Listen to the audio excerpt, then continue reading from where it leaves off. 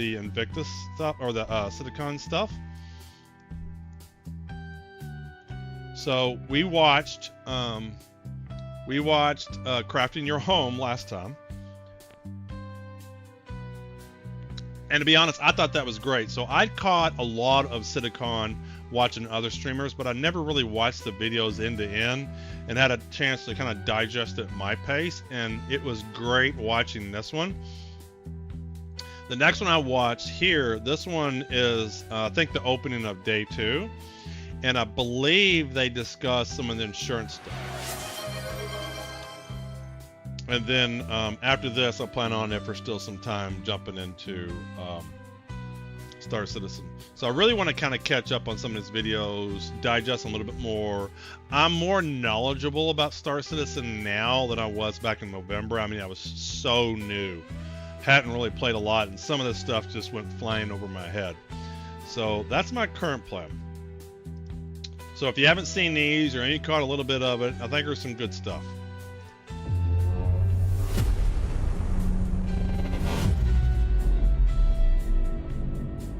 I don't think they really have music playing, so I'm gonna keep the music kind of going. I think it adds. Well, I hope you had a great day yesterday. And by the way, there's a perfect run through that Rich did immediately after the show. He went back to the office, ran it through. So when they did the Squadron 42 demo, there were some crashes and problems and stuff. So what they posted online is a better run of it. No crashes, no nothing. It's up on YouTube. Yeah. And by the way, that's dedication of Rich. Is like, okay, I'm gonna get it done properly, and he did it, and it looks great, and it doesn't have any screen tearing, because there was some screen tearing. There was a technical glitch in the setup yesterday. So anyway, watch that. And if you're doing comparisons to the old stuff, compare with that video, not from the stream. But anyway, I hope you guys liked this morning. There was the base building and the crafting, yeah, that was the good. ships, you'll be able to do it. I mean, for me, the ability to sort of create your own place somewhere in the verse, find the perfect spot for you to make your home or harvest resources, it totally changes the dynamic of what the game will be in terms of exploration. And to me, it looks cool and their presentation's great, but just hopefully they start to just work, right? You can place a building and it's there, and you log in the next day and it's still there, right? And you place furniture and it stays there. It doesn't jank and disappear and stuff like that. So it looks cool when they implement it. I just hope it works. I think the biggest problem they have right now is they're implementing stuff and it's just broken. It doesn't always work right. Obviously it's alpha, but some of these bugs are nasty. Welcome in, Todd. Welcome in. Yeah, that would be magical. So Todd, I'm catching up on Silicon stuff because I didn't really watch a lot of it. I just watched some other people watch some of it. And then, back in November or whenever this was, October, I was so new in Star Citizen, 90% of this went over my head. So I'm kind of like, while I'm waiting for 4.2 to come out and Invictus is over, I'm going to watch some of these videos from time to time. So we watched base building on Monday, and that was thoroughly enjoyable. And I think this one covers insurance and a few other stuff, so we're going to watch this one today. And people spreading out, and I think putting roots down in the verse. So I can't wait till we get that in there. I mean, that's one. Oh, and if you aren't following Todd Fox, you should follow Todd Fox. If you're not a person who doesn't like avatars, don't worry about it. He's very entertaining. Just watch him. One of the things that makes me incredibly excited, because I think it will just add so much to a living, breathing universe. Commander NMG, thanks for the 3 months, man. I really appreciate it. I realize you only have one prime to give, and you give them here. I appreciate it. But that is a perfect example of Star Citizen, how it's grown over the last 12 years, because we definitely did not have that on the initial Kickstarter or the pitches that we were doing. And Star Citizen is a living game. I mean, we're constantly always adding content and features and tech. As you can see, we're constantly upgrading you know, what we're doing on the graphics side, making it better and always improving it. And even after, it's one of the best looking games we would I've consider ever it a released or a shipped game, not an alpha Never really game. was a question. We will of still be graphics for doing this that. game. So it's just that it will be a living game. We'll never do Star Citizen 2.0. It will always be sort of Star Citizen that will continue to grow. It won't be like, oh, we're going to do Destiny 2 after Destiny 1. It will just be a living, growing. Depends upon who's in charge. At some point in time, he'll sell, pass away, whatever, just like Star Wars got sold to Disney. Then after that, you might see something. Product. Same for. Right? I don't mean that as a knock at them. I just mean that in today's world, you constantly upgrade and improve things. But the big question really is, at what point would we at CIG, what point would the rest of the team consider Star Citizen ready for everybody? Not just you guys out here who are beautiful, wonderful, early adopters, willing to put up with bugs, jankiness, you know, not a great new player experience. We know all those things are things that we want to fix and improve, and we want a game that everyone can just get into at the beginning, understand it, have fun, you know, pulls you into it, and then has a huge amount of depth. So the question is, what is that? And that is what we call Star Citizen 1.0. It's something that we've been talking and looking and designing and thinking a lot about over. I will say, because I know a lot of people are jaded with Star Citizen, like it's never going to be released. And just like I was talking about with that previous developer's comment of not having a date, this, from a developer standpoint, means everything to have a set in stone 1.0. Not set in stone, but at least saying this is what we believe 1.0 should be. Welcome in, Chip. Welcome in. There's a number of signs that I see. Like I just feel Squadron 42 will release next year. And I know a lot of people are like, oh, you're kind of new and you haven't gone through the 13 years. But there's, from a developer standpoint, there's so many signs that point to things will get released. And defining what 1.0 is everything. And they've even said some things that aren't comfortable with people. I think they said the brand new Merchantman isn't going to be in 1.0. And so saying what is 1.0 is huge, because then it's a goal you can work towards. The past X number of years. Developers are working on stuff. They can make decisions. Is this important? Not important? Does it contribute to 1.0? Does it not contribute to 1.0? It's a huge thing to do to define what is 1.0. And now we thought, you know what we should do, because I think half our sort of initial stuff is from a long time ago that you've seen, and then occasionally we'll talk about things we're doing in, you know, Inside Star Citizens or SE Lives, but we're like, okay, let's tell everyone the marker. This is what it is. Star Citizen 1.0. What's going on, Doc? Hit this. This is what we consider. Welcome in. Welcome we're in. ready to go wide.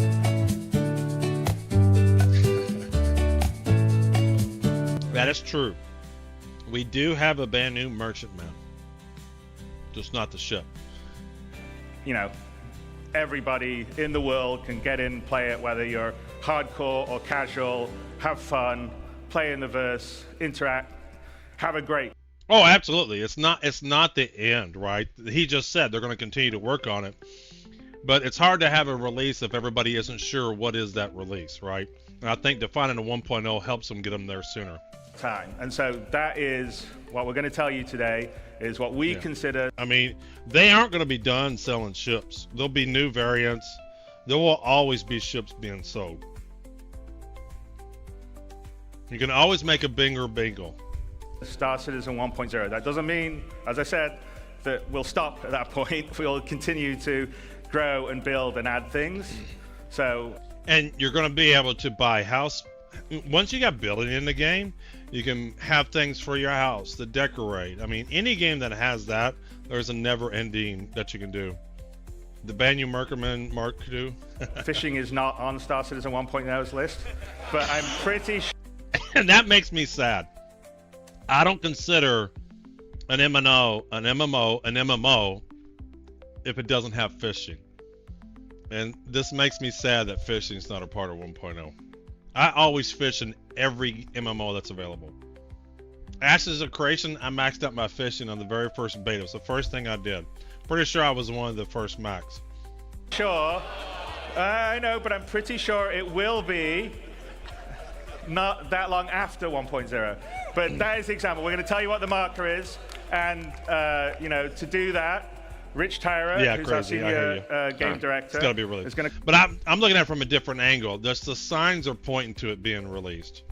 And I'll try to point them out as I see them all the time.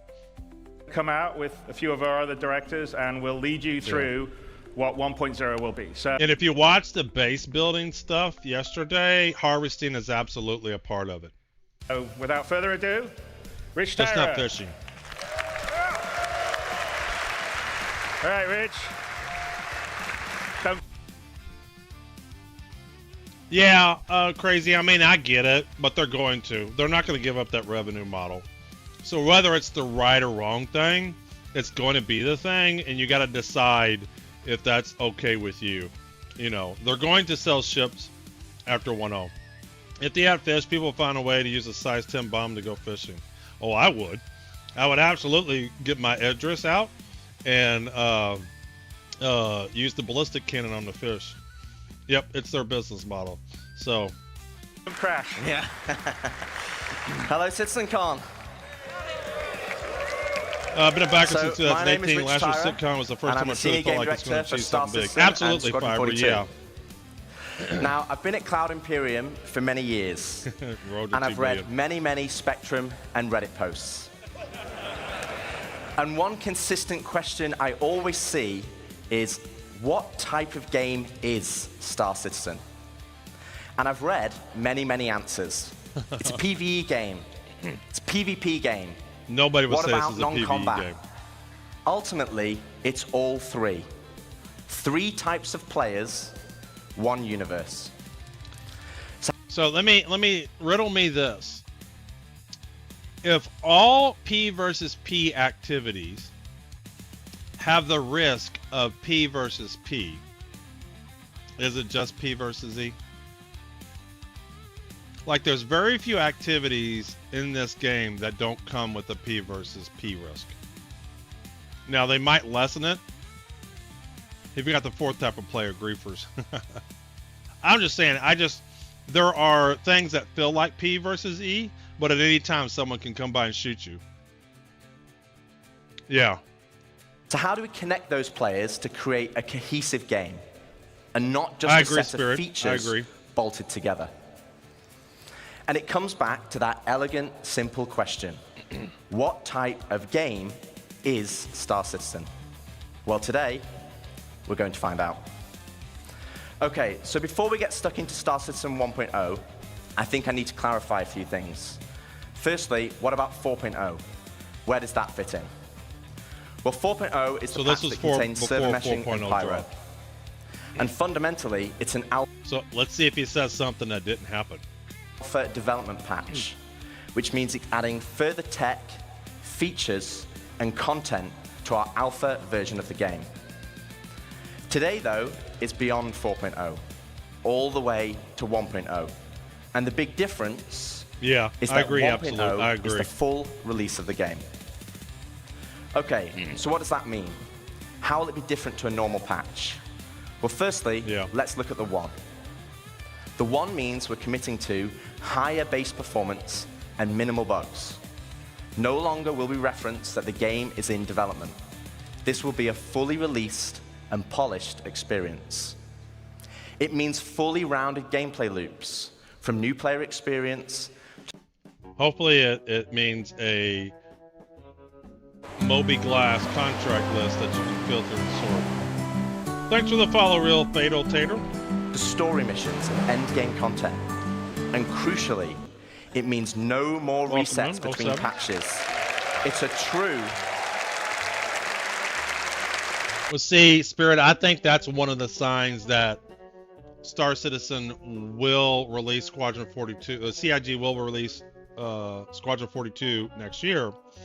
Is because they don't want to miss. They have one shot of releasing Squadron 42 and turning those into Star Citizen players who buy ships. If Star Citizen is still very, very buggy when that releases, they will miss that shot. And they are fully aware of that. You think they aren't aware of that? They absolutely are. All these marketing pushes, Squadron 42 is the biggest marketing push. And they will make this game as solid as they can when Squadron 42 releases. It's a true persistent universe. Yeah. And see, even when GTA releases, it releases on console first. So it's still a ways away from the PC. That's going to be 2027. So Star Citizen, I don't think will clash too much with that. And gamers play lots of games. I mean, I'll play some GTA and I'll come back into some Star Citizen. It's not like people just play one game. What about the .0? Well, it's just as important. It means we're still committed to continued development. Let me tell you what, that preview of Squadron 42, I showed that to people who aren't big on the games. They loved it. There may be a solid movie behind that. Development, with new content and features being planned post 1.0. But those features will no longer be tier 0. We'll be committing to a higher benchmark of quality for each patch, and most importantly, it's a moment in time. If there is a content, feature, or star system that we've mentioned in the past that is not in 1.0, it just means it will come later. Yeah. 1.0 is more than just a number change. It's the beginning of a new phase of development of the game. Okay, so we know what the 1 is and the .0, but before we move on, I want to address one important point. And for this, we need to go all the way back to the beginning. Here we are. It's funny, and I might do this on stream. I have gone, because I wasn't around in 2012 watching this project, but I've gone back to the original Kickstarter and kind of read some of the stuff. It's interesting to go back and look at them. The Kickstarter. As a backer myself, it brings back memories. And it also reminds me we had a lot of stretch goals. And one of those goals was 100 star systems. 1 million star systems. But, and there is a but, the star systems of old are not the star systems of today. They were based on the privateer and freelancer model. They were unexplorable planets with an isolated and small landing zone and had automated landings. And we all know how that went. To give you an idea, Stanton had 4 points of interest, and the entire 100 systems only had 90 POIs. Compare that to Stanton today, and we have 1,626 points of interest, and that is going to be dwarfed once we start using the Starchitect tool you saw yesterday. Yeah, and this is one of the points that the people who say Star Citizen is a scam. Oh, they promised 100 systems and stuff like that. But think of it in terms of scale. Is the Star Citizen that they are outlining for 1.0 larger or smaller than what they kind of said in 2012? And I would say it's a pretty large system, especially if we can build on these random planets. You know, can I take a big planet and go find a spot there and stuff like that? And if they can maybe, if there's 5 systems, man, that's just, think about it. Like, if you didn't backspace from Gaslight to Orison, traveling from that distance is a lot. You know, it would take time. You know, it's not like you just blink and go there.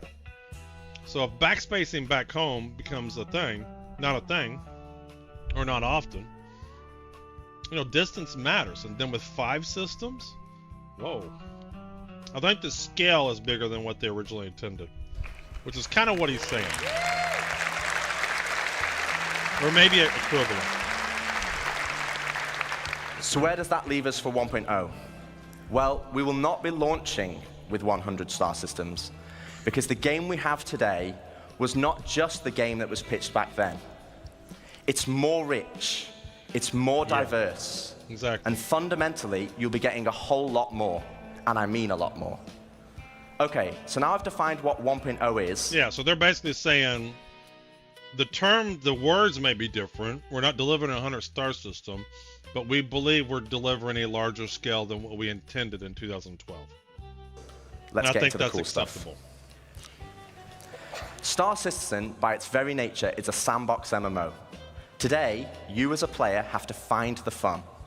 You have to figure out what you can do and how to do it. If you want to be a hauler or salvager, you have to know those professions exist. You have to know what ships support that gameplay. I mean, for me, I'm new into this game. I still run across stuff. It's like, oh, I didn't know you could do this. And you have to rely on outside resources for help. As it is now, the hey, game Agent, is not set up to help you. Having a great day. So we're going to add a soft framework, a nervous system that connects all the professions, Spirit, ships, and content together. And to do this, we're going to add a main story. To help... Yay, story. Now, having said that, I do jump into World of Warcraft from time to time just to play the story. Right, I like playing the stories of the games. You know, just to walk through the story. I don't play tons of World of Warcraft, but I do like going through their stories. To help new and existing players, to help discover all the exciting features and content we have, to take them on a journey of discovery of what the game has to offer. So I wonder how they'll do that, because, like, you know, mining isn't really straightforward today. So will they let you, will you go to somewhere and they let you borrow a golem or something like that and you use it for a bit? I could see them doing that. That would be cool. That would be cool. Story will become the spine of the universe and help onboard players with understanding how to play the game and understand what's available to them. That's what I said. I haven't played the latest release story, and I just haven't worked myself up to playing it. But I did Dragonflight. Dragonflight was fun. The Dragonflight in World of Warcraft is great. I enjoy Dragonflight. This story will also introduce each of our guilds and what professions we have to offer. This will like be the cool. United Resource Workers, our core industrial guild, which supports 2 of our main professions, mining and salvaging. They also support many other features and professions. Repair technician, breakdown engineer, salvager, fuel gatherer, miner, builder, refiner, crafter. This is cool. This is very cool. Like repair technician, crafter, and builder. Because I still don't know what gameplay I'm going to play the most when 1.0 comes out. Guilds are hugely important in Star Citizen. And as you know by now, guilds are comprised of many factions. Repair infrastructure, hull repair, power network repair. Cool. Refining, all right. Structure salvage, hull scrapping, component salvage. Interesting, component salvage. Towing. Ooh. So not just, so this is where they're going towards, like, they don't want your ship blowing up. They want you to go get your ship. And so then, are there any ships that can tow? So then you're going to want to either get it refueled or towed somewhere to get fixed. Crafting makes sense. Mining, FPS, shipped, and ground. Yep, we've seen those. Fuel gatherer. So gathering, so fuel isn't going to magically appear. There'll be probably missions to fill up stations and whatnot to have them have the fuel they need. And then crafting and building are very similar. This is what we watched. All this too is what we watched yesterday. Actions. As you work for each of the SRV is a towing ship.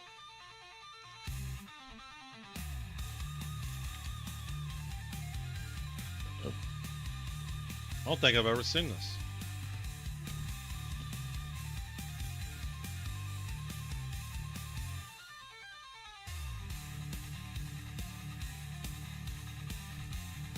Is the interwebs not working?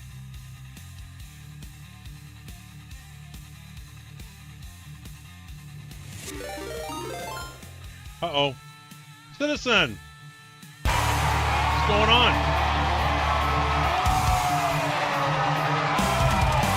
Welcome in, welcome in.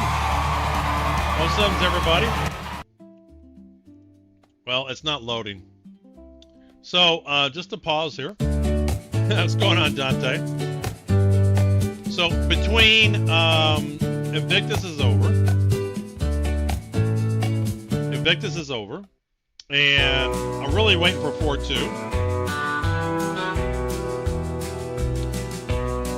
You know, back when Citizen came out, I was very new to this. His grandma calls him Citizen. What is that one? Riddick. Welcome in, Riddick. So I was very new to Star Citizen, so I didn't really watch everything end to end. Thanks for follow you. I didn't watch everything end to end. Just watched streamers a little bit here and there. So I thought in between Invictus and 4.2 dropping, I would go back and watch the 4.2 videos. It kind of like digested at a better pace now, and I know more about the game. Thanks, Zill. Thanks for the follow. Appreciate it. Appreciate it. It's going good, Citizen. You need to have a coin flip. Coin flip for what? So I'm kind of re-catching up. The last stream, I watched the base building one. It was very good. Now we're watching the intro, I think, of day 2. And they're kind of defining 1.0 and some other stuff.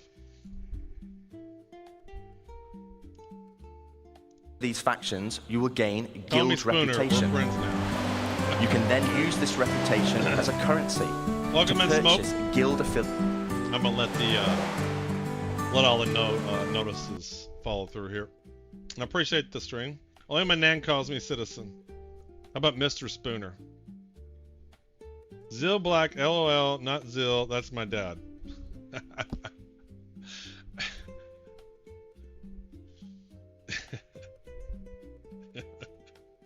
You guys are funny. Oh, all right. In a hole I like in the Mr. ground, Spooner. Makes me there sound lived a dignified. heart. In a hole in the ground. Affiliated rewards. So if you didn't catch Citizen, it's a good place to maybe catch up on it. Like ships, blueprints, and items.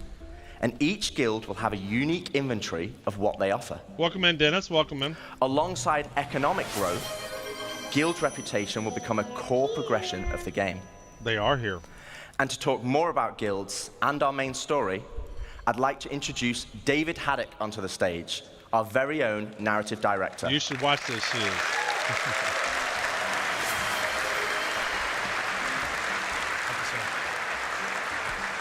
Thank you, Rich. Hello, Citizen Con. How's it going? Real. Awesome. So yes, 1.0 is very exciting, and it's going to provide us probably our first real opportunity to finally inject a massive amount of narrative into the game. But we're looking to do that in several of ways. Now, Rich introduced the main story, so do that. Finally inject exciting, and it's going to provide us. All right, where?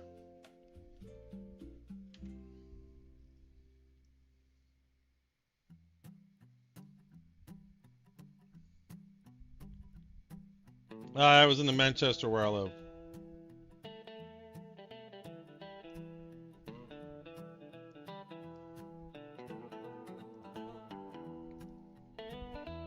He's the one with the light.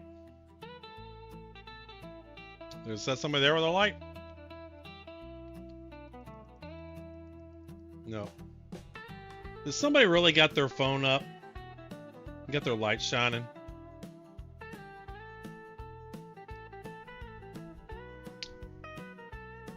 Stage right or entrance right?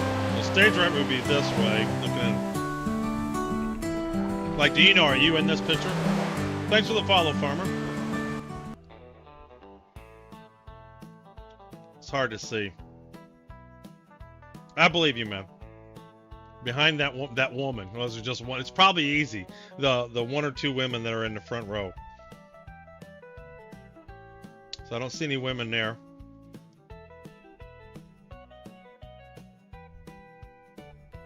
See that guy with the white jumper? This one? No. Behind him. That's Morph. He's texting. This guy right here.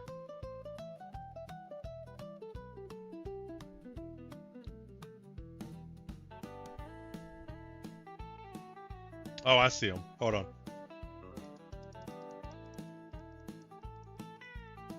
Is that you right there?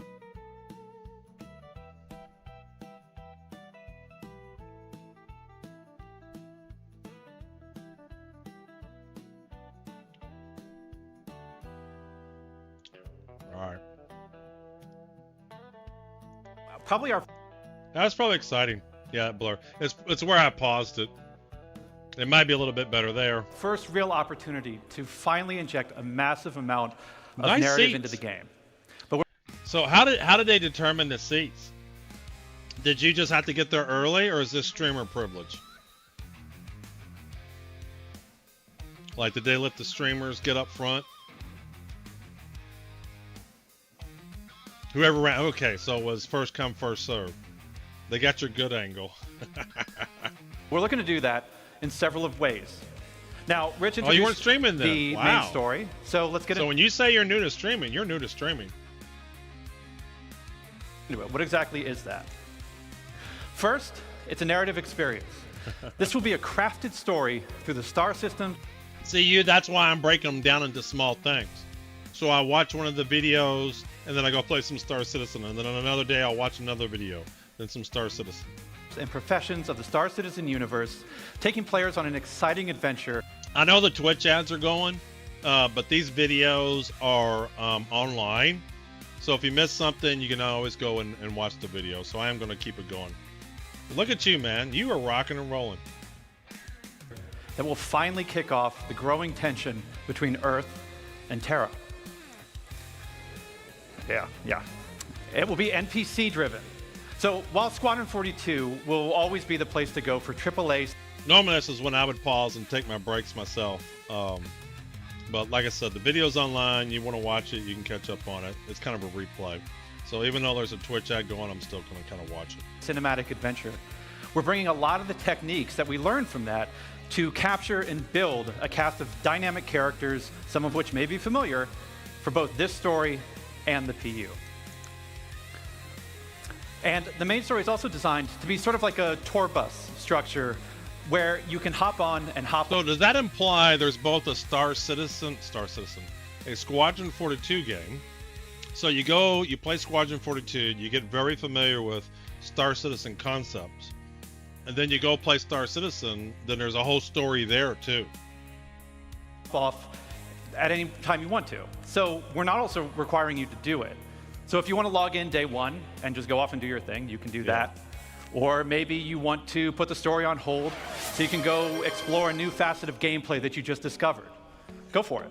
The point is that Like a you can normal complete it MMO, at your own yeah. pace. So that's the what. So why do you want to Some MMO areas are restricted till you do the story, right? Just kind of depends. do this? What's the motivation to want to go on this ride?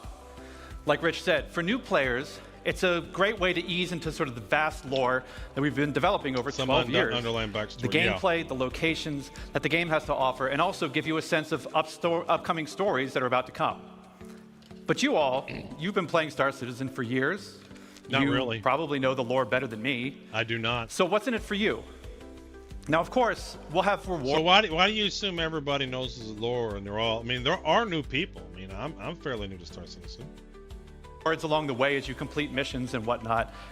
But we're finally going to offer a big prize for completing the story. Ooh.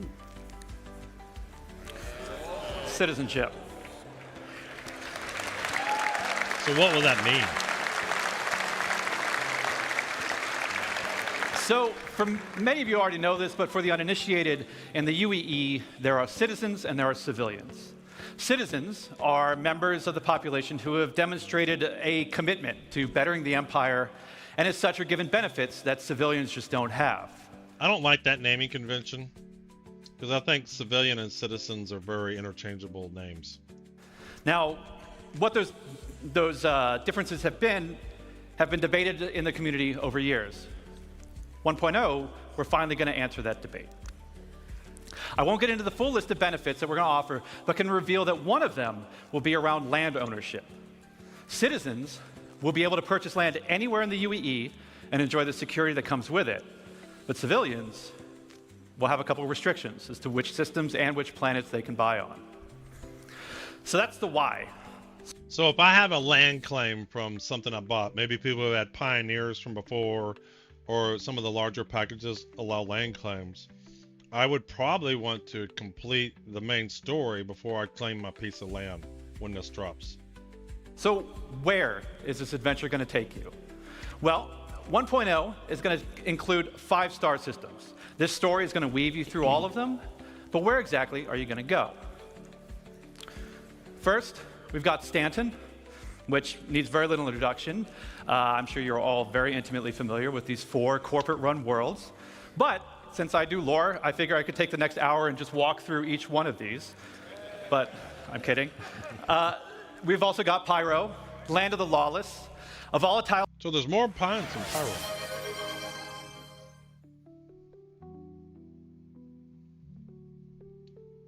Six of them. Star at the center of the system is the perfect metaphor for the constant struggle between the gangs and survivors trying to hack out an existence here. If you saw Ian's location presentation yesterday, then you know that he reintroduced Nick's system. There's another unclaimed system that's currently home to the People's Alliance, a wannabe independent government formed during the Messer era, but now struggling with the burdens of governance, a growing outlaw presence, and a new threat on their doorstep from Vandal raids. Ian also made another big announcement of our 4th system, Castra. Situated along the former Perry line, this was a key strategic system to launch an attack if the Cold War between the humans and the Xi'an ever escalated. So that's 4. Right, going for food. See you later, Spooner. Thanks for coming in. And thanks for the raid. Hey, Tara! Woo! Yeah.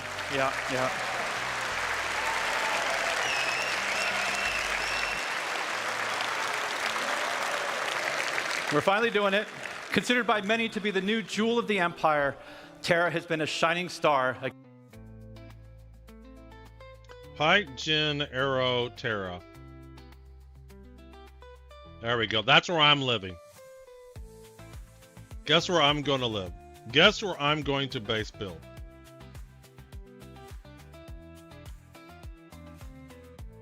There she is. Wait a minute, hold on, I need a better screenshot of that. Yeah.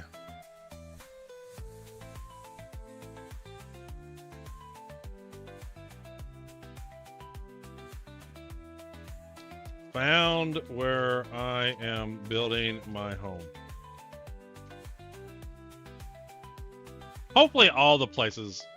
To me, I'm not a fan of these planets that have like one next, that have one climate. I mean, I can see all sand because it's a hot planet, and I can see all ice because it's a cold planet. But when you have these Earth-like planets, I would have thought you're a desert guy. But when you have these planets that have Earth-like atmosphere and stuff like that, they should have different types of biomes throughout the planet. Against the more imperialistic tendencies of Earth, even in the darkest days of the Messer regime. Now, many believe that Terra should be the new center of the UEE. I don't know how you all feel about that. Yeah, a lot of division. But that's our starting 5. Each system and each planet will be featuring the massive level of outposts, POIs, stations, biomes, and exploration options each one that we've has been a unique perfecting with story. Stanton and Pyro, and you've been seeing in some of the other presentations. So in that, there could be a Stanton story. I complete the Stanton story to be a Stanton citizen, and then same thing for Pyro. Does that make sense in Pyro? And then Nyx, Castra, and Terra. This weekend. But we're adding one more level. We're also going to be adding location stories. Now, these will be short, NPC-driven missions sprinkled across our landing zones Okay, so that's different from the main story. Okay. and cities that will exist outside of the main story, Yeah. but will help provide an additional bit of lore and character to the location that they take place in. So, that's our main story. Let's talk more about the guilds that Rich mentioned. First, a quick recap. Guilds act as a governing body for clusters of professions and factions with a reputation and progression system that will offer rewards the more you work for them. And I want to call out two things.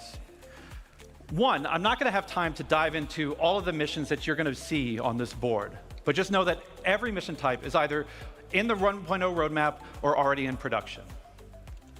And second, we're also looking to move missions away from the Moby Glass whenever possible. Thank you. Sure, it will always be an easy way for us to get additional game content in, but we want you talking with people. So to aid that, that's going to be very immersive. You go into a station, hey, I got some cargo I need you to haul, and blah, blah, blah. We're going to be adding characters to represent the factions that you'll be working for that will help sell their personality. Now, some, they'll still interact with you via the written word, but some will call and check in on your performance. And others, you may have to meet in person from time to time. So, let's walk through them. Here we have the first guild that Rich showed, the United Resource Workers. Okay. Whether you're eager to earn credits, mining valuable resources from remote corners of the universe, sifting through detritus to try and salvage some valuable components, or even just acting as a technician, you'll find plenty to do with employers like Shubin Interstellar, United Wayfarers Club, and more. Next, you have one of the oldest... I see me doing this. And potentially this. And the repair stuff. I still gotta, I gotta see how these land up, but I could see me doing a lot of this stuff. Unions in the UEE, the Interstellar Transport Guild. This will be the go-to place for everybody looking to make their fortune hauling and trading. Some of the factions that many of you already work for now, such as Ling Family Hauling, Redwind, and FTL. And we're gonna be adding something special for the daredevils out there. The Imperial Sports Federation. Industrial, see, I didn't see any of this. Industrial athlete. Cargo Olympics? So are these competitions in these categories? Interesting. I could see this one, but I guess this is like get certain mining components in a certain amount of time. These are driving, these are ships, and then shooting. Cool. This is cool. So aside from the usual racetracks that are both legitimate and illegitimate, we're actually going to be leveraging some of our existing mechanics to build new sports. I will definitely do the cargo loading. I will practice the shit out of that. And provide an outlet for all you Murray Cup enthusiasts, cargo Olympians, and competitors to see just who's the best out there. For those who dream of exploring, I'm sure we have a couple here. Hunter, capture animals, collect animal parts, hunt animals. So we already got a little sense of this with the Wicklow missions. Retrieve and research. I don't think I've done anything like this. Rescue person, firefighting. This will be cool. Scan this. How are they going to do this? If the place already exists and they just put something in there and you do the mission, that's one thing. It would be nice to just literally discover new locations.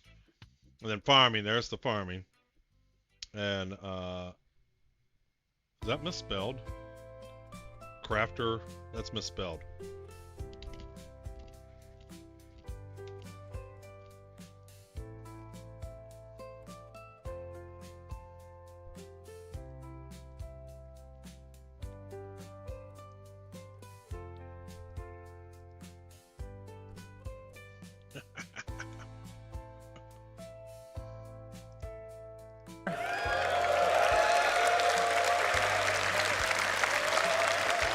We have the Academy of Science.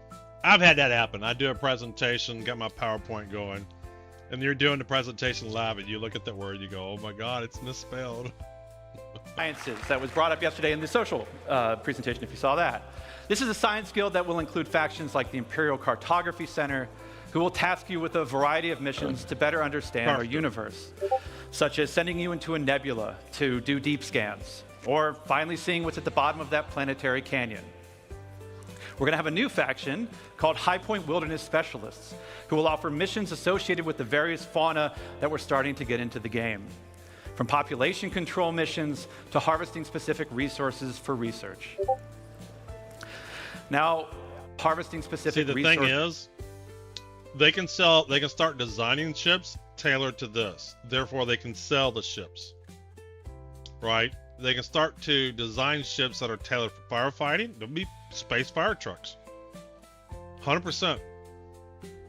These are just, they want to have these things because then it means more ships tailored to those things. Versus for research. Now, I don't know if we have some people who'd like to do combat, but our combat guilds were doing something a little different. Now, previous to this, these were all of our profession guilds. But for our combat guilds, they operate a little differently. See, these two are diametrically opposed to each other. So once you pledge allegiance to one, the other marks you as an enemy. So lines are going to be drawn in the sand. Lines will be drawn. Right now, you know, you can kind of occasionally do this, occasionally do that. You won't be able to do that unless you have another account. Like I have a pirate account, so he'll obviously be here, but then my main account will probably be here.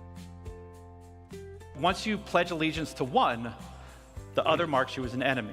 Yeah. On the lawful side, we have the Mercenary Guild. They represent factions like Eckhart Security, the Bounty Hunters Guild, and even some military contractors. So whether you're pulling together a team of specialists to go assault a ground base, hunting down an elusive criminal, or putting together a recon run to drum up some intel, Mercenary Guild's got you covered. So bounty hunting, investigate, capture, kill, operative, location, scan, disable, extract, investigate, access data, that's misspelled too. Rescue, defend, location, patrol, destroy objects, kill, recovery items. Scan objects, scan area, defend, patrol, rescue, kill, recover. On the flip side, we have the Council. Now, this is a shadowy group comprised of representatives. Bribe, intimidate, capture, crafter, illegal, operative, smuggler. Ooh, this will be fun to do. Isn't it one of those? In the constellation Taurus has like the cargo area that can't be scanned. Kill, pirate ship hijacker. Shipjacker. Racing. Ooh.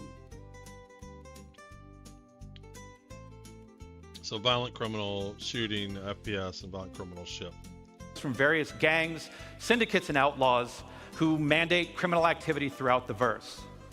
You'll be able to throw in with rough and tumble gangs like the Headhunters and the Dead Saints, or work your way up to join highline criminal syndicates like the Atonis or the Drop Kings.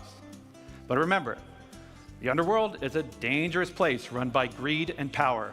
So Mercenary Guild reps might not be the only people you have to worry about, as the syndicates are always looking for loyal soldiers who will hurt their competition and tip the scales of power in their favor. So as you can see, there's going to be a universe of exciting storytelling opportunities for you to undertake in 1.0. But one more thing, we're also going to revitalize our social behaviors to make the populations not only feel more alive and reactive and off chairs, but better.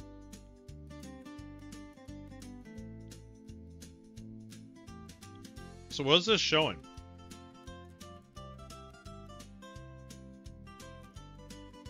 I mean, is this something, does this mean Council is more related to Nyx? Because I would think that would be in Pyro.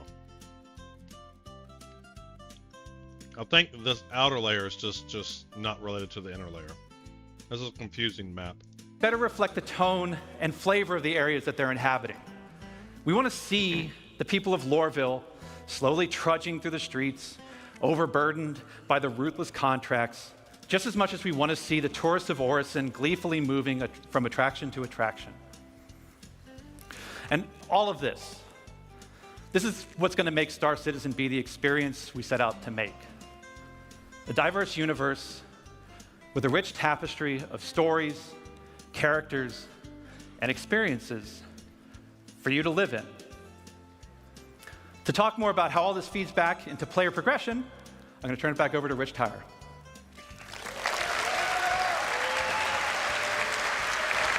Thanks, Dave. Smashed it. Smashed it. Hey, there's Citizen. Thanks, Dave. Okay. So we have a main story to connect the universe. Spooner. We have all the guilds and their associated professions. And we have location Mentor. stories to give the world depth and life. Crucially, though, we have a new core progression in the game. Guild reputation. But what about our other core progression in the game? The economy. So, as we've discussed There's no economy right now. before, we'll be implementing a Star Sim-powered dynamic economy that will automatically adjust the in-game prices based on player activity.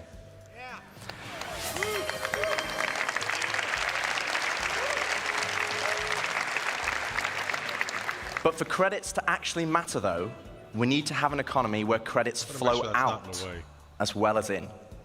This means transactions such as repairing, refueling, and restocking need to have value. If everything is too cheap and the money coming into the economy is too great, we'll have massive inflation. And this is where taxes and insurance come in.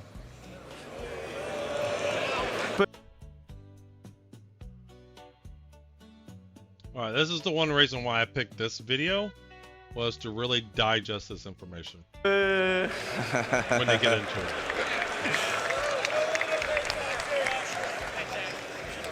We'll have two main taxes: inheritance tax as part of Death of a Spaceman, and security tax for your base that will cover the cost of planetary shield tech. Welcome in, welcome in. Insurance tax as part of Death of a Spaceman.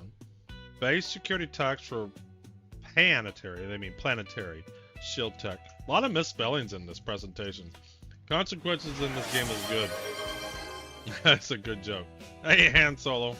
on the other hand, will be split between medical insurance, which covers your hospital imprints, and probably the most important one of all, ship insurance.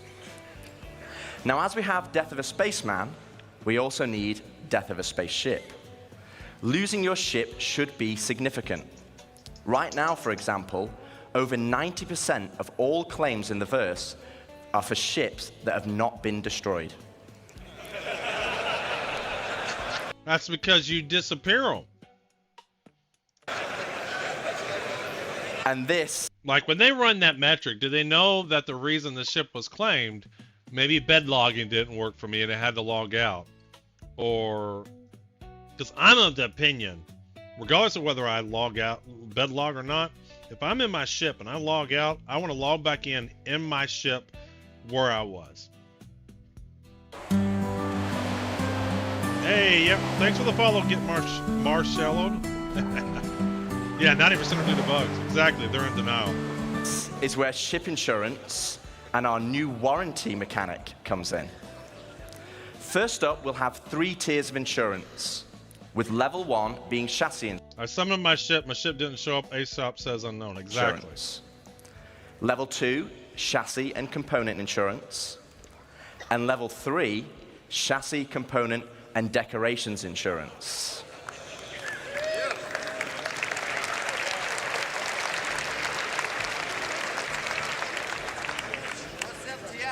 Now, insurance by itself will only pay out credits based on the wear and age of your ship. All right. Insurance doesn't give you the ship back. It gives you the cost of the ship. Every time I log back in, I lose the first ship to the ship elevator. Yeah.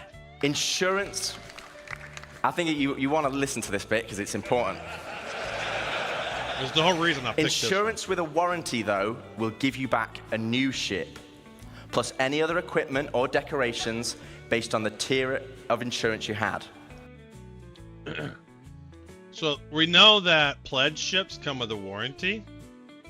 Would you be able to buy warranties in game? I assume so. My ship QT's an Infinity because I made the mistake of going in the back for a coffee. Okay, so this is the bit you need to listen to. All ships bought on the pledge store will come with a permanent warranty and their appropriate insurance. Yeah. Because the idea is like, that's great and all, insurance gives you the money for the ship so you can go buy it again. But for me, for most ships, I want to spend the time to decorate them. Yeah, I know. That's why we're watching the tech. I want to spend the time to decorate my ships. And if I have to redecorate it, that's just going to be a pittance. So hopefully warranty gives me my ship back the way that it is.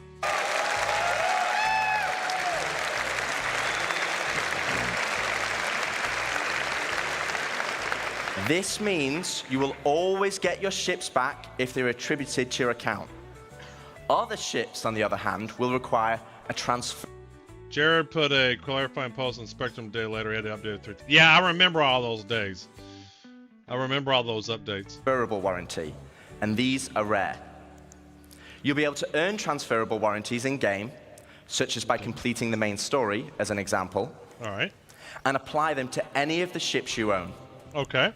But there will be a cooldown for transferring it between ships. Okay. So choose wisely. That makes sense. Now, what about claim timers? It's another fun topic. And getting your ship back without a claim. Well, we want claim timers to be proportional to the crafting timers. This means it's more beneficial for you to go back and get your original ship. For this, we're going to be introducing a shuttle ship, just like a courtesy car. Okay.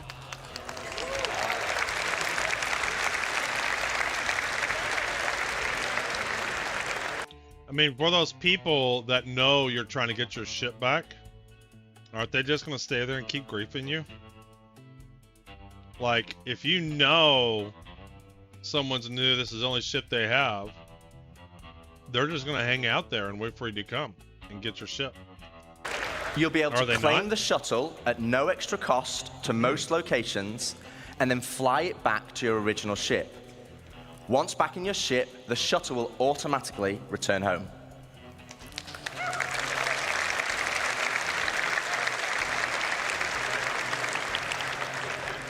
If your ship has been legitimately lost, though, then you'll need to claim it back. And as we'll be increasing claim timers, this will mean some ships will take longer than others, with starter or small ships always being readily available. You know, I think that's a good idea, Dutch Lord. I think the major spaceports should have shuttles. I don't think they're going to have that, at least not for 1.0, but I think it's a great idea. You know, sometimes it's like you play World of Warcraft and you take the tram from Stormwind to Ironforge, and you know, yeah, you can go some other ways, but yeah, it's nice to be able to just take the public transport. Or hell, even just the whole flight system that they have. Larger capital. Because you don't necessarily want to go through the... You want to get from somewhere to somewhere, but you're kind of busy, you're making some coffee, you're watching some TV, you just know you want to be in Gaslight. So let me pay for some shuttle to take me there. Already has that in place for it? Cool. Capital-sized ships taking a long time. So it's always better to try and get your ship back if possible. So this is interesting. Claim timer is proportional to crafting time. So I remember reading some of the Spectrum posts. I didn't see this actual presentation before. I was hearing that claim time will be the same as crafting time. This is just proportional. Like order of magnitude. If crafting takes 1 week, let's just say, let's say crafting takes 10 days. And insurance will just be 1/10 of the crafting time. That means that ship will take 1 day for the insurance claim. The word proportional, I think, matters here. If they mean to use that word appropriately. Okay, so we've talked about our 2 core progressions, but what does that mean to you as a player? Well, firstly, it means we have a framework where we can start creating cyclical gameplay loops. But what are they? Let me show you. Okay, so right now... Maybe encouraging soft deaths and bounties and such so you can tow the ship in or market for retrieval. Oh, they're absolutely encouraging soft deaths. In live, if you have a prospector, you probably enjoy mining. And the reward for mining is credits and the enjoyment of the activity. But in 1.0, you might be mining for a whole different reason. And this is where cyclical gameplay loops come in. Firstly, let's add all the manufacturers and ships in. I'll just give you a moment to take that in, because there's a lot. I wish I would own every one of these ships if they had a gold pass.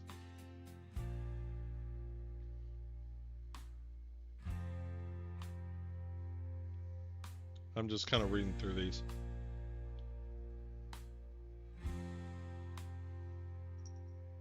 Huh. The only Outland ship I have is on my Zero to Hero account. He has the Nomad. My main account doesn't have these. I mean, they have the Pioneer, but it's not out yet. Who is this? Oh, this is Anvil.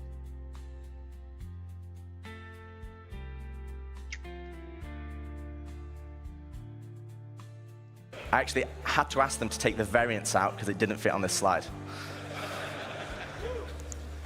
And let's zoom all the way into the Prospector, a stalwart of the mining community.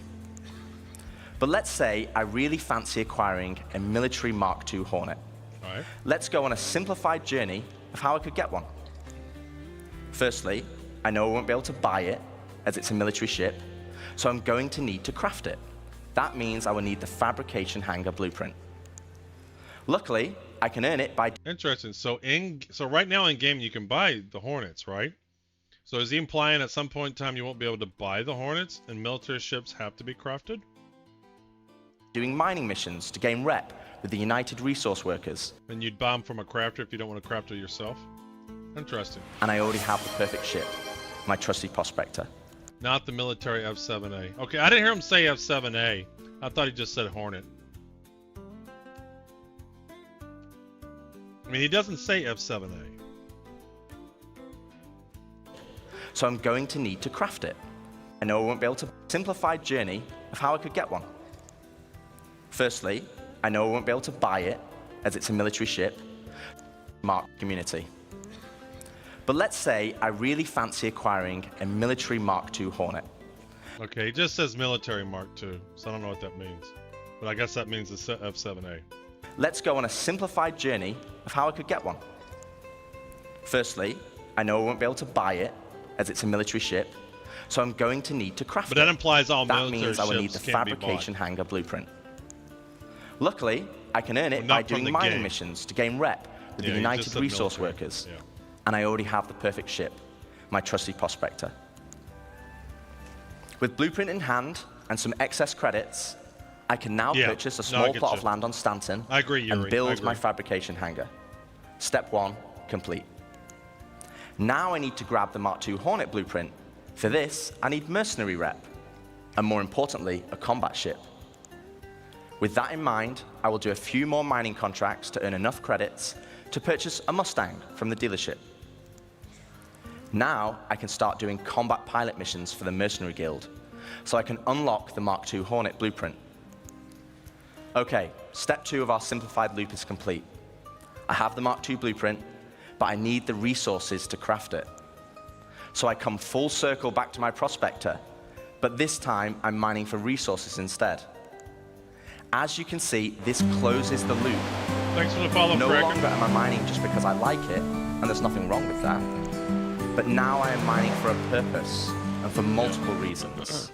For credits, for reputation, for resources, for blueprints, and ultimately as a stepping stone to crafting my own ships to enjoy other professions. And this is just one of many loops. This is the core of Star System 1.0.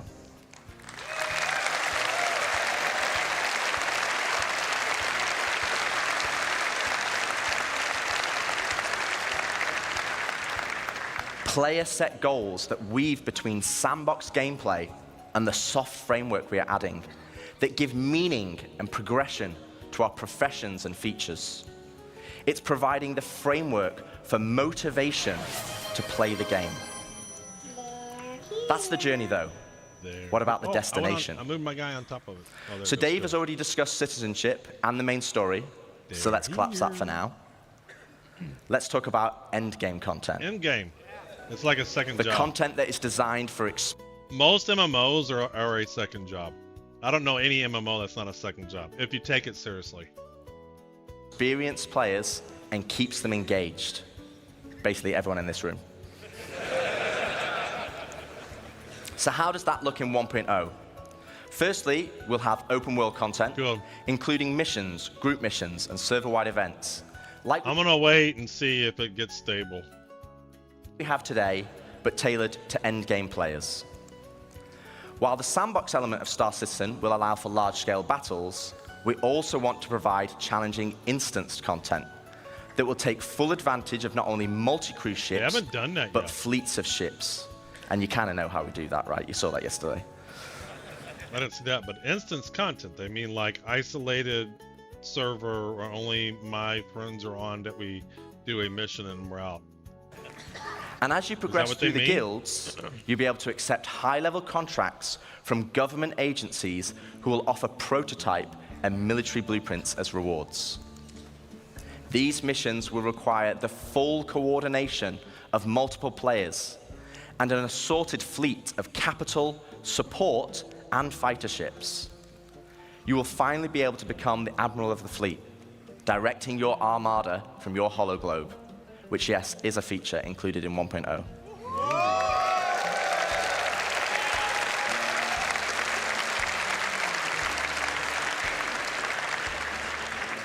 We will also be offering more specialized on-foot missions that see you enter the depths of distribution centers and municipal works in small, tight-knit squads that provide an outlet for our more FPS-focused players.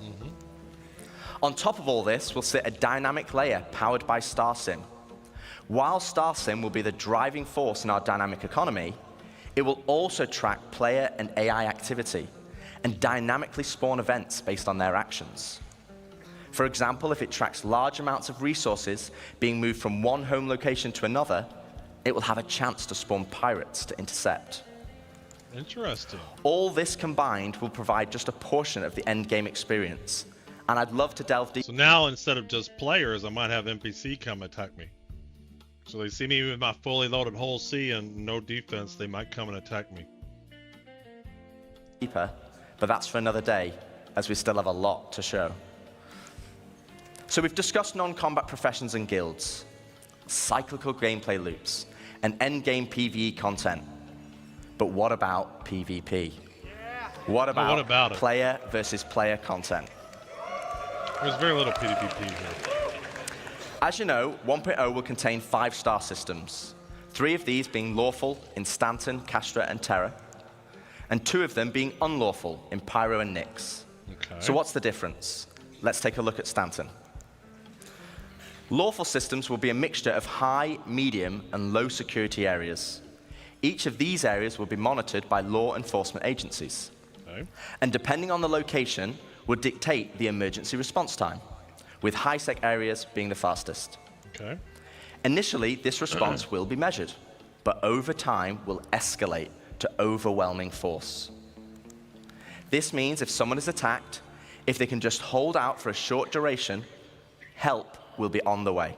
Yeah. Pirates will be able to disrupt this monitoring by shutting down the nearby comm arrays, but this will be highlighted in your star map, with dynamic missions being generated to bring it back online. Ooh, that'd be cool. But this is the PvP you already know and experience right now, just without security forces. But before we jump into an unlawful system, just like the big thing that would like help stop it. Let's explore what options you have if you pirate a ship.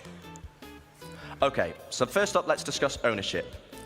All ships and high-value items that you own will automatically be assigned to you. This means if someone steals your ship, you can mark it as stolen, either via an insurance claim or in your Mobi. Okay. This will then trigger a dead man switch on the stolen ship, meaning it will cease to function after a period of time. But what options does this leave as a pirate? Well, you can still salvage it. You can tow it back to your fabrication hangar to dismantle it for resources. Okay. Or if you have a high enough rep with the council, our criminal guild, you can get the dead man switch disabled and pay for a new title deed to become its new owner. That's cool. So what they're saying is, you capture somebody's address, they claim it and do the dead man switch, and if you have a high enough rep, you could get that address and get a deed for it and use it. I think we're going to see a lot of people get ships that way. I mean, I'm already getting requests for people to say, hey man, can I borrow your address? I just want to pull the ballistic cannon off of it, and then you can just claim it later. I wonder how they're going to curtail that. Because once one person has a ship, then anybody can get that ship.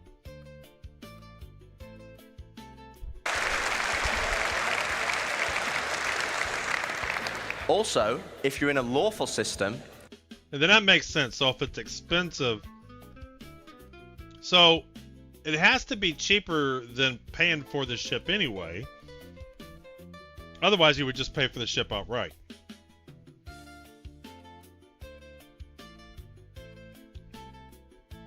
You'll need to find a transient jump tunnel, as all major locations and POIs will have custom security that will scan you on arrival. Okay. Okay, so with that out of the way, let's look at the unlawful system in Pyro. Unlawful systems have no laws at all, and with that comes opportunity. Pyro, as an example, has an abundance of high-quality resources and is a hotbed of criminal activity. The literal definition. I wish this is how it worked today. I would, if it was common to get high-quality resources in Pyro and then haul them to Stanton and sell them, I wish that was the case. That's not the case right now, is it? I mean, there's not a lot of opportunities of getting something in Pyro and selling it in Stanton, is there? Of high risk, high reward. With crafting now requiring resources, you're... And that what they might be meaning is, so we watched the crafting one Monday, resources are going to have quality metric to it now.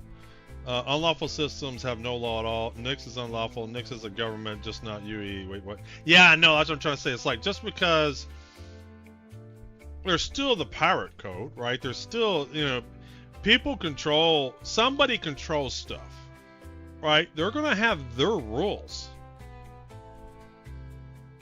You're going to want to create bases to mine and extract them.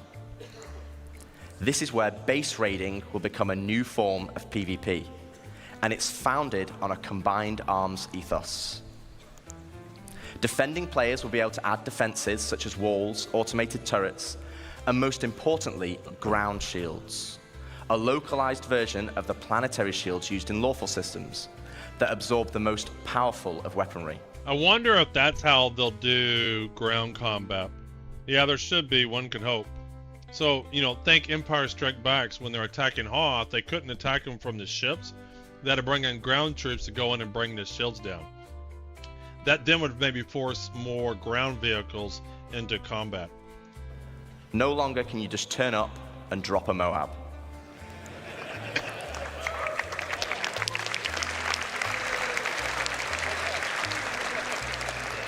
One huge difference, though, compared to planetary shields, is that these shields can be disabled.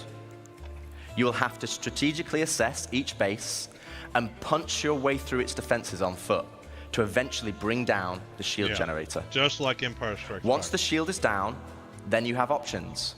You want to raise it to the ground, you can bomb it from the air. If you want to extract all the resources, though, you'll need to infiltrate the base using explosive charges and hacking while fighting off the defenders. Now, both piracy and base raiding is founded on sandbox gameplay. And again, that's the essence of Star Citizen. But we want to add more. Something where you can log on and immediately find the action and fight for a purpose. So first up, let's go on a history lesson. All right. In the early 2600s, there was a fledgling corporation called SEAL that had developed a new system-wide planetary shield technology. The same technology that will provide protection for your bases. See if the pole guy's there. See if the pole guy's there. Just go out the window and just see.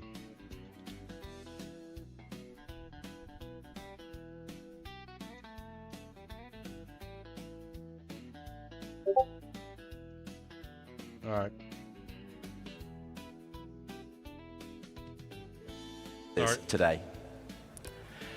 To prove this tech, they wanted to use NICs and Pyro systems as a testbed. With the promise of high-quality resources, Seal lured independent miners to Yeah, this is going to be interesting, yeah. And, you know, again, that's if you build in a lawful or unlawful area, right? Hey, Hayden. So these kinds of, love this game. Yeah, Appalachian. So this, if you build a base in Terra, is going to be completely different than building a base in Pyro. You're going to have better defenses in Terra. And the shield network, in exchange for shield protection for their settlements. As a prototype, Seal couldn't provide total coverage over all the mining settlements, and so they created the Seal Tokens program, allowing the most industrious factions to purchase shield coverage for their work. The network consisted of multiple linked bases on the ground that then linked to several stations in orbit around each planet, Okay. that then connected to the nearest relay in the shield network, Okay. which eventually linked back to the shield core, which oversaw system-wide distribution of the shield technology. Factions could then earn Seal tokens for working on any part of the network. They could then use these tokens to buy shield coverage, but with the competition amongst factions being so intense, Seal was only able to offer shielding to the hardest workers. Unfortunately, due to outlaw interference, Seal eventually pulled out of Pyro and NICs and pushed for a more automated solution in more civilized systems. All right. So fast forward to present day, without Seal's backing, they had to pull out and leave it as it is. And welcome to Station Warfare.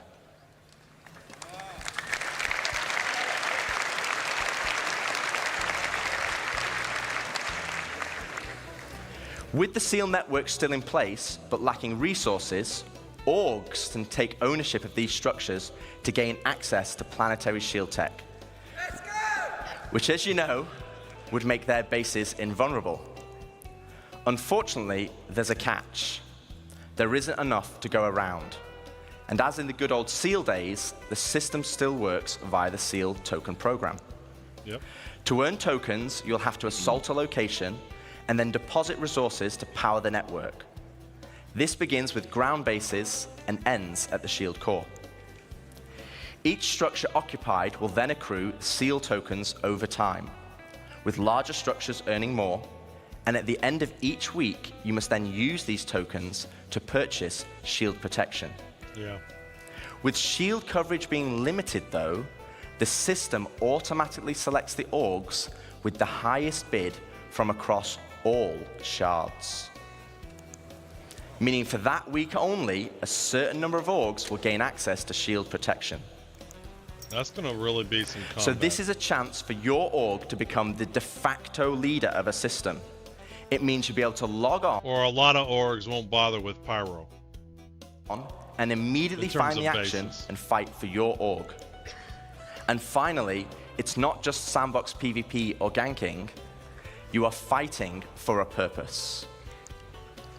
So once you've won your bid, what then? Well, to talk more about that, I'd like to welcome Ian Leyland, Star Citizen's creative director, to the stage.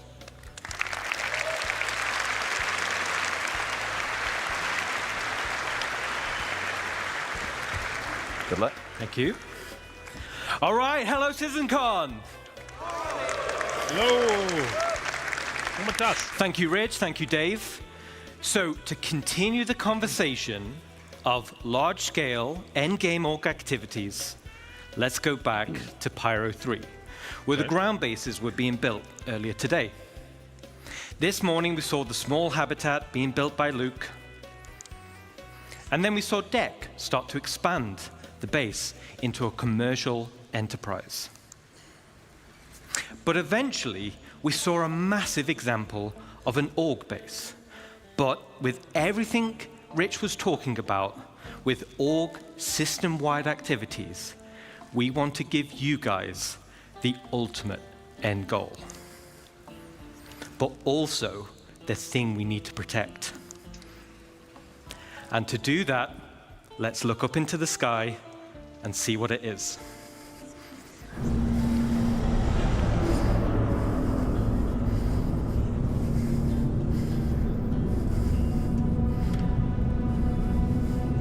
Zeus is a character. Laris maybe on the right. What is that? Oh, look at the shield. Punching a hole through the shield. Alright. Alright.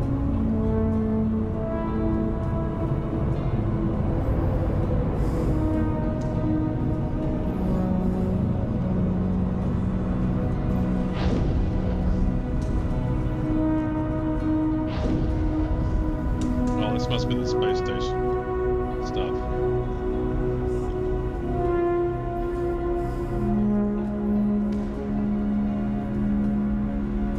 Got a hole there. Hole something. Probably the whole sea.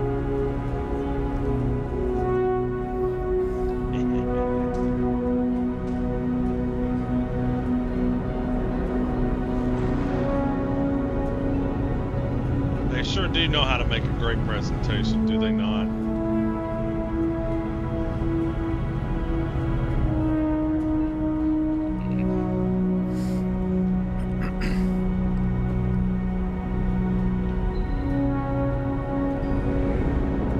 Alright.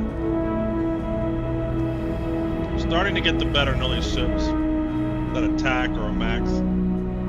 Yeah, this department team's amazing. Absolutely hunters.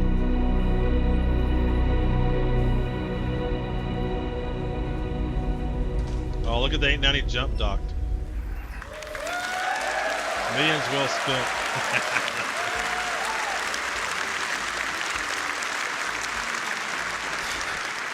Let me introduce you to player space stations. Finally, you can build your home amongst the stars. This will be the starting point for your base of operations, for system-wide org activities. But why is this an end goal? Well, first of all, to construct your own space station, it's going to require vast quantities of resources and materials, and also will be a large time investment. But how do we start? Well, it all starts with the supply bay. And the supply bay can only be constructed by the Pioneer. Yeah. I mean, at the end of the day, Squadron 42 is almost a movie. It's got famous actors and everything.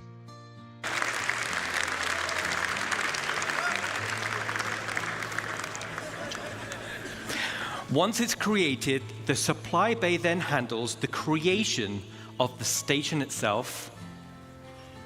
Now, we're in gray box development phase, so the artwork's not final, but let's go on a journey and start building our space base. Hell, even when things are released, they're not final.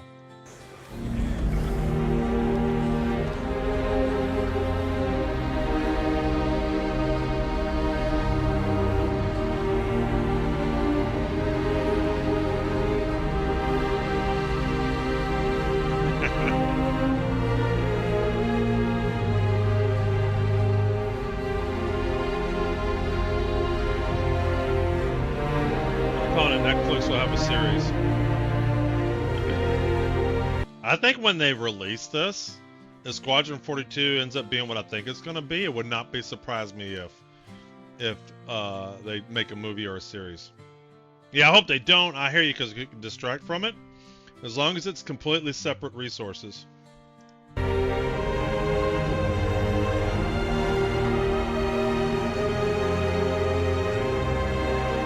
UAE strikes back.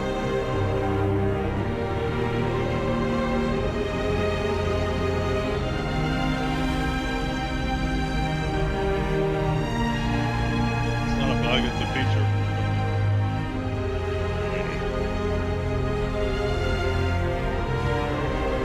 In that whole scene.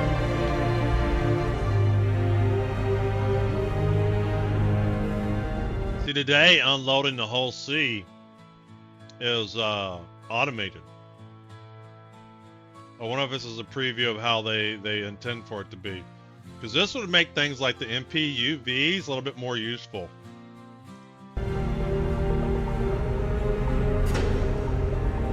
That's cool. For that station, we may need to hold D. Yeah.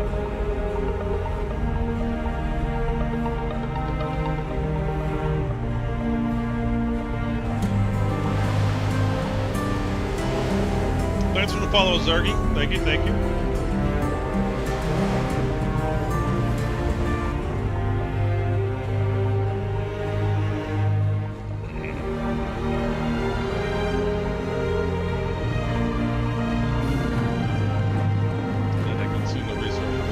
Not crazy, I did not stumble upon you earlier. Hey, Panda. Welcome in, welcome in. Look, I'm dropping, taking cargo.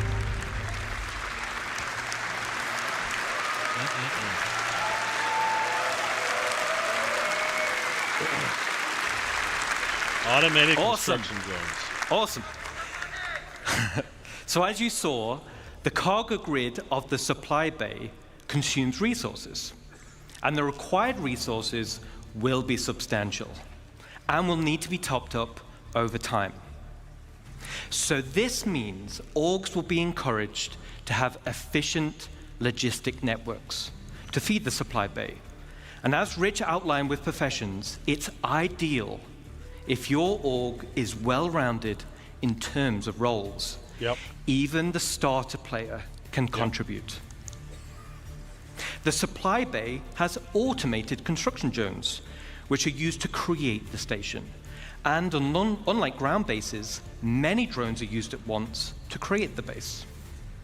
Once the station is built, the supply bay then integrates into the station itself. So here we are. We've built our core station module, and it's big. And out of the box, the station comes readily built with some core functionality. Let me talk you through it. Right on the top is the bridge, which is the command deck. Yep. This is where all further construction is going to be managed. From here, we can then monitor the status of the entire station. We have access to power and water management. Power and cooling is something you'll need to consider carefully. Cool. It also is an area to set permissions for who can enter particular areas, either divided by the ranks of the org itself or open to the public. And there'll be a radar station to track the activity outside the base. And the terminals to access logs of who has visited the station and see what they did. So let's jump back in game and take a stroll through our bridge.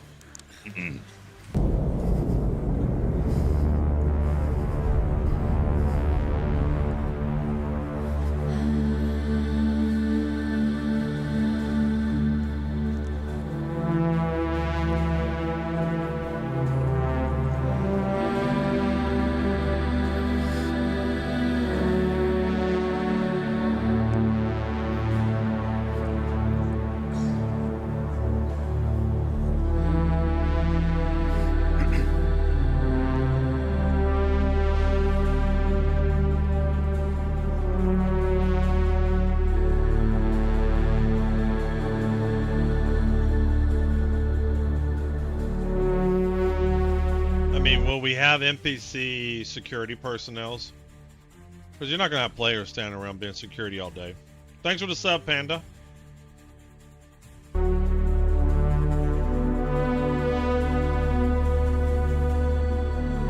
Home station.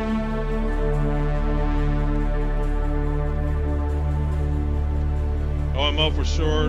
Can't help but wonder what a G at the end could be. Maybe Old Man Gamer.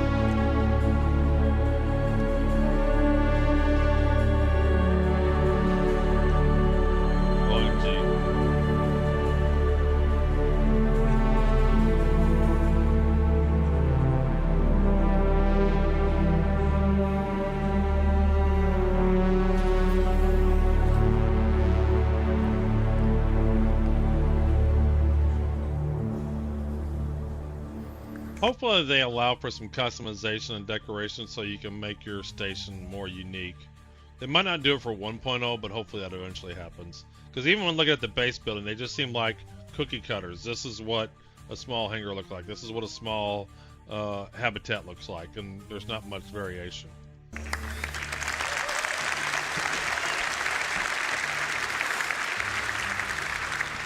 Super awesome. The back of the bridge leads to a centralized transit network. This spine physically connects the entire station and will provide access to the various decks. Each level in the station will have a centralized lobby area, and this is your station. Welcome in. Thanks You'll for the be able raid. to use the decorator mode, so you'll have plenty.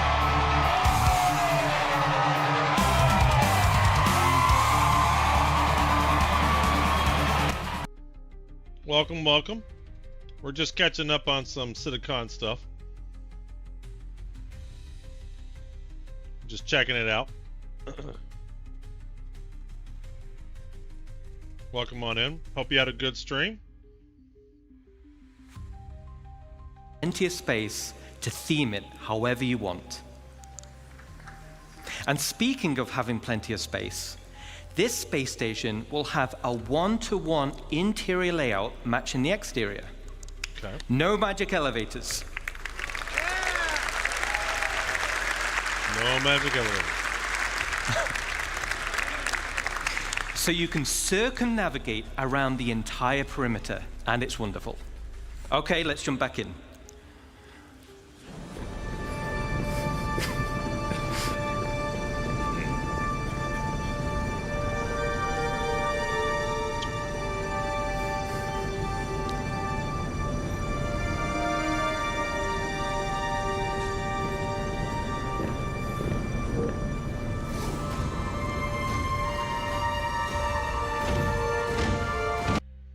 Pretty excited to have a use for the tiny vehicles to get around the space station. Yeah, that'd be cool. Raiders onwards, clincher grenades, you'll be raided by Rochi. They know they will never fix them, that's why. Hope you had a good stream, Rochi.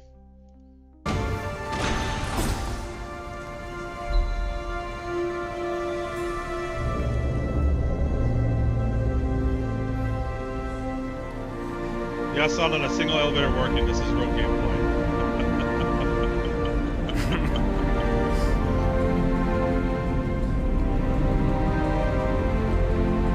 Oh, there's an Idris. Hey, dude. Yeah, it was a good run tonight. All right. Were you on PTE or were you on 411? I heard they dropped an update. I've avoided PTU because I hear it's been unstable. I've seen it unstable. Welcome in, Zenrin. Welcome in. No, just to use it's mandatory because there's no automated transit. Yeah. Give me some stairs. So Orison has that elevator you got to take from the landing area to the spaceport. Just give me some stairs, man. Ooh, contested zones. I haven't done those yet. I need to. Give me some stairs. As you can see, right at the bottom of the central transit system leads to the Thanks for the follow, Panda. lower Coming on areas. over to coming over from YouTube to Twitch. Thanks for the follow. This is where you'll gain access to the engineering deck. So like bigger ships, this is where all the hands-on Thanks for the engineering follow, Chris. and maintenance gameplay happens. This will serve as the beating heart of your station. Then we have Look at the that. hangar Look how big this is. There's a 600i. Anything else here? No. deck. And as the name implies, Yeah, I would rather long pass than transport sometimes. this is where you'll gain access to your hangar network. Well, there's a tank. The base station comes with a large hangar already built, along with 2 docking collars. And also, Also, a floor is the sheer distance and the connecting tubes between station parks looks boring to traverse. Yeah. empty slots for another 2 medium Oh, that is hangars a when vulture. needed. Yeah. There'll be a vast network see it now. of internal road Vulture. systems, meaning you can quickly drive from one hangar to the other. No elevators needed. Drive. Now that's. I need my golf cart. I want a golf cart for the hangars. Okay, let's check back in. The extra large hangars.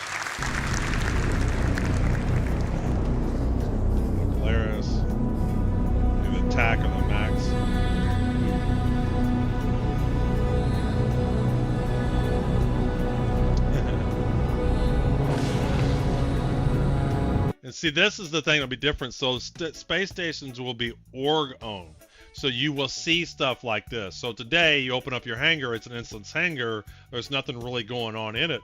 If this is an org station, which it is, then there might be activity happening in that particular hangar, just like you're seeing here.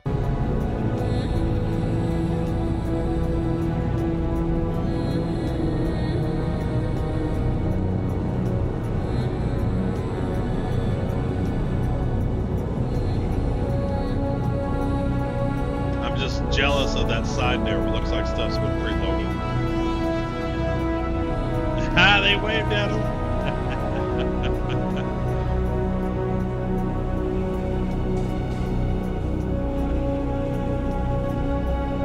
How are we going to make this? We have thousands of orgs in game. If we're looking at 100 plus people orgs, we have thousands. Shards, servers, 5 systems, space is big. I mean, I heard you.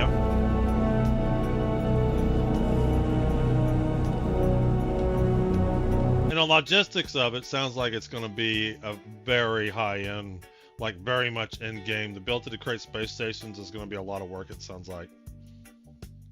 So we can have ATC to declare if a hangar is busy or not to land. Cool. They said all the buildings will be replicated to the other servers. Yeah. But I'm saying space is big. Yeah, it's going to cost a lot, exactly. Not every org is going to have one. So the Twitch ads are going to be going. Normally I take a break, but I'm not really playing very hard. And I'm going to kind of keep the video going because it's already been out there for a while.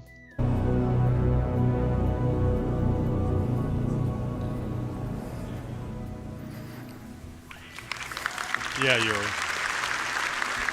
Because I don't want my, honestly, I don't want my station or my org station or whoever orgs I end up being in. I don't want it out by a planet. I don't want it easily findable. All right. So your station well, that's the question, Han. will that's the offer question. some enhanced logistics. These? For example, there'll be spaces for several freight elevators. And there'll be empty modules for open ship parking for vehicles and ships, vehicles and ground vehicles. And there'll be also exit points where you can simply drive out into your station. That's so cool. Then there'll be also an upper level for the observation deck. From the observation deck, you'll have a control room. And from here, you'll have master control over the freight elevators and the vehicle elevators. This means that even before someone has landed, their new cargo can be up into the hangar and ready to be loaded up. Yep. Now, everything we've spoken about so far is what comes with your station. Let's talk about what you can do to expand it. That's all right, Han. As I mentioned before, this Star Citizen has every reason to be looked at with a skeptical eye. Station comes with a predetermined interior network. They're very good at creating videos that look awesome. A whole room per function that could be a Moby Glass app. Of corridors and roads. And in this network, you'll find an array of bulkhead connectors. Bulkhead connectors will come in tiers. But I don't think everything is going to be on the Moby Glass anymore. They talked about earlier, like some missions, you're going to have to go see the person and go talk to them. 1 to 3, which drives the size of room you're able to build. And today, to call up a vehicle, in the you got to go to a interior build terminal. mode, this is where you start to expand the interior of your station. The rooms will require resource and time to construct, and once built, you can rename each room, which will be reflected in the station's minimap. The rooms can be empty for player customization. That'll be cool. I wonder how many rooms you can have. interior of your station will have ample areas for you to expand. You can build generic empty rooms, and you can fill with items to your heart's content. You can also build specialist rooms, where the theme and functionality is already set for you, such as mess halls or infirmaries or generator rooms. And of course, there are shops, So similar to the small shops we built around the ground base, this is on a much bigger scale. But that's just the interior. I've seen lots of art. They talked about a lot during the 10-year. Everything was so much smaller than the Let's talk about the game. exterior. Yeah.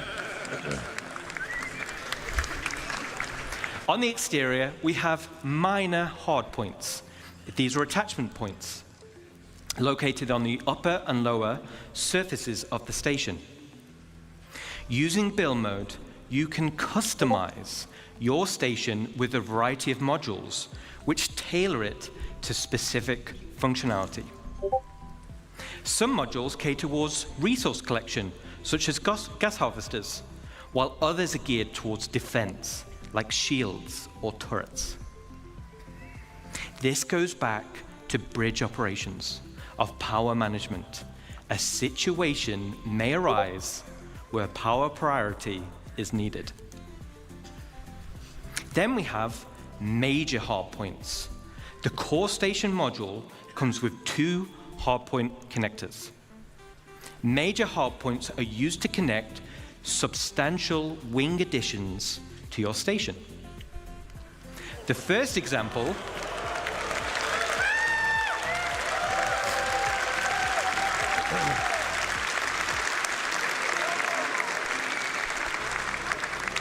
Awesome.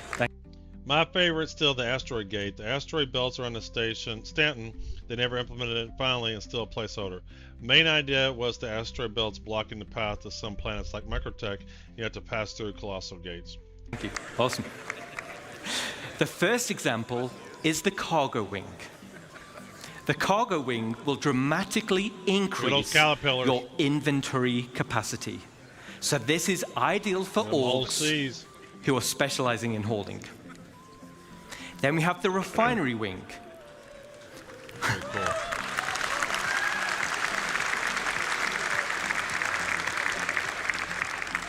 So you'll be able to refine resources on a vast scale. As it's in space, it's much more convenient than traveling to a ground base. Yes, it is. Now, a player could buy resources from your cargo wing and then refine it directly in the refinery wing. And finally, we have the hangar wing. So, all right. Look, that's a javelin, isn't it? So, the bigger your fleet, the more hangars you'll want. There'll be a variety of hangar sizes as well as docking collars to help organize your fleet's deployment. Cool. All major hardpoint wings are connected via struts. And like the rest of the station, the struts are also internally traversable. Okay, so let's recap on the exterior expansion wings. Minor hardpoints give us options on how to collect resources or provide automated defenses for your base. Major hardpoints gives us options on how you can specialize your base. Let's jump back in game and see how our base is getting on.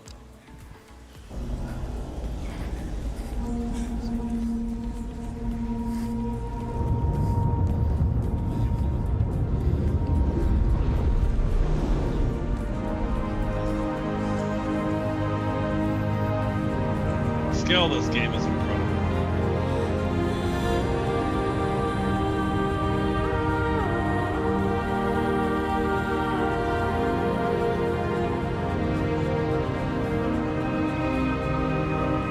See, for me, this is why I don't want my own org. I just want to find a large org and play my small role on it. Help out, bring some cargo in, bring some mining in. I want to be a small cog in a big wheel. I would be happy.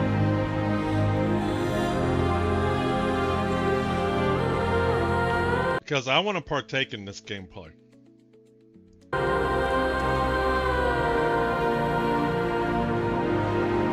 Like I said, I don't think every org is going to have the ability to maintain this. I just don't. Yeah, so one thing in is when will this be out? Yeah, if you watch the beginning of this, sooner 10 years, that's the question. It's not a question, is this cool? It's two questions. When will they deliver it? How buggy will it be? And can they make it not buggy?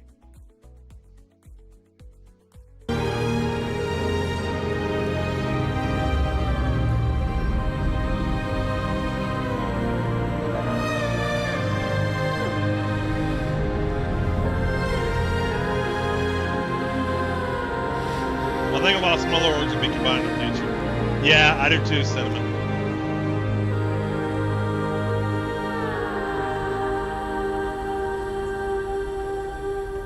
Based on these visuals, I'm going to play on the Groundhog rather than the current PU. Greyhound. Yes, Pedro has been working with us on this as well, so thank you. Looking cool. Customization is just as important as expansion. Yeah, it's funny you say that, Crazy, because while I was watching the video, I'm sitting there like, the biggest reason I would want to work for Star Citizen is to be playing this stuff right now. Ground bases, you'll be able to earn tints for your station, and you'll be able to apply decals for your org logos. Home station. Dutch Lorg, I think it's closer than you realize it is.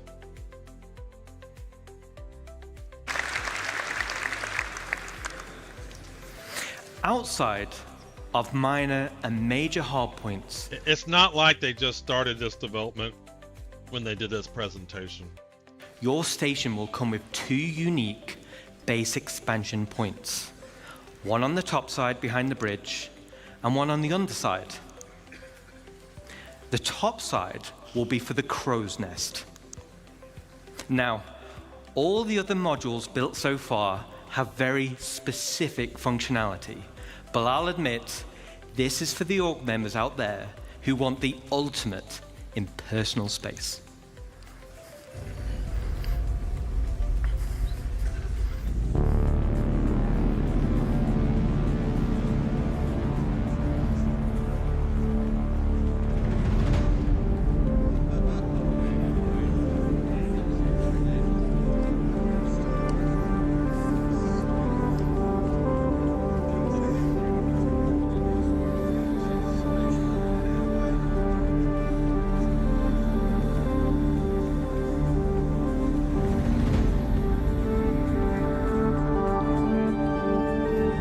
Like showing the 600i, don't they?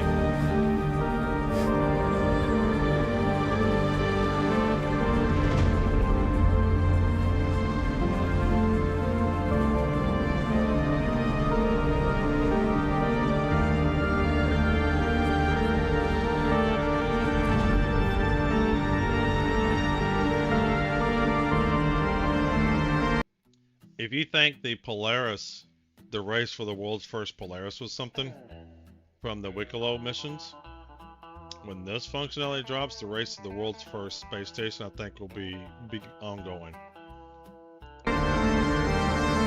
Especially when 1.0 drops.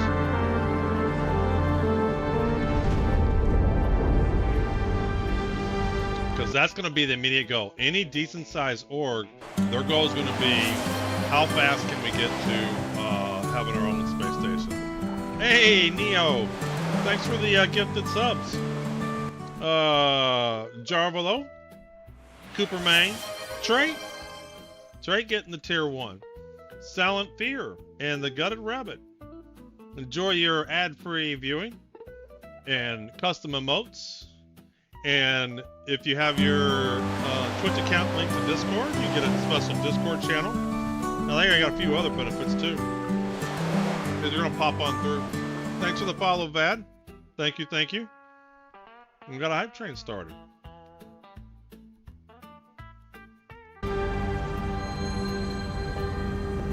Yeah, I mean, what I was saying was, 1.0 drops.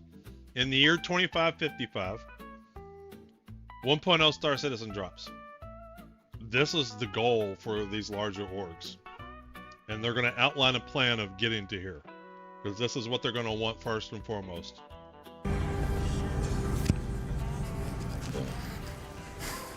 All right.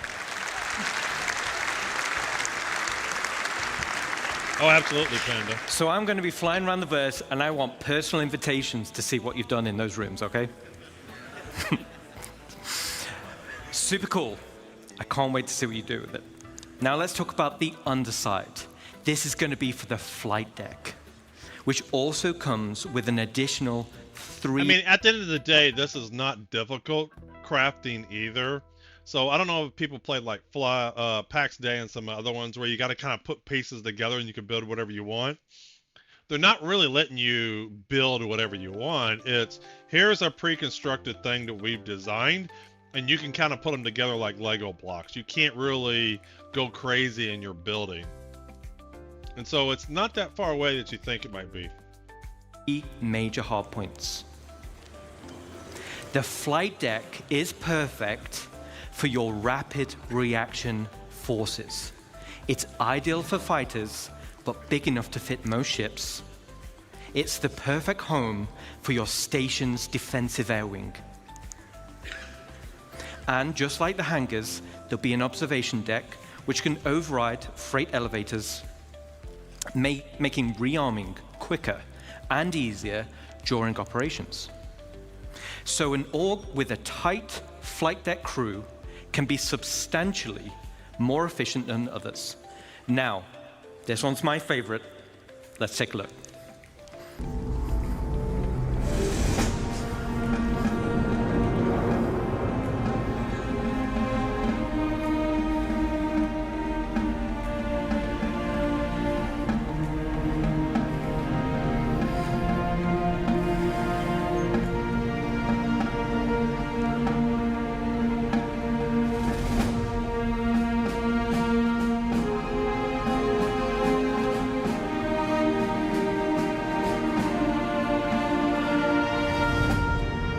I'll give it a 3-year Hopium field release.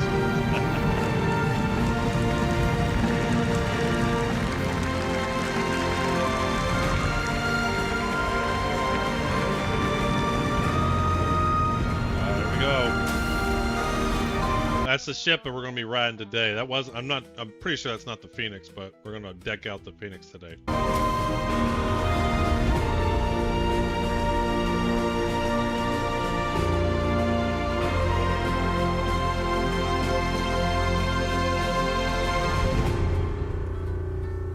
All right. Wow, the F7A. Love the way it looks. Got the F7A MK2 a while back. Cool. There's a few little Easter eggs in that video. But why do you need a flight deck for your rapid defenses force? Well, if you've built your super awesome station in a super lawless system, now you're the potential targets for others. Everyone will have their eyes on your resources and wonder what gear you've got in your inventories. And let's say we didn't win the station warfare bit that Rich mentioned. Let's take a look at the inevitable. Here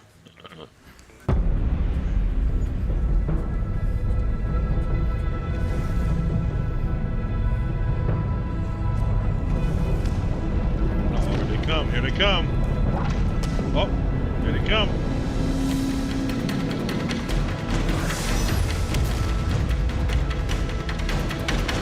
Look at all the level 1 folks. Thanks for the hype train there, Neo.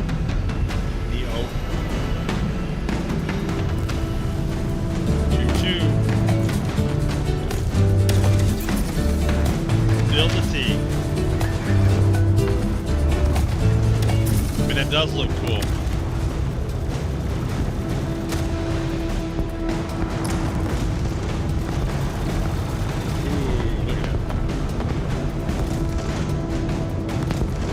I like how they think the Hammerhead's going to be used and not Polarises and Mistresses and stuff.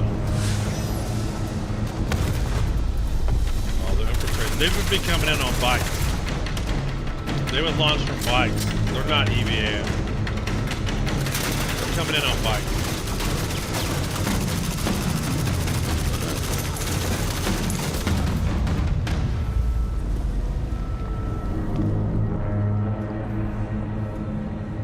this gameplay works out, you gotta imagine it's gonna be cool.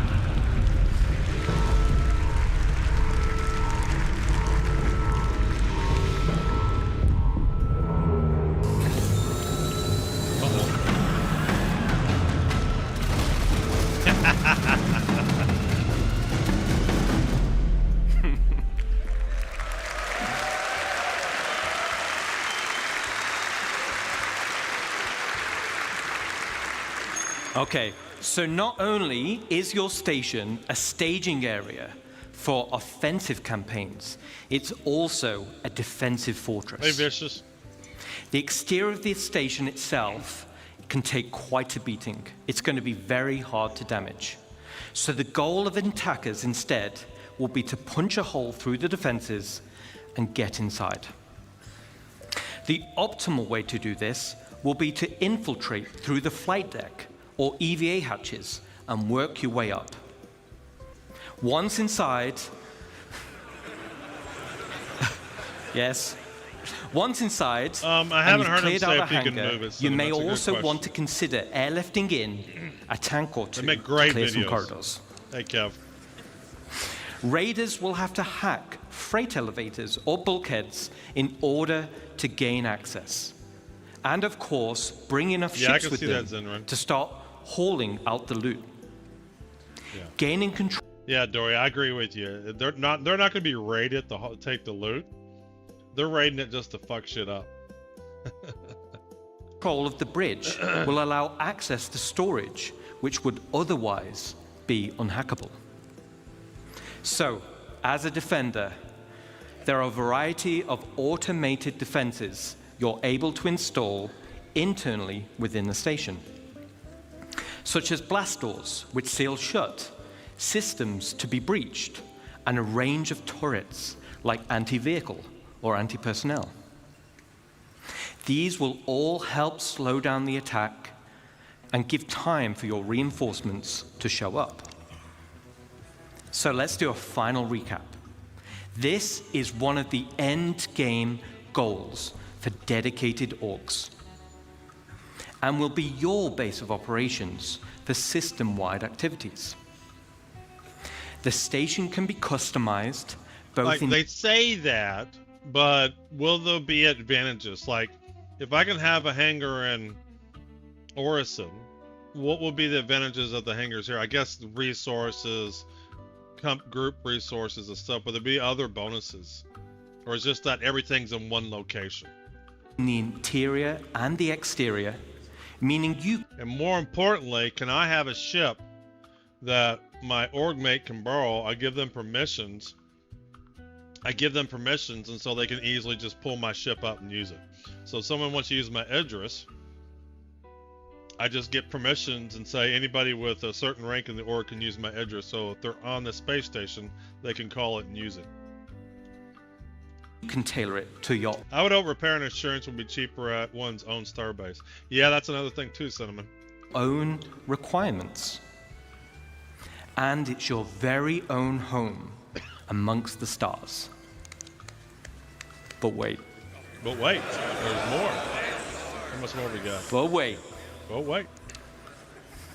There's one more unique module we can build, Tavern. and that is the dry dock. Aw. I was hoping it was a tavern module.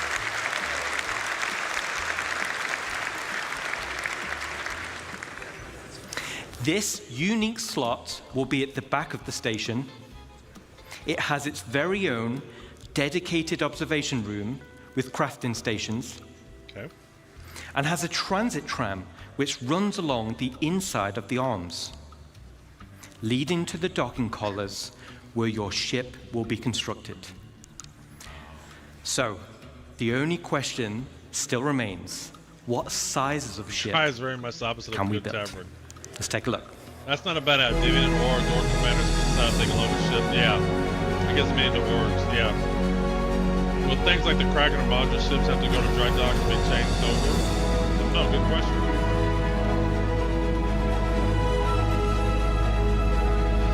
I mean, at this point, the Idris is the largest ship that'll go into XL hangar. Everything else, your javelins and anything bigger, won't be coming out of hangars. They might not really even knock much.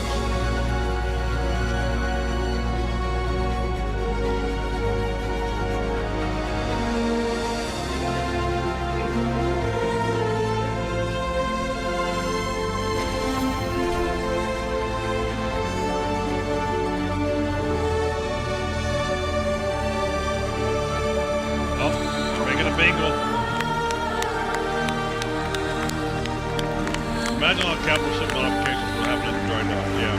Yes. Kraken's probably too long, Javelin for sure, yeah. There she is, the Bingle.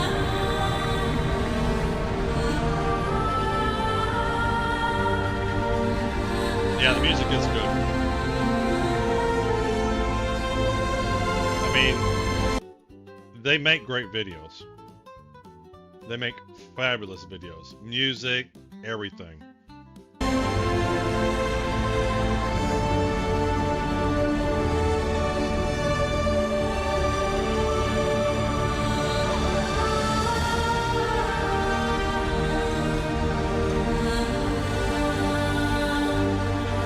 I mean, we have multiples. 890 jumps a capital.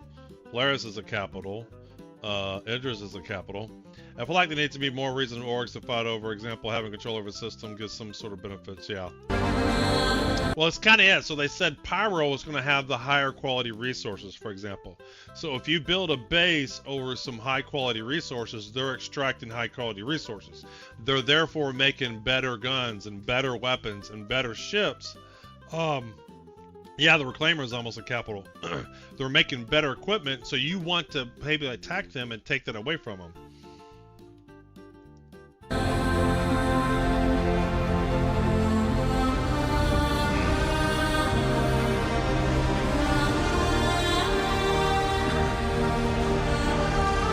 I just wanted to release the Bingo home already, so I can rip 6, 7, 10. Yeah. Will they sell the Bengal? Yeah.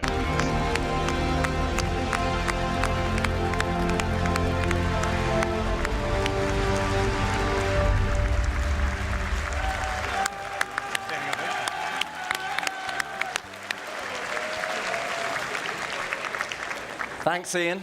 So now we're talking. Multiple stations linking and dry docks to craft your very own capital ships. The ultimate end goal for any org. Okay, so let's take a step back. At the beginning of this presentation, I mentioned we had 3 types of players and 1 universe. You know, you say they won't sell it, but they sure do love money. You also, probably a few years ago, people said they wouldn't have sold something like the Blades. See, the Javelin will be the biggest ship you can buy. Let's see if they keep... Exactly. That's... They like money. Sell the Bingo. No, it's going to be an in-game earnable ship. I remember them saying... It doesn't mean it doesn't care if they said it before. Sometimes they see those dollars staring at them, and they can't help themselves. You all... Every person in this chat knows that. Just because they said something doesn't mean they're going to stick to it. And hopefully you can see we have purposeful gameplay catering to each type of player. But that wasn't the only goal. It was to build a game that connected all 3 together cohesively. And this is where you come in. The community, the lifeblood of Star Citizen. Whether you're a PvE player delving for unique crafting blueprints, a non-combat player mining for high-quality resources or building a base with your friends, or a PvP player fighting for your org in station warfare to protect your base. Each one of you supports each other. You need the blueprints to craft, you need the resources to make them, and you need the equipment and protection to be safe. Yeah, that's what I want to be, Leo. This is what Star Citizen is. I just want to be lost in a large org. It's a universe that caters to all players. Now, I could probably go on for another 10 hours deep diving into... It's funny, I tried to do that. So when PAX Day came out, the alpha in last June, My goal was to find a large organization and just kind of get lost. All I wanted to do was create my tavern and do all that stuff. And then, you know, I ended up having to like run a bunch of stuff, and it's kind of irritating. Each system.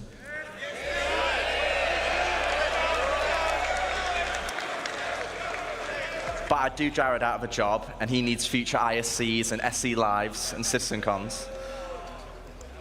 Today was to reaffirm what type of game we are making. And I hope you continue to come with us on this journey as we march towards Star Citizen 1.0.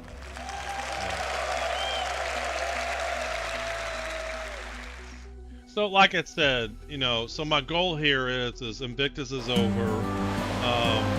Have you heard of the Luna Wolves? I joined them a year ago, and they were a lovely big org. I'm like, no, I haven't. I don't know a lot about orgs. It's looking like Javelin is now Squadron 42 release ship next year, and with the leaks coming soon, we know Javelin won't be the biggest ship in the shop. Yeah, because they said some destroyer, didn't they? So my goal is to kind of catch up on these Citicon videos, because one, I was very fresh to Star Citizen, and some of the stuff went over my head.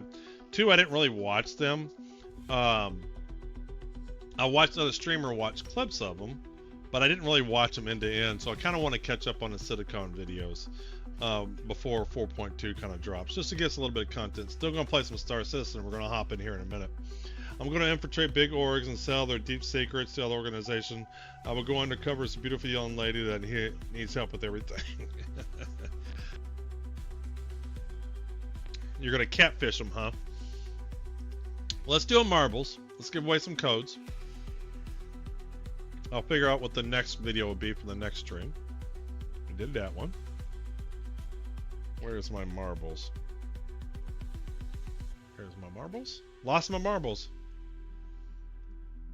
Alright, let's do race. And let's go back and race. There we go. Random. Let's see what it picked. Alright, Superclock has got the record here. Reminds me of the spy stuff you used to have to deal with. I think there's going to be spies in organizations. There absolutely will.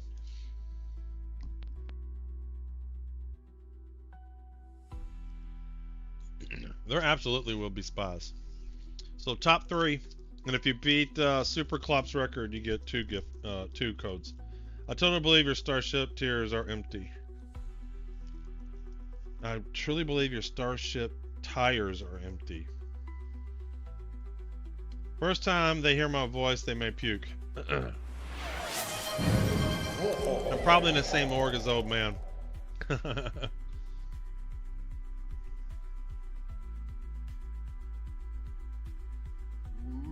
Hello, do you think the small orgs be able to build orbital stations?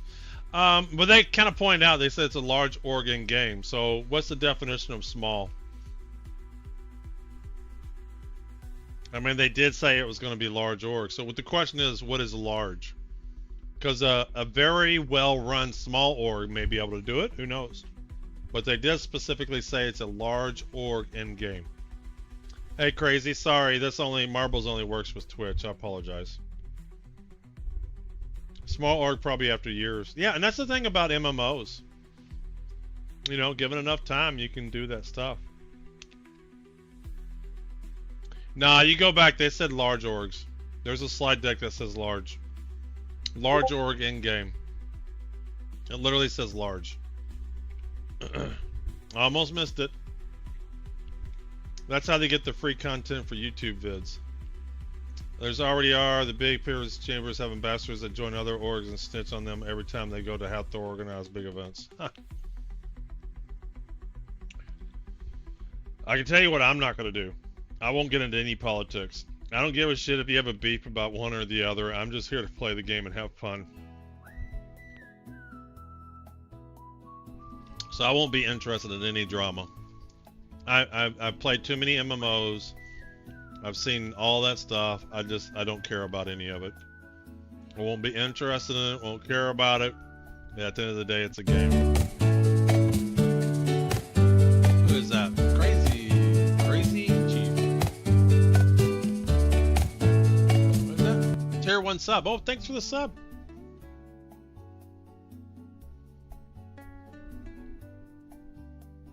All right, 20-something seconds. See what marbles did to me? Drop me in the back. All right, let's. Yeah, but look, watch this trait. See where trait's at? Check back out this on me all the time. Here we go. Who's up front? Pagan's up front. Let's see how it does. Let's see how it does. Yeah, this really equalizes it because this kind of randomizes it somewhat. You're in the back too, Jedi?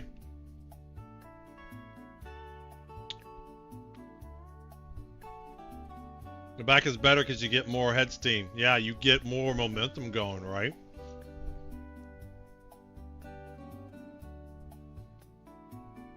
All right, let's see here. Look, 6 is already out. Doc. Dory, Hell Pete. I can't see who's there by Doc. On your cam, it's just in front of the ranking. Oh, yeah, because I don't normally keep it there. Let's put him back where he goes. There we go. That's where I normally have them.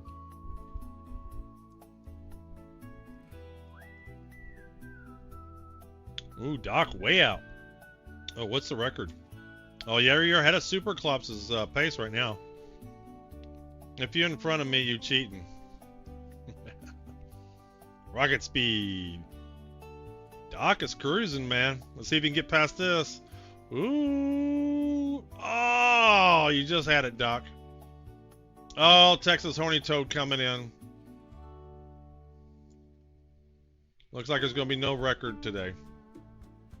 All right, Doc is still in the lead, though. Well, there's Trait. Trait's in the second place, I think.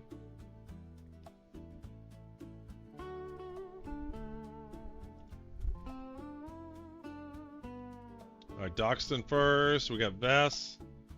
See, Trait's worked this all the way up to third. Back didn't matter. And depending upon what happens here, he may sneak in. Look, he's already passing. Look. He's already in second. And Trait was all the way in the back. Boom! He went right through that, too. He's going to overtake him. Look at this. From last to first. Is he going to get it? Oh! Oh! Oh! There you go. Last to first. Last to first. He was all the way in the back. We got Trait, Yuri, and Vess. Me from first to last. Exactly. It didn't matter which position.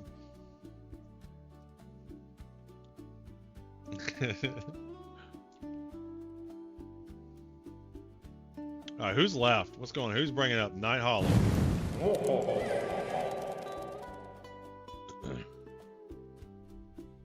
Boom. All right, let's hand some codes out. It seems the orbital station's always going to be under attack. Well, they were talking more about Pyro. You'll in the more lawful systems, it'll be you're going to have protection. They were talking more about Pyro and Nyx. All right, let's find Trait here. There's Trait's code. And Yuri. And we do have the gift card giveaway going again, so this code is good for both giveaways. And then who is in third? Vess was in third. 6 just missed it. Where is Vess?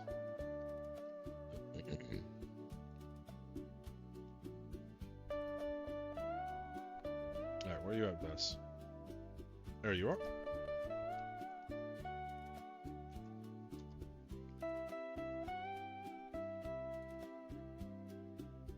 Have to go. Thanks for the nice stream. Until next time. See you later, Spirit.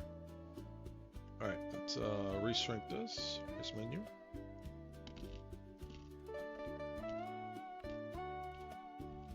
$412 races.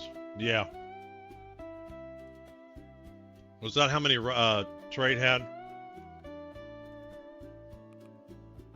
What surprised me? Trait likes his marbles. All right, let's load up Star Citizen. Ooh, update the PTU.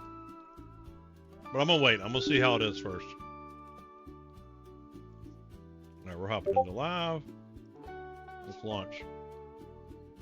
Yep, see you later, Zeke. See you later. Thanks for dropping in.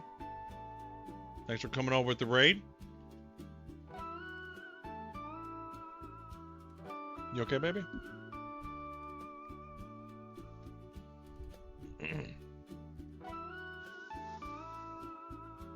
Waiting for the game. So they drop patch notes? Let's see here. We got patch notes? Oh, we do got patch notes. Let's read the patch notes. Stormbreaker gameplay, LOD, art, blah, blah, blah. Favor recipes adjustments, Rhyther gathering missions, emitter sources for use of fall off curve, rainstorm polish. Reduce the Anvil Asgard Valkyrie cross section emissions. Okay. Not much in the patch notes. They're just trying to fix it and make it not crash so much. Which makes sense. Looks like Rain Orson. 97? Y'all need to go play the PTU, man. So I can get in. Alright, so what I want to do is I want to make my Phoenix my daily driver for now. And see how he does. So, I want to upgrade him. I like this site, at the same time I hate this site. I never know how to use it.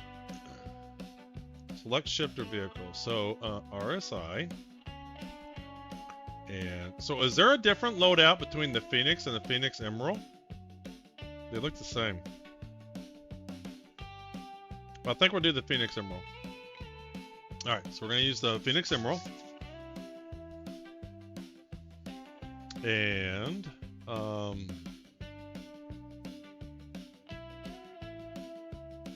I haven't really gone and updated systems in a ship like the weapons. Never gone out of my way to do that. So laser cannon, laser cannon, laser cannon, laser cannon. I tried, only confusing me. I stick with what I've learned. Yeah. And so we got turrets, and so I'm gonna start with the weapons, the pilot-controlled weapons. So, for example, I have a laser cannon, 573 sustained DPS, load 33 ammos max in 15 seconds.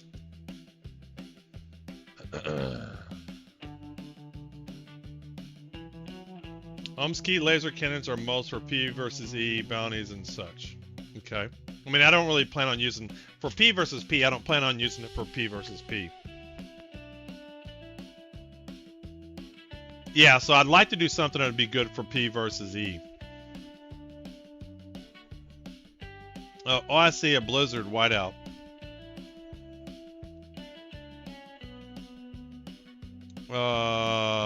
Hayden, I don't get it. So when I'm looking at weapon, do I want burst DPS like attritions? Where do I get attritions? Omnis are great for P versus E. They have a great balance in speed, range, and whatever. Attritions are good for P versus E. So is there any reason I wouldn't put attritions on this? Guessing that's a why no dark mode. I don't know. How do you get... Do they have a dark mode? I don't know. I prefer dark mode if there's an option. Is there a dark mode option on here?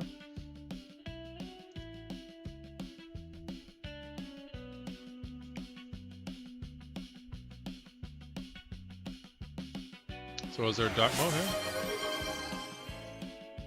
Theme. Oh, here we go. Well, that didn't do shit.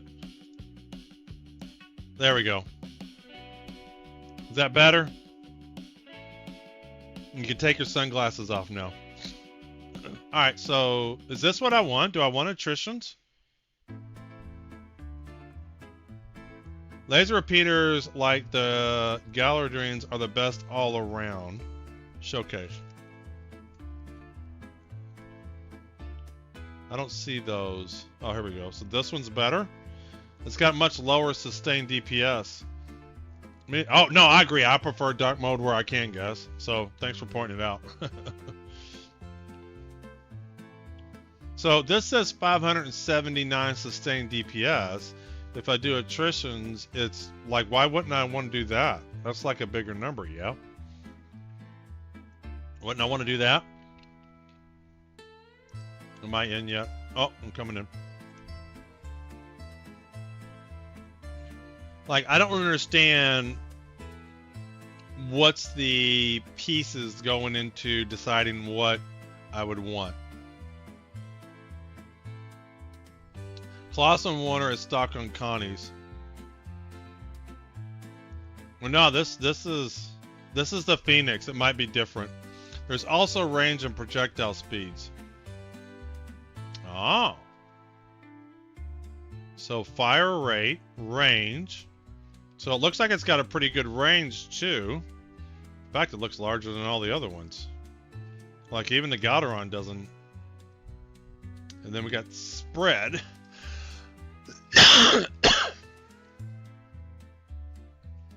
Attritions are also a good choice, but they are like 900 meters per second speed. So they're slow? Where's the speed? It says they're 1,000. Attritions are the highest damage you can get, but for big alpha. Depends upon what you use, much lower projectile speeds. Regen, overheat. I got a Super Nikkei do during Invictus. Well, great job, Han. I love my Super Hornet. Attritions are slow projectile and faster range drop off. So you got to get real close. Is that how it works?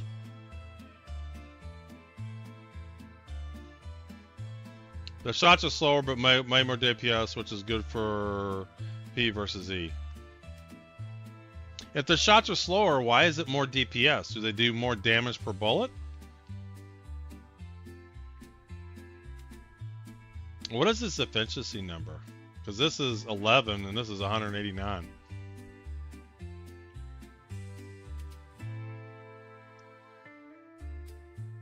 Attritions are effective around 700,000 meters away from the enemy. Okay. Okay. My loadout would be half stealth, half military. Yeah, but I'd have to go find militaries. For now, I just want to stock up with something I can buy. And then if we can find some military stuff, we'll put some military stuff on it.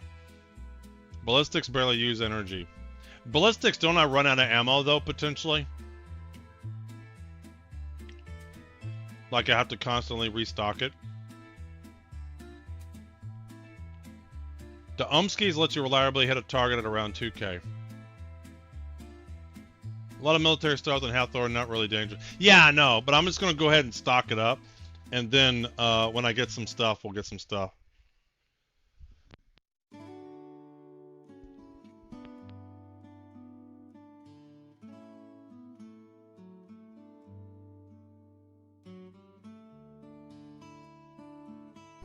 Yeah, but that's causing the really high efficiency. Oh, okay, because you can run out of ammo. Hey, what's going on, Major? I don't know. We got done watching a video. We watched another Citicon video, Major. And now I'm in the... Ooh, it's fast right now. Let's see where we're at. They just seem really hard to find something in others. Military areas are more common. It just seems like finding most of the same 3 items there. Server FPS where I'm at right now is about 12, which is not great. In my mind, the best upgrade you can do for the Connie Phoenix at the moment is simply go to MB, buy a size 3 grade A industrial palisade shield, and you're good to go. So the shield, huh?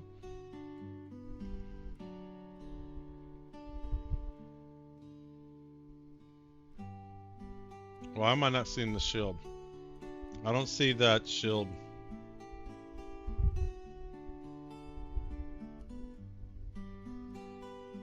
Parapet, Barbican, Stronghold, Ward. Sure, I don't see that shield as an option. Am I just missing something?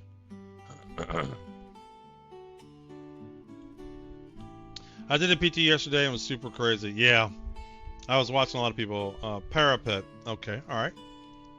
So parapet.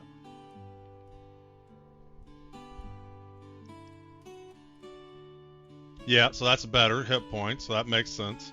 So definitely want to do that. How do I add it to my non-stock items to cart? There we go. So we got 2 items. I don't know if I'm gonna do the attrition. We'll leave that for now.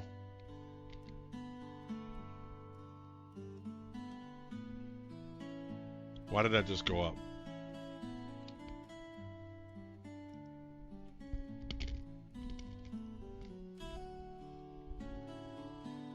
What about power plants?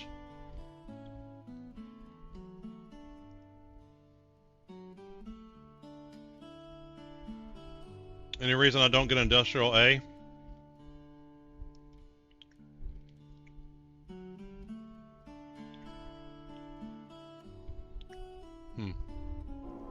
You might also consider the power plant, just gets extra power pips. Yeah, exactly. To me, the cooling, the power plant, and the shields make sense. Right? Because that's what I did with my whole C.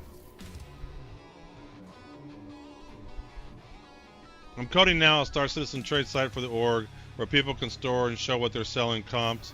It's like a mini UEX. Cool. The stock weapons are probably the funnest to use anyway. Being size 5, it won't be too big of a deal. Well, maybe we take it out for a quick mission and see how it does, so when we upgrade it, we can compare it.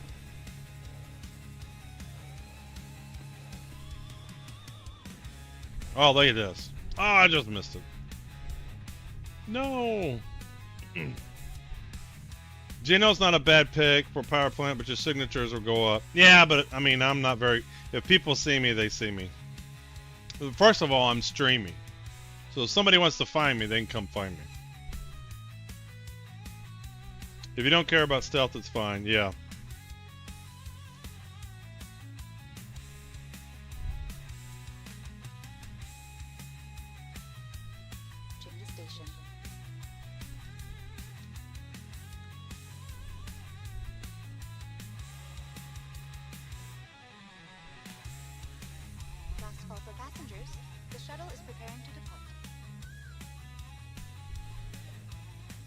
Can I look at this guy's Moby glass? What are you doing?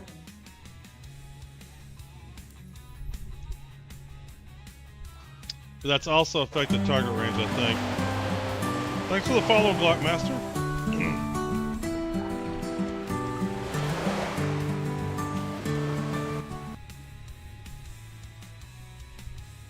But the signatures are still a messy thing.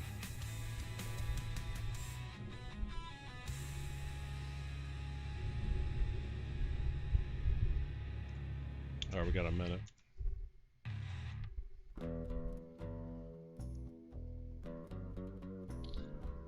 So, Industrial. Oh my god, did you get a chance to try the Anvil Asgard? What do you think? I like the Asgard. Slowly becoming not porn star citizen. Well, that's good. So grab 2 of these. And then coolers.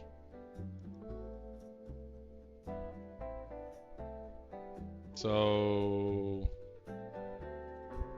it's become a noob daily driver. That's good. Yeah, it's very nice. I like it. I'm trying to get my shopping list.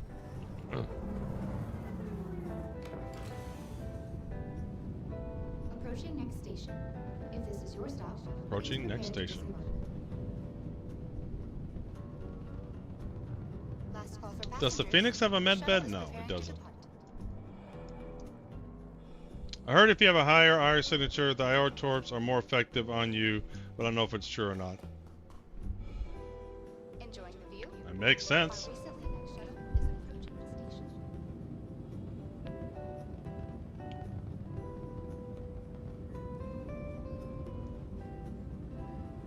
Last call for passengers. The shuttle So is maybe we preparing just to take it out for a mission and see how it does. before we upgrade anything. A friend.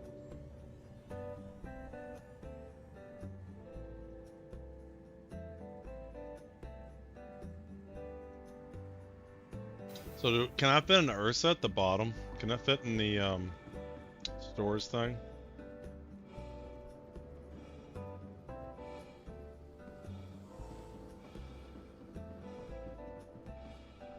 I wish the 600 would get a rework in a med bed. 600 should have a med bed. Just debating about if I buy components for my arrow or just see if my buddies have spare S1 military grade AS they're willing to pat with.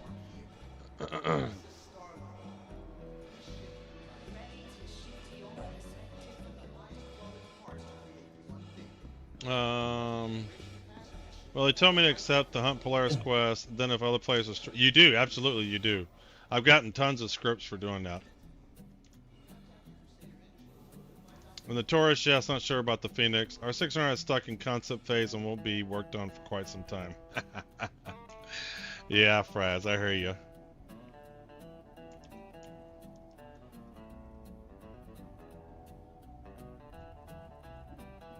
If you want to get AUC quick, I personally do bounties. I'm not worried about money. I have all the money I need in this game.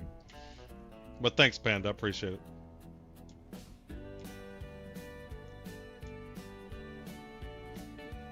Yeah, I could have tons of money. Okay, things aren't going well.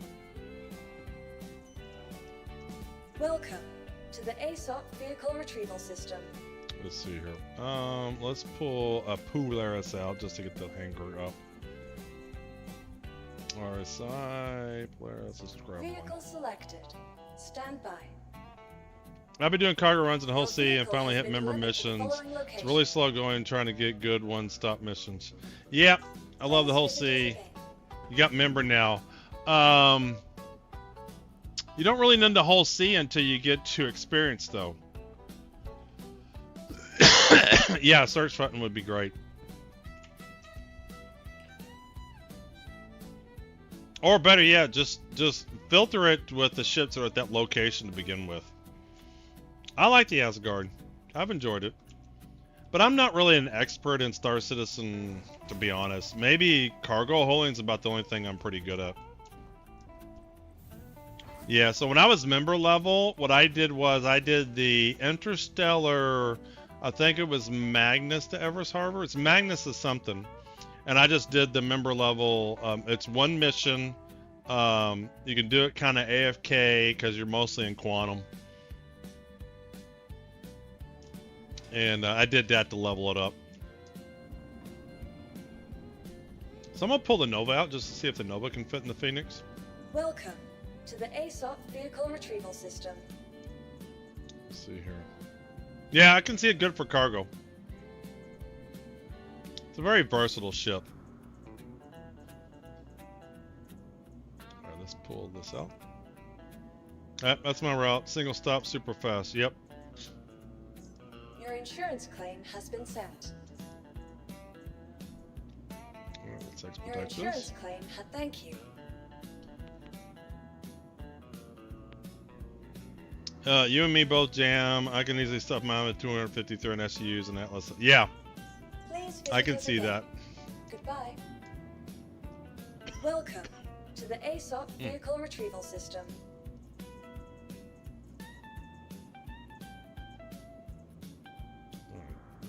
20 seconds. I'm not too sure if it fits, but we'll just try.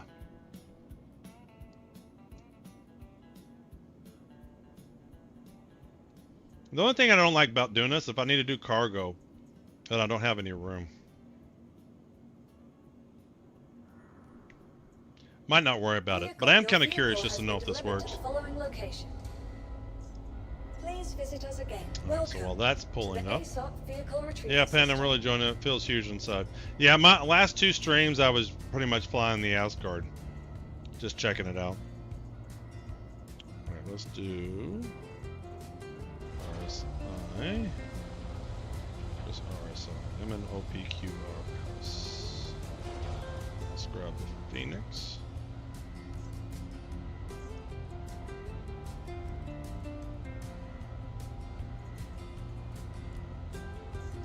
Please visit us Retrieve again. him next. Goodbye. Hey, hella Pete. Yes, it's a proper. Got 1 or 2 vehicles in there.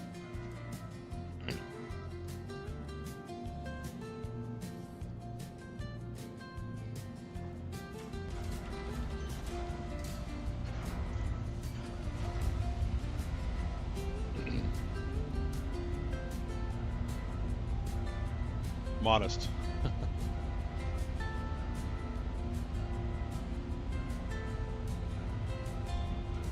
Ooh, what I got in my inventory? Alright, we got some ammo. Okay, I think this is fine. Got some ammos for my gun. Alright. I think we're good.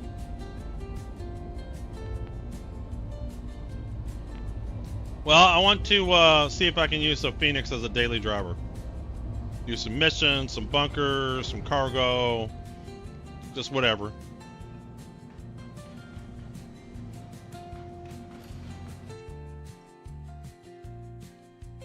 So the first thing is we're gonna see if we can put a med vac in there. Probably if we shoot out the wheels. Oh, there's Bouncity Bouncity. Get the party started.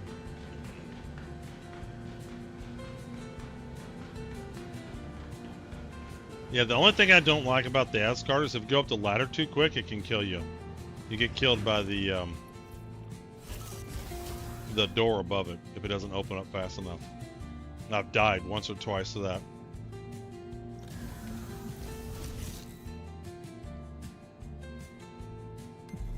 Welcome to Robert Space Industries.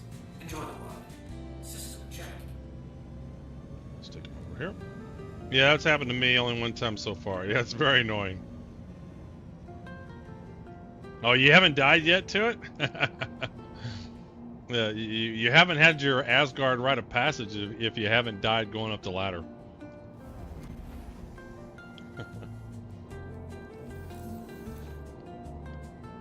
The one thing they could have made better is the Valk MK2 is remove that bloody ladder. Yeah.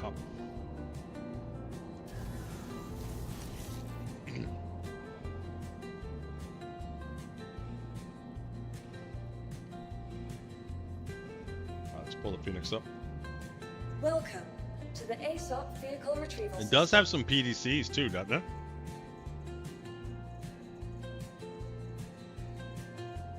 Let's see here. RSI.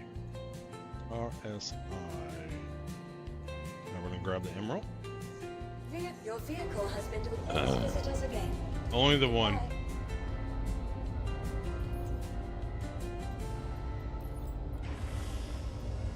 Get a storage box, just in case.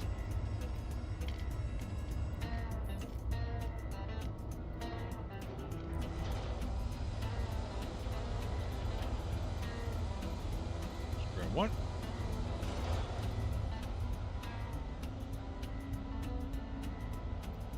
Bring them up.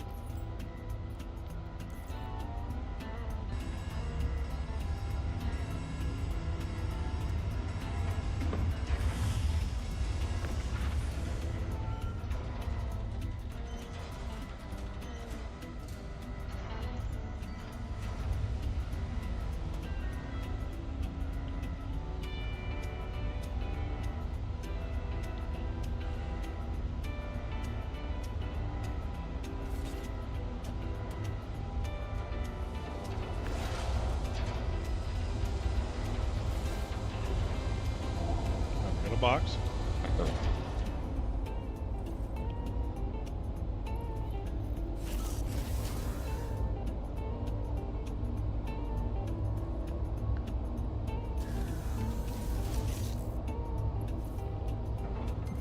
the engines on.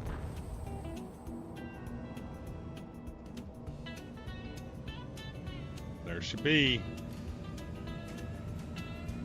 I don't know if it's gonna fit, but we'll just see. I'm not going to worry about it if it doesn't.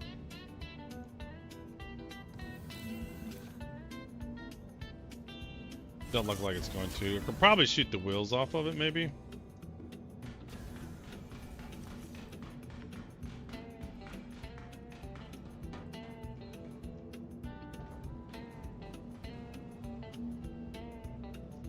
maybe. Who knows? County Phoenix has 1 PDC, MC2 Swarm, same as the PDCs on the Polaris.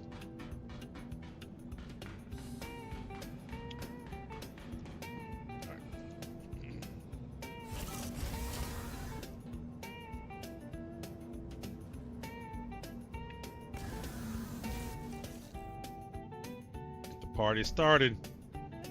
I don't think it's gonna fit. Looks too tall. No. Yeah.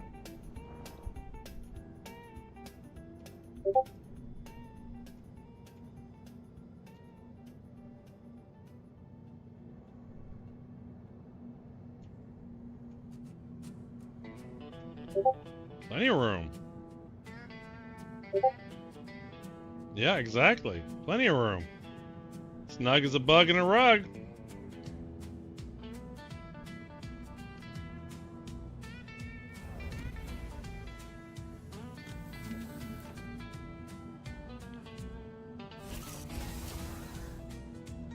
I need to heal anyway. Let's go ahead and lay down. Alright, so I got ads going. Friend request. Sure, why not? Kitty, what can I do for you? Width at least, yeah. Yeah, I think the length is fine. We'll bring it up in a minute.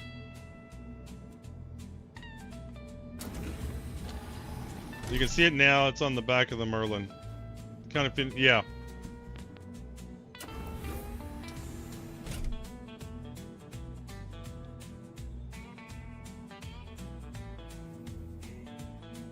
One of the things I found that when you have a Ursa medvac and you set your spawn here, sometimes your big ship can blow up, but then your medvac, your Ursa doesn't, and so you spawn there and you got nowhere you can go. All right, so we do got some Twitch ads starting, but I'm not really going to be doing a whole lot other than just loading up the storage box and stuff. I had to grab the storage box. Yeah, Link looks good, but it took it along on the Taurus and it jumped around like crazy, super sketchy. Yeah, that's just a problem in general of vehicles and vehicles. Like if you put the Nova tank in the Asgard, it just doesn't take much for it to blow the Asgard up. If that happens, you just blow up the Ursa and respawn. Yeah. What happened is I did a mission, and then another player picked me up because I lost the Asgard, but the Ursa was still there. And then I forgot I had my spawn set there, and then I died at a completely different mission. And then I respawned back in the Ursa from the previous mission. Let's see here. Yeah, there we go. Got that on nice and neat. Yeah, you saw videos of that. Alright, we got inventory. Very good, very good. Alright, let's check our elevator out.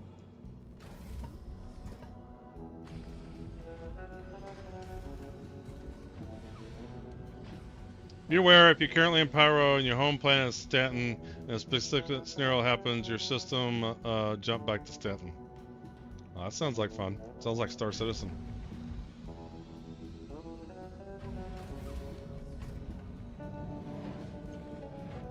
Love the Phoenix. Love this vehicle. This is what the 600i needs, a good rework. Happened to you multiple times, yep.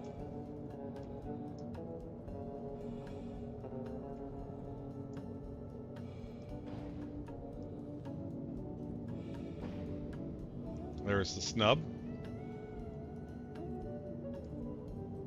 Fuses.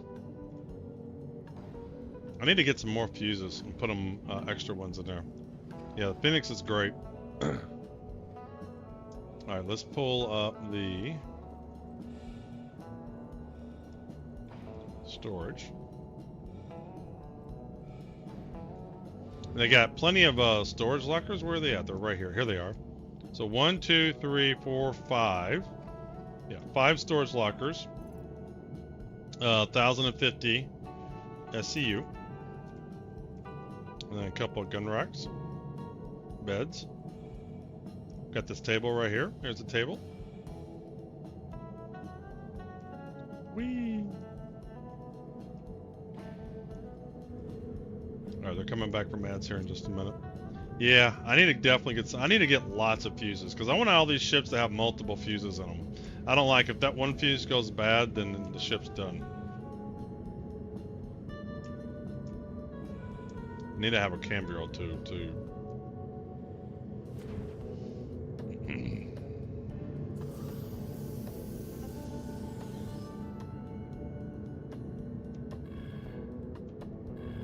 Welcome to. Alright. After they come back from ads, we'll pull this up. Looks like they're coming back. Alright, they're back. Let's see how janky this is. We're ready? We're gonna pull it up. You know what? Might be helpful to put another box in the back just to keep the ship from the vehicle from moving around.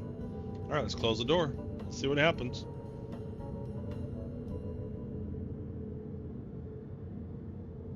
Guess it worked. Bumper bars up front. Yeah.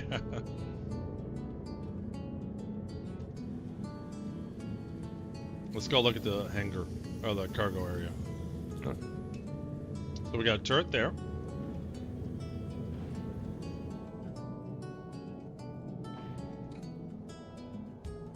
Got a nice little stock bar right here. Like that. All the drinks you could want. Got some waters, some beers. Yep. 11 hand reserve. Wish you could pull these out. Excuse me. So how do I get... This takes me to cargo area, doesn't it? Can't see. Oh, you can buy the Power PSD Great Install Generator Grim Hacks. Saves you the trip to New Babbage. Alright, there we go. You can move around. You can move around. Alright, I would be able to move around if that wasn't there. Alright. So, accessible. Accessible. Yep, can get in and out comfortably. Not bad. So that looks pretty good. Let's go back up.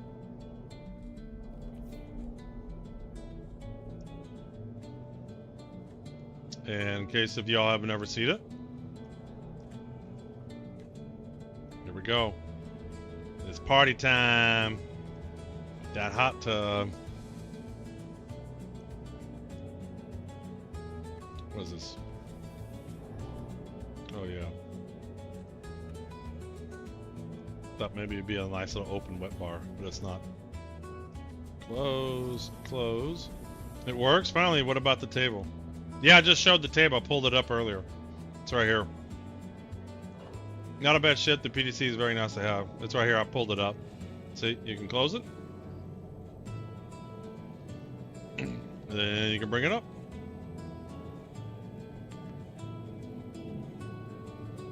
Table works. Is there anything different about the Emerald Edition? Let's see here. So we got some chairs here. We got a table, some playing cards, some books. We got TV. We got a table over here. Nice. Only took them 4 patches or so. Sit in the bar seat. Master bedroom's right here. The only thing I like about that is you can see through it. See how you can see through it? You can definitely see through that. I don't like that. And it's awfully bare. Like, how depressing of a room. I'd almost rather this just be a TV. But I don't like that you can look in on the master bedroom. Or the captain's bedroom, or whatever this is. You can totally see that. You can see the bed. You can see it. Unacceptable. But very luxurious.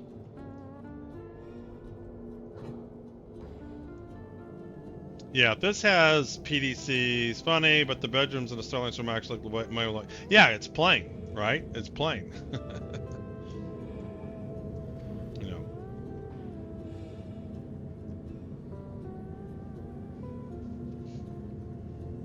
Alright, let's take her out. Ooh, what's my... what are my call numbers? Is that it right there? Nope. It says Phoenix. There it is. Now, let's see here. Where do we keep the numbers on this ship? MK4. Alright.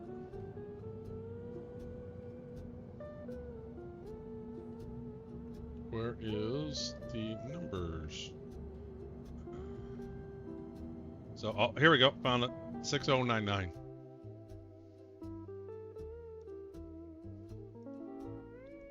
Alright, so we are driving the Emerald Phoenix and 6099. 6099.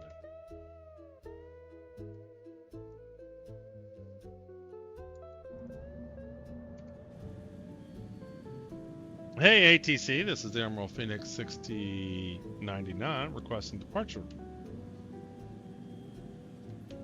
This hasn't worked in a while. I keep having to use the Moby class. Comes. I don't know if I messed up a key binding or what. Thank you.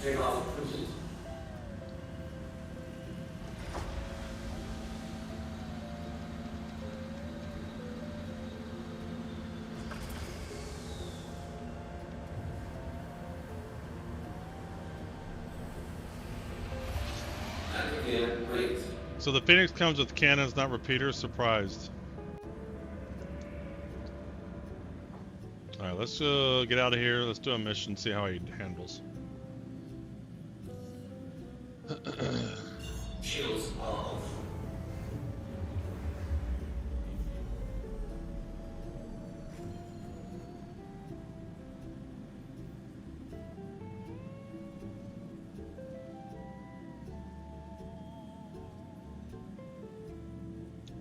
Let's get up.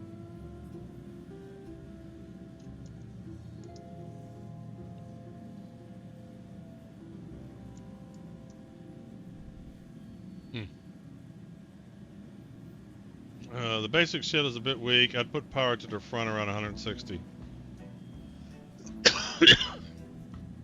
Let me get out of space here first.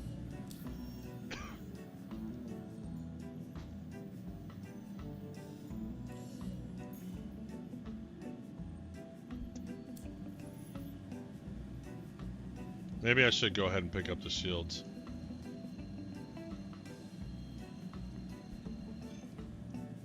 Auto drive is now on. Auto drive is now off.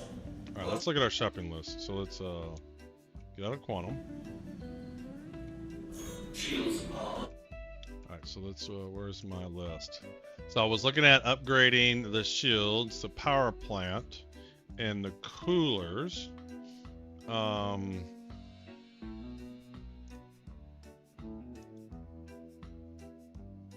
Maybe even the quantum drive.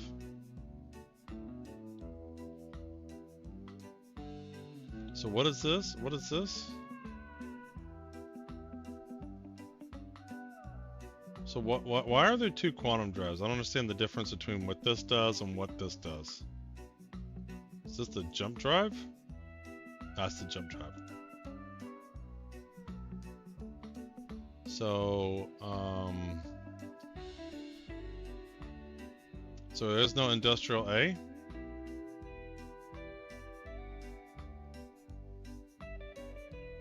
Civilian A? Excelsior's a jump drive. Without it, you can't jump. Yeah. Alright, so,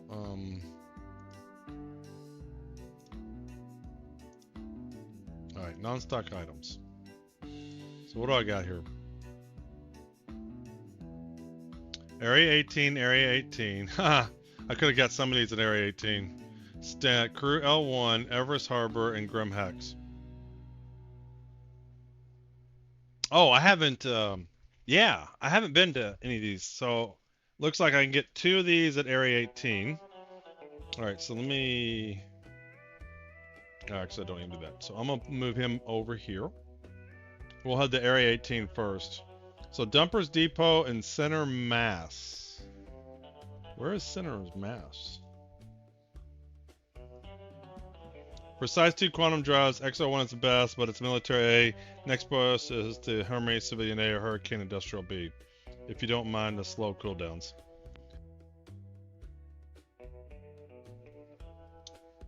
For size 2 quantum drives, so what did I end up selecting? Ended up selecting, which one's the quantum drive?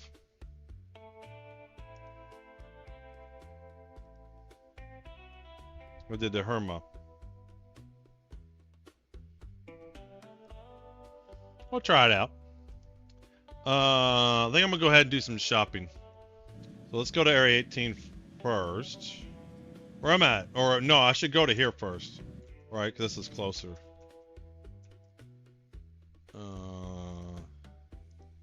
I should go to, this will be closer because I'm in Crusader Industry area.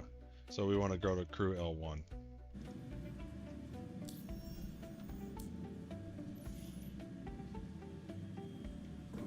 Shields are off. Crew L1. Ambitious dream. Route.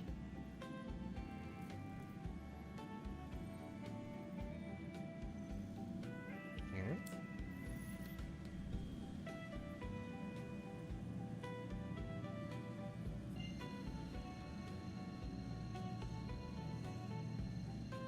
And punch it, Chewie.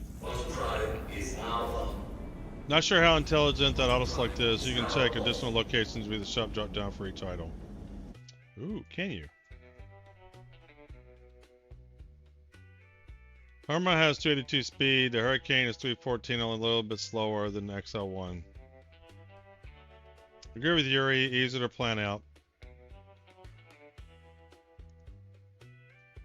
Oh, new Babbage. New Babbage. Okay, but I get both these in Area 18. I could have got these at Cousin Crow. But I'm already here. New Babbage. So 3 of the things I can get at New Babbage. So I can get pretty much everything else in New Babbage. So I can do this.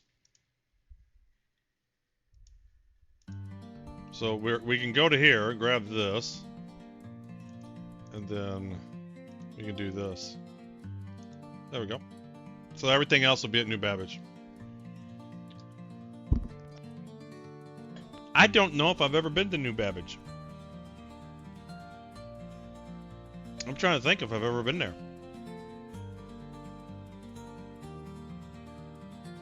Well, let's go ahead and get this. This is at Platinum Bay, and then 3 of the things are at Omega Pro, and then one's at Center Mass.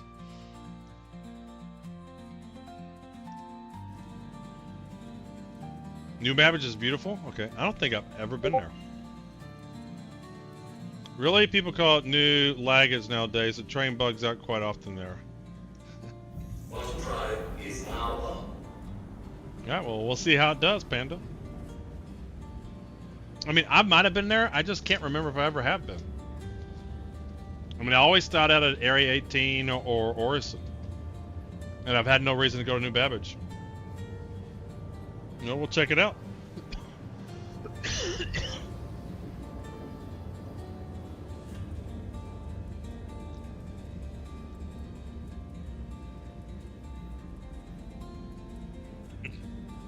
Lorville's my home. Oh, is that Lorville's New Babbage? Oh my god. I hate Lorville. Lorville I've been to. I didn't know they were. Are they the same thing? No, they're not.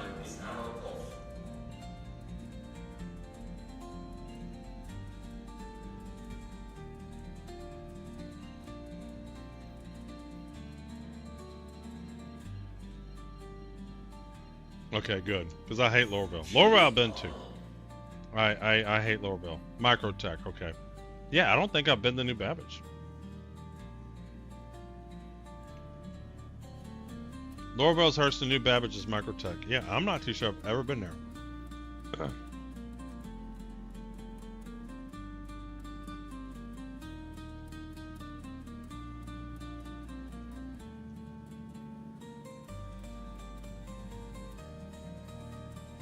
How big do you think this station is in relation to the space station they just showed in the video we watched? On all appearance, people experience bugs in New Babbage. Personally, very rarely get any problems.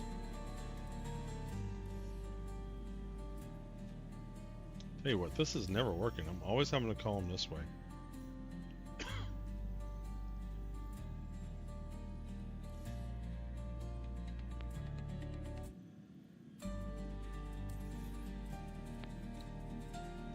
Medium hanger.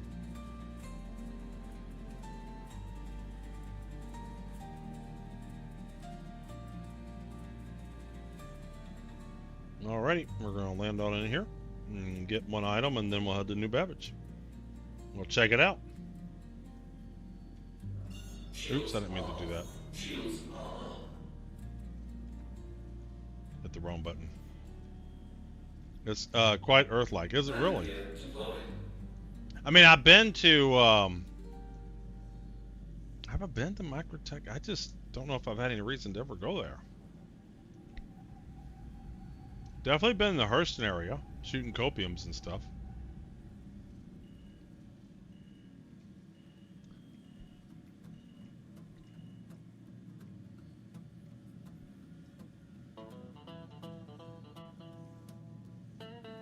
I hate that bug. I did not hit the hangar door. Let's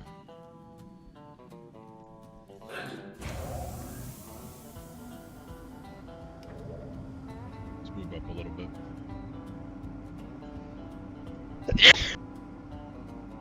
Oh, I had to sneeze.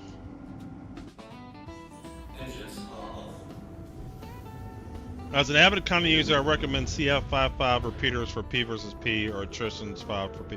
I was thinking about loading it up with attritions.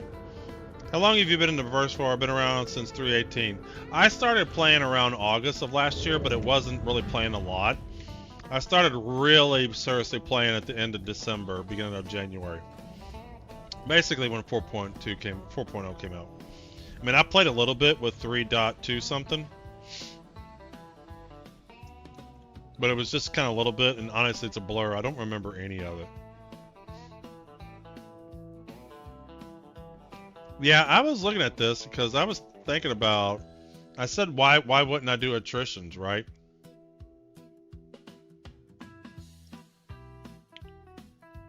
Because I'd put attritions here. I was like, well, why wouldn't I do attritions?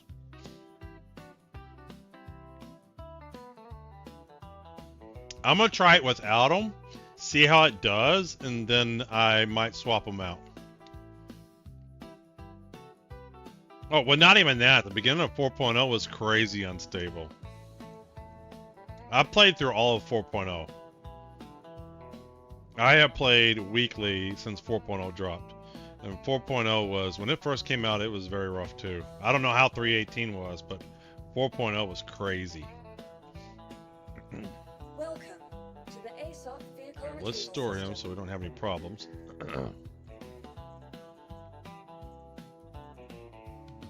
Alright, let's see here. RSI. Phoenix Emerald, let's store him. Has been moved to us. Please visit us again. Make sure he stores.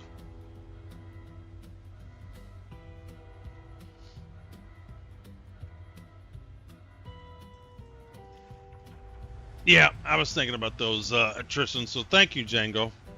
Because I was like, well, why wouldn't I get those? I realized it sounds like I need to get closer. 318 was the worst time of Star Citizen's history. The servers were on fire and nothing was working. Murder elevators in every server. Ship claim issues. Massive desync.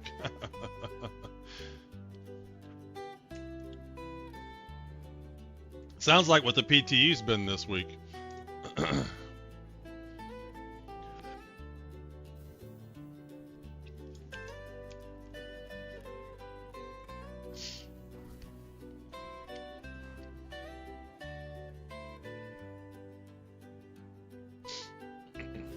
Come on, let me out.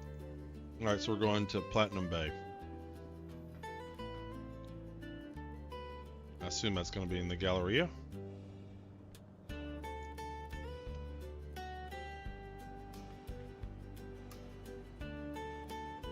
Yeah, good chance it'll be in the Galleria. Let's go see. Medical clinic. Nothing new for the PTU, but people who are there know what they're signing up for. No, I was just saying, I was just watching some people playing the PTU this week, Panda, and it was pretty rough. It was pretty broken. That's why I didn't check out the PTU. And I was like, I'll wait till it gets a little bit more stable. They added persistent indie streaming in 3.18. The PTU was super smooth. I played it, but when it went live, the larger number of players lit it on fire. Yeah, I can see that. I can definitely see that. All right, Platinum Bay. If you were Platinum Bay, where would you be? You can always pull up F2, huh?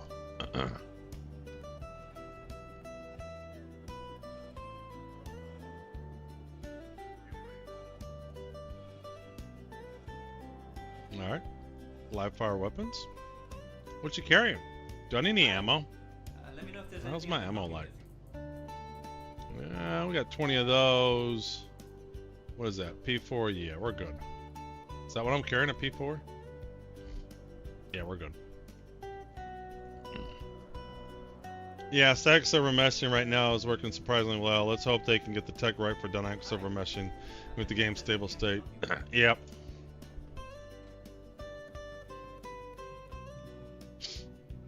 Alright, opening soon. Something's coming. Stegmans. Alright, let's go upstairs.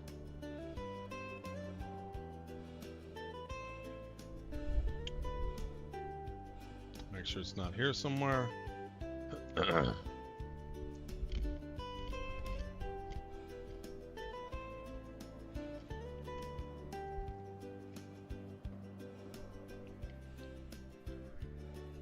No signs.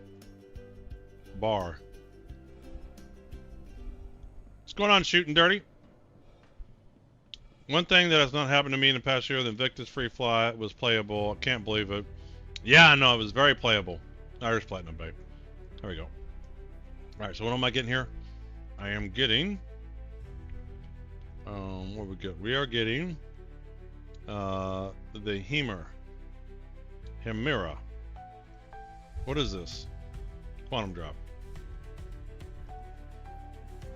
Hey. Hey.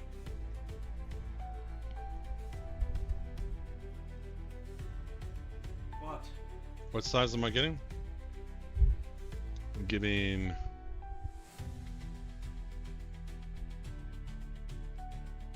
S2. Alright. Hemira, S2. Huge step. Oh, it's incredible. I think so. Alright, so S2 civilian grade A. Alright, that's what we're going for. Let's buy one. Alright, we got our first component. Hey. A.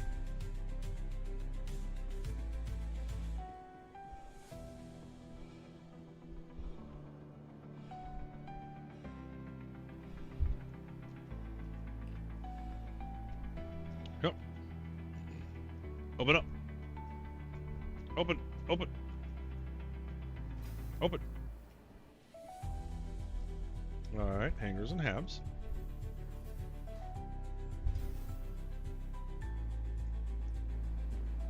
Let's head back to there's a medical. Over here. Take a right. Looks like people have been trying to block shit. See if I have my hanger still. Yep, I do.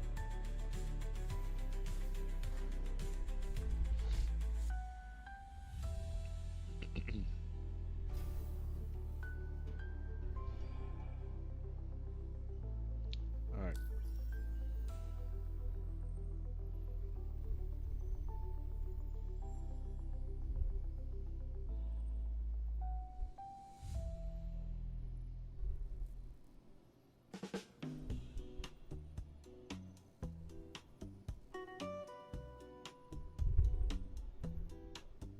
Is that the, which sister is that?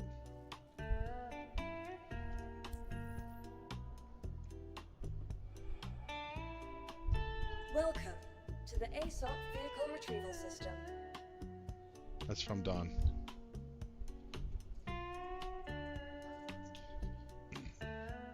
Okay. Sorry, I gotta send a text message.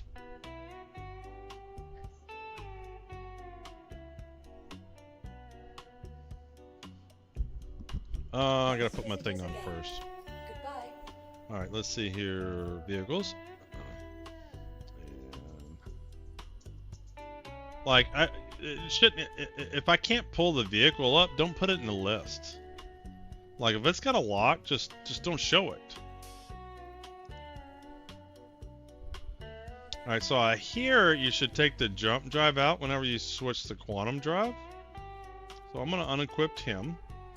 We're gonna save that. Right? And then why are there different coolers? What is a cooler bracer? Should I put something here? Further mind that propulsion jump drives doing good, doing it. Yeah, exactly. Like there's nothing here. Should I put something here? And it says, I don't understand this. All right, quantum drive. Let's unequipped. Those are the coolers for your. Ah, the snub. Okay, that makes sense. All right, we got Hermera back on. Bracelet's a size 1 cooler for the snub fighter. Thank you, thank you. All right, let's put him back in. Save, equipped. I wish CIG would discover active ships, inactive hauling, direct. Yeah, exactly. I agree, Frazzled. Okay, so that's good. There ain't gonna be changing the livery on this. Let's bring her up. And then we'll go to New Babbage. ASOP vehicle retrieval system. First time ever.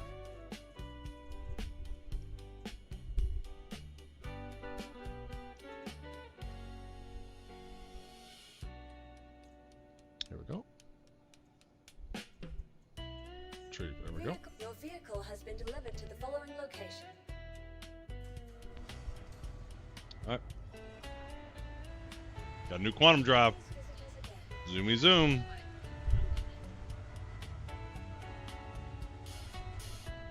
Be sure to really take in the scenery on the approach. Ooh, can I do I want to leave this here or do I want to keep it? Do I want to take this with me? I guess I can always take this stuff out and then claim it. How big is this?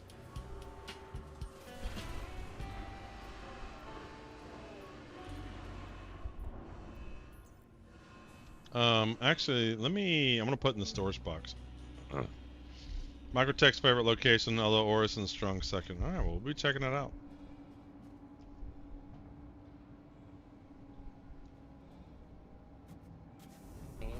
Alright, it's in the front.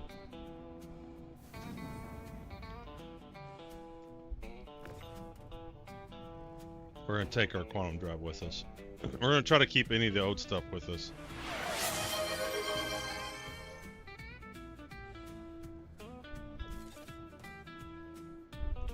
I gotta bring up the elevator again.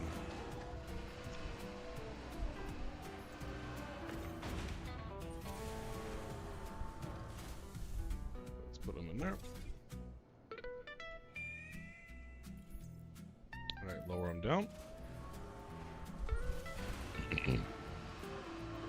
See if he'll fit in there. I don't know if he'll fit, but I'm gonna try because that's easy to manage. Alright, let's put him over. Double click that. Are you gonna fit? Yes! Thanks for the follow, Borg. Bring her up. That worked well. That worked very well.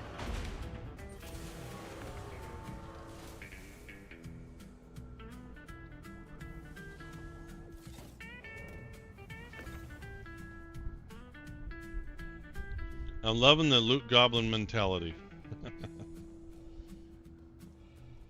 I'm weird when it comes to loot goblin. I take stuff that other people don't like. I love ammo. You always need ammo. Alright, that looks good. Alright, New Babbage it is. Open sesame. There we go.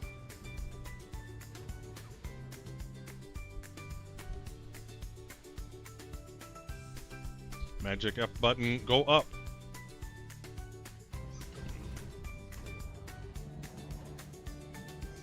Alright, back in the seat.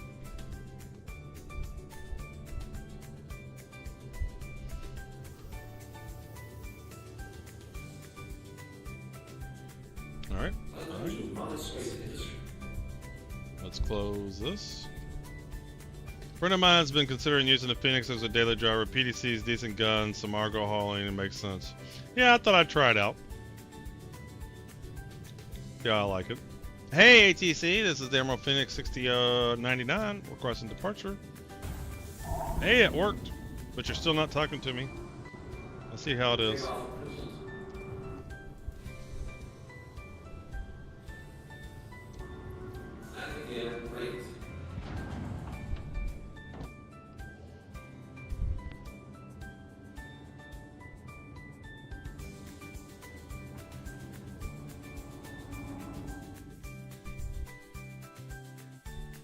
Alright. Let's get away from the station a little bit here. Let's plot a course. Charles Babbage. Ooh, 55 gigamamas away. Ooh, Port Tressler. Alright, we'll do a, while we're on Quantum, we'll do a, what do you call it?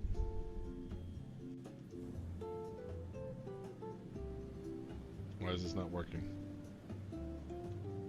Shields off. My jump drive ain't on, is it? Shields off.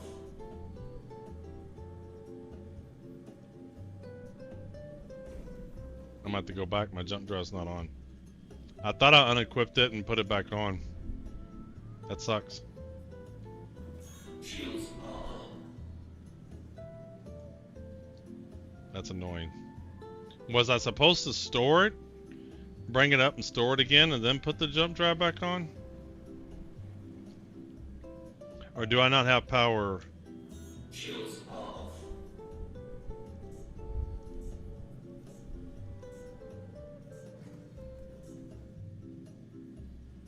Engines, guns. Oh no, I got no power to quantum drive here. Hold on. Yeah.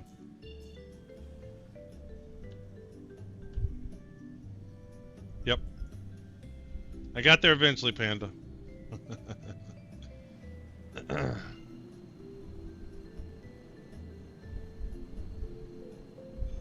Alright. Punch it, shoot.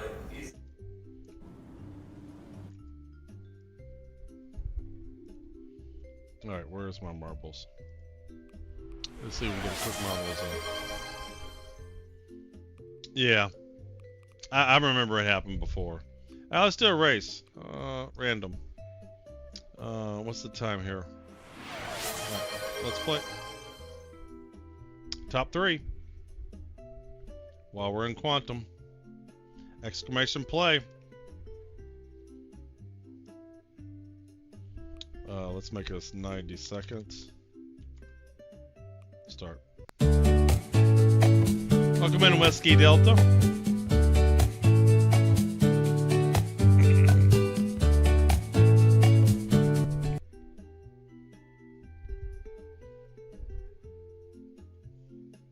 Let's get my codes ready. Alright, we got codes ready. Yeah, unfortunately, the marbles game, it only works with Twitch. I apologize for all the YouTubers out there, but it only works on Twitch. It's only integrated with Twitch as far as I know.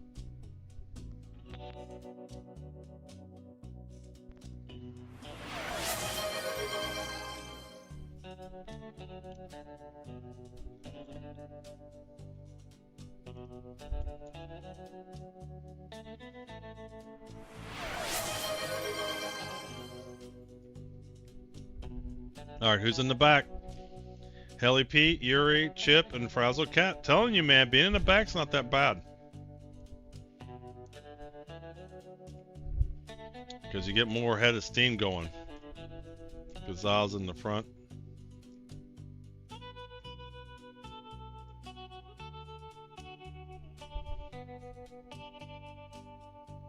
How we doing on quantum? Yeah, 25, halfway there. All right, here we go. I feel it this time gonna be good. I think you got it, Hella Pete. And they're off. Oh, you just missed the next day.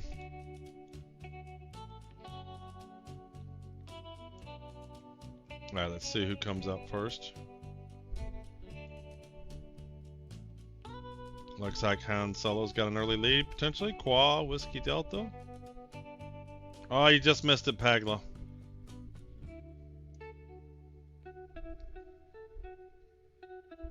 Look like Han, Texas Horny Toad, taking an early lead. I don't know if the booth command works. It doesn't. It's all random, frazzled. People just do it for fun. Marbles is just a random generator.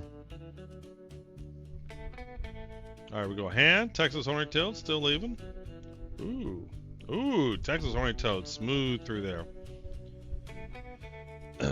Han bouncing around. What's our record? Oh, we don't have a record for this map.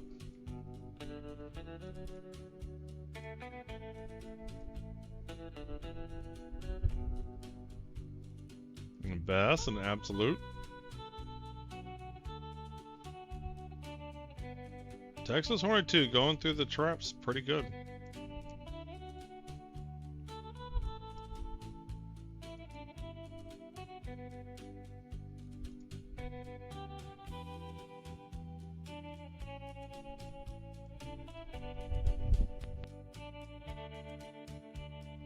I mean, it's not a random generator. It's random in that there's nothing that really you can do to affect the outcome, right? It's just what randomly kind of happens in the events. Like, it depends upon where you are when that wheel hits, for example. All right, Texas Horny Toad. Invest, they're fighting for first. It's just a way to randomly pick people.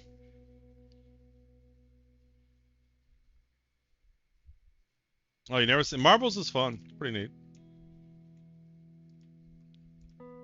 Like, if you want to give out prizes and stuff, it's a good way to give out prizes. I want to try to find something that works with YouTube too. The problem that I have is, like, I hand out codes, and so if someone on YouTube wins, I don't have a way to send them a direct message on YouTube. Like, in Twitch, I can at least send you a whisper. In YouTube, you can't send whispers or direct messages. Looks like Cadzilla, Vest, and Han. So I'd have to know what your you'd have to be in the Discord. I'd have to know what your Discord handle is, etc. Well, this one's rough. All right, let's start handing out codes since we're here. All right, who came in first? Cadzilla came in first. If I went and just DM me in Discord, I'm already in it. Cadzilla. There you are. And then who came in second? Vest came in second.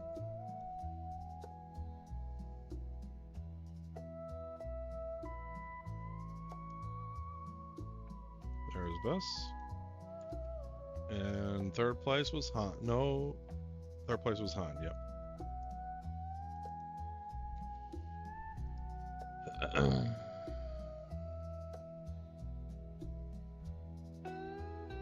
Where is Han? There you are.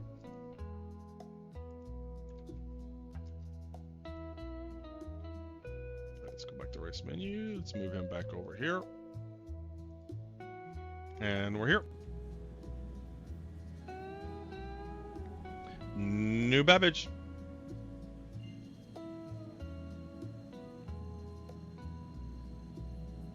Punch it, Chewy.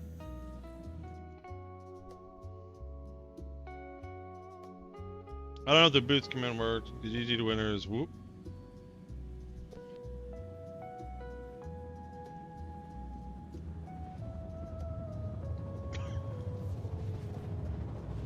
The handle is the same. Yeah. The problem is, it's not like, I mean, if you were to win, it's fine, but if other YouTube people were to win, and if they weren't in Discord, I really don't want to deal with that.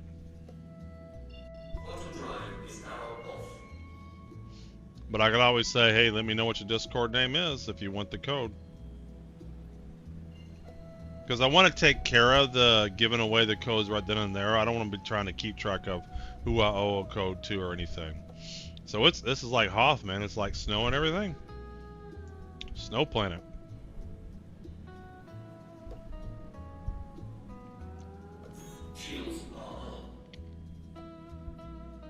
Boost is only enabled on specific tracks that the streamer actually has to pick. There's a section of marbles for track selection for boost enabled maps. I'm so used to marbles DNF, I didn't see it even happen. So where's the airport around here?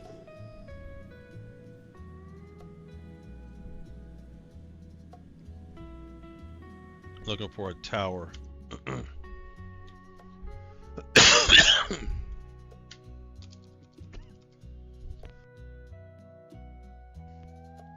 Alright, so where's the flashy light?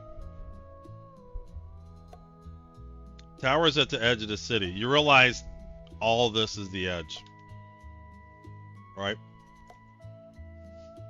When you say the edge of the city, the whole...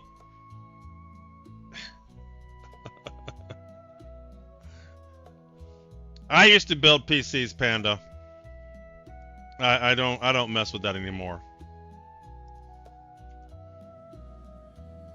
I don't mess with doing my PCs anymore. I get pre-configured ones.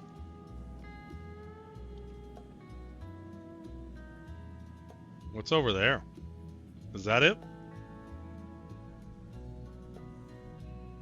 Tram line heads out to the ridge across the lake. Yeah, that looks like it right there. So what's over here? Anything cool?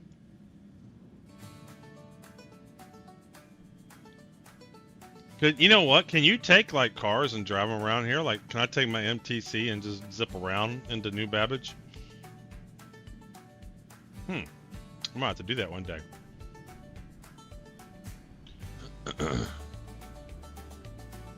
You can. Oh, cool! You can land down there at the end of the tram line near the city and walk directly to the commons. Cool. You can fly and try to avoid the buildings. Yes, you can. And during Christmas time, there's even a homeless camp. Not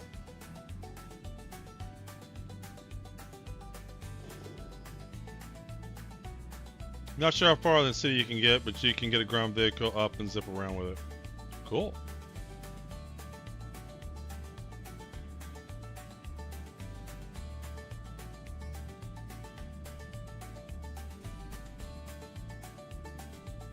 I think the secret exit spot is always there. Hey ATC, this is the Emerald Phoenix 6099 request and landed. Go on, request and landed. Let's see here. Comms. You gonna be like this? Friends. New Babbage International Spaceport. I remember New Babbage was my first home star since back in 316. It was in awe. Ooh, medium hanger. Here we go.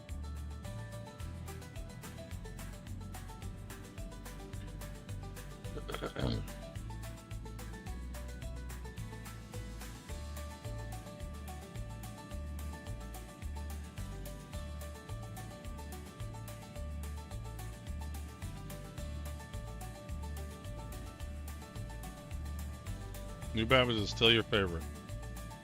Even the 4 landing pads in 2.0. Christmas tree in the city. I'll have to check that out next Christmas. I had no idea.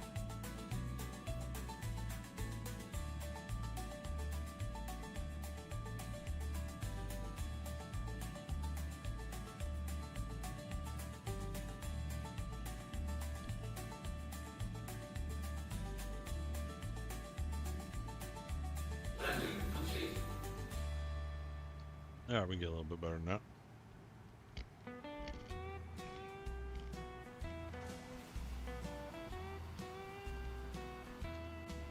Yo, running out to the pad without a helmet, good times. Engines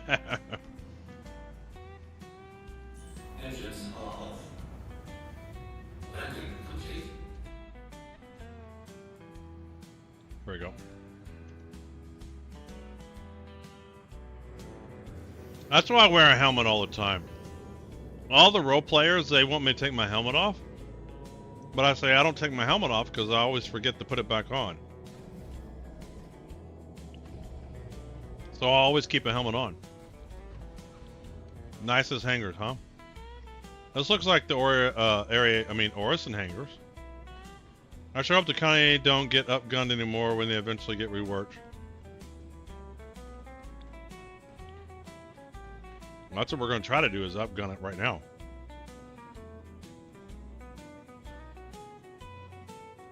Welcome to the ASOP let's store vehicle this. retrieval system. We know the struts will be reduced a lot. Let's see if it grows in size or not. Alright, RSI, Phoenix. Let's store Your that. vehicle has been moved to our storage facility. Please visit Alright, so 2 shops we need to go to. We're going to... Where are we going?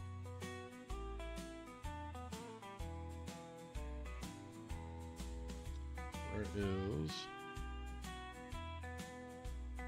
Where'd my browser go? There he is.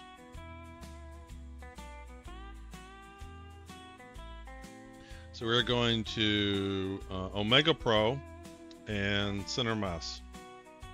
Just go to the comments. Omega Pro is on the shop. Yeah, but I need to go to Center Mass too.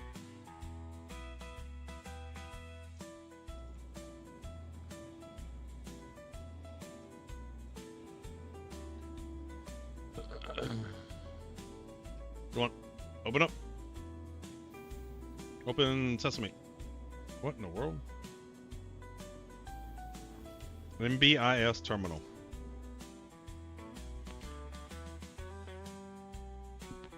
Center Mass is in the comments as well. Alright, so where do we go here? Metro Loop. Alright, Metro Loop. Alright, International Spaceport. Luxury Rentals. Ooh, what we got over here? Ooh. Picos. Nice. Got some treats back here. Can you buy that big one? No.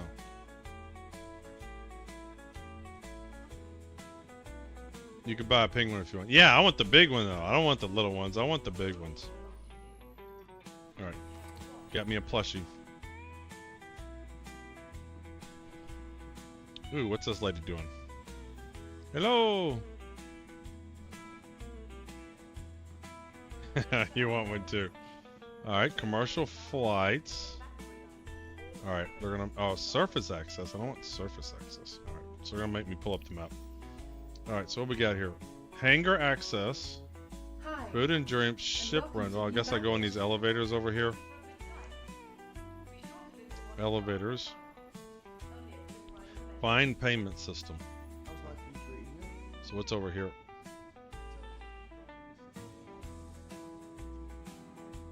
Fleet manager, ground vehicles. Alright, take the Metro Loop to the Commons. Alright, as soon as I find the word Metro Loops, then I'll know where to go.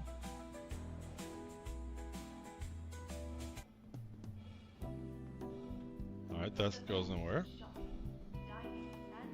See, what's funny is nothing says Metro Loops on here. So when you say take the Metro Loop, that means nothing to me.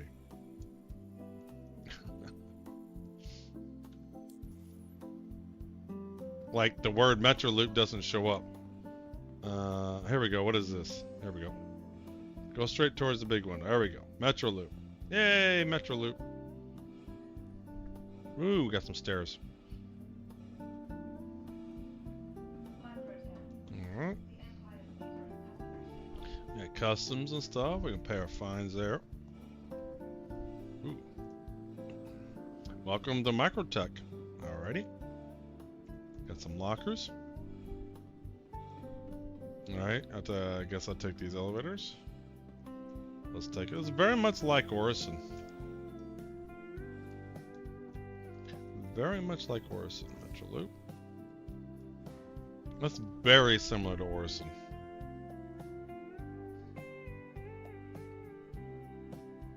Yeah, it's similar. Alright, I guess we go to here, Metro Loop. The Aspire Grand, and we got the Commons and Tombow, so let's go to here. The Commons. No! Hold that elevator! Hold it! Careful, doors are now closing. Where's my, there we go. Train departing, and... next stop, the Commons. There we go.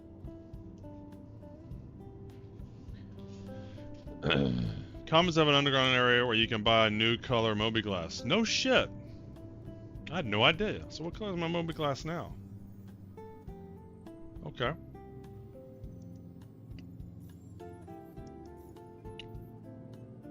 Huh.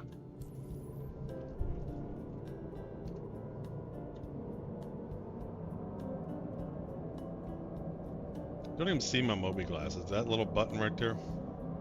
Yeah, jam it. Apparently. I mean, on the wrist itself, yeah. I mean, is that it? Where is it?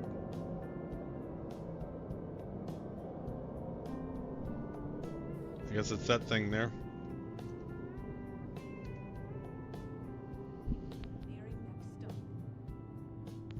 I'm in power right now and about to fly back just to change my Mobi color.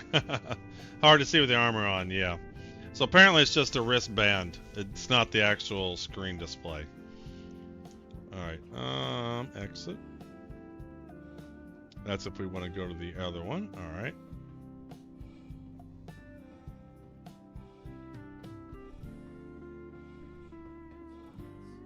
Okay, more commons. The commons. We got 2 stairs. You're sad now. Yeah, it's just a wristband. I choose my words poorly. Yeah, it's alright. Alright. Let's see what we got. Food and drinks, food and drinks, food and drinks. Alright, I guess this is one of these places they don't tell you the names of them. The Promenade. Alright. Clothing shop. Alright.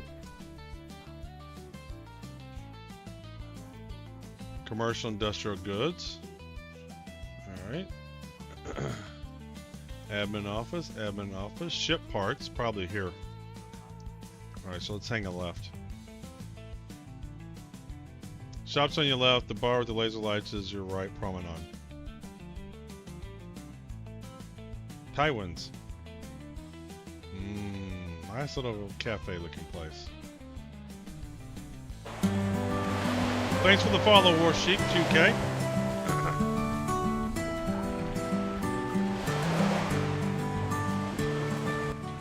Factory line. Center Mass. There's Center Mass. And there's Omega Pro. Let's go to Center Mass first.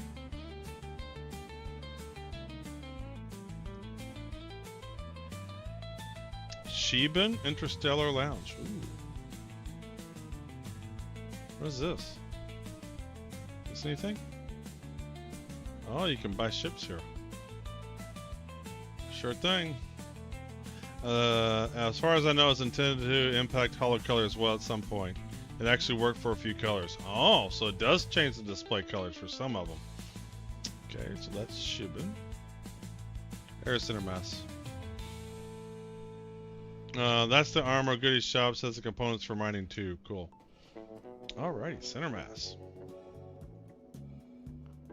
Shot count. We got an inventory thing. Is this it right here? Here we go. Oh yeah, oh yeah. What are we getting from here? We are getting the Umski. No, I don't want the Umskis. I want the attrition. Can I get the attritions here?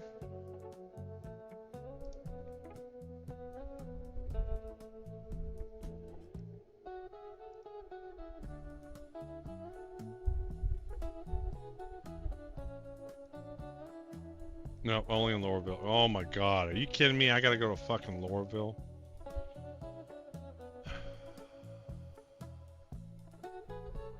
Only in Hurston. I hate going to Lorville. Alright, guess we're going to Lorville too.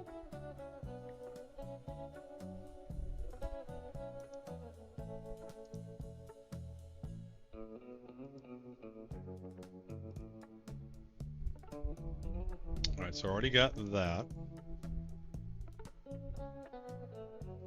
So I need Omega Pro, Omega Pro, Omega Pro, and what am I not? Something's messed up. What am I not getting? What am I getting at center mass? I've messed this up somehow.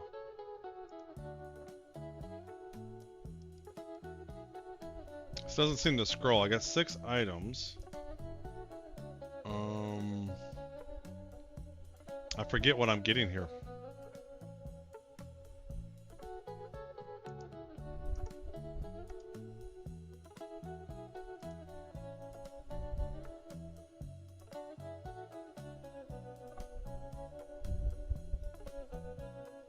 Center mass is only guns and missiles. So I wouldn't be getting anything here because I'm going to, I don't want these. I want the attritions. So I didn't even need to go here. I need to get the parapet, the Genova, and the snowpack. I already have the Hermera. So this is all center mass. I need to go to, not center mass, but the other place.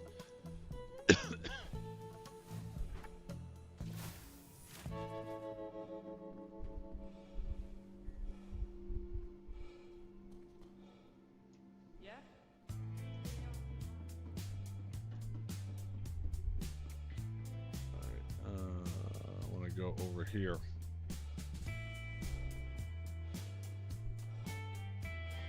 Omega Pros where I want to go.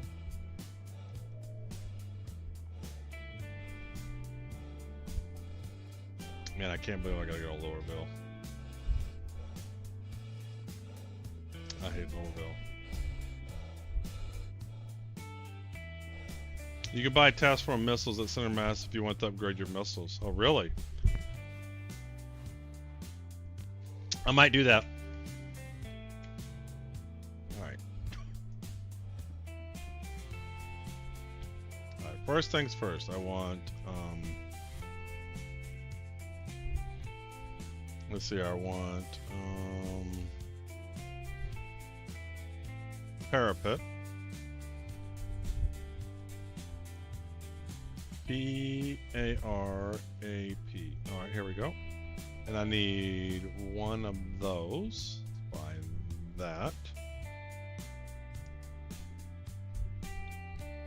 Alright, and next we want the Genova, G-E-N-O-A.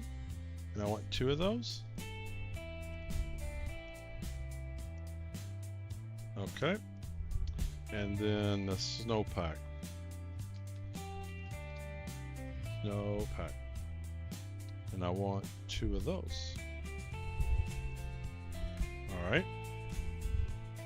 And then you're saying there's some good missiles I can get over at center mass. For coolers, I personally recommend the civilian grade A, 2 of them. They cost less to fully power. For the coolers. What did I hit? Snowpack is industrial A. What is the civilian? Well, what's the cooling generation? Like, don't I want a higher cooling generation?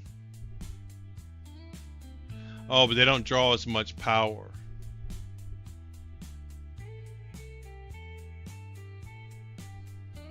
Don't I want hit points?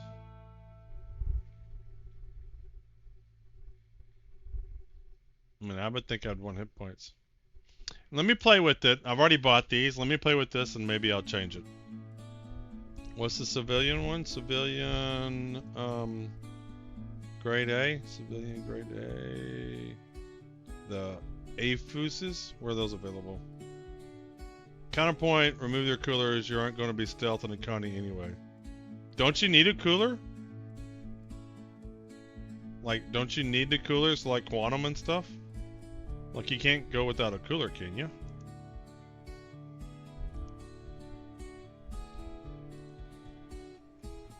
Alright, it's over to center mass. Oh, did I get everything? I did. I already bought everything. You don't need the coolers currently. Really? So then why do people run coolers? Like when it says quantum, it says cooling. Is that not based upon the coolers you have?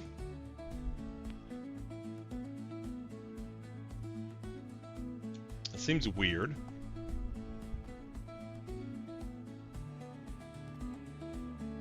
Means on ice. So I should just take my coolers out? Well, you know how it says cooling? You know when you go into, like if I quantum for a long time, it says cooling or something. I thought. Maybe I'm misremembering. They don't do much right now. You can easily turn off one to give minimal power to the other. No, keep them.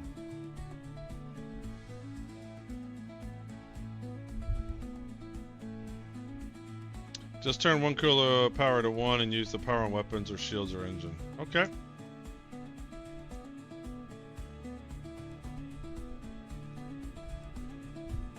There's center mass. Coolers serve no point until engineering.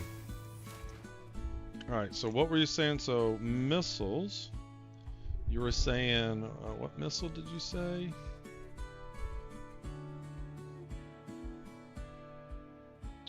Scrolling back up. Could buy Task Force 1 missiles. Missile racks. So we got S4, S1s. Is the Task Force S4 or S1? Task Force 1 electromagnetic missiles, they have good tracking. Is it the, oh, I can't change this at all. Task Force 1. So I can do 7 of those. On aero infrared missiles, I do a little bit more damage.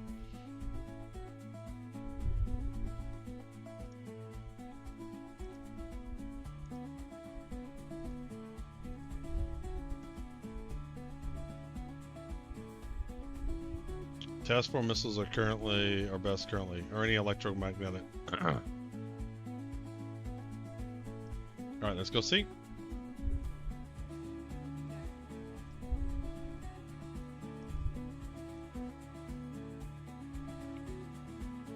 So how many do I gotta buy? So do I have to buy 28 of them? Yeah, 28. Alright. Bye. Bang, bang. Oops. Let's do some minus. There we go. There we go. Alright, let's head back.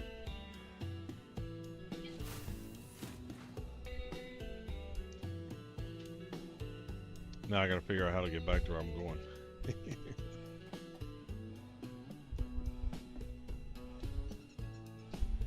I gotta find that big set of stairs. Where were you at?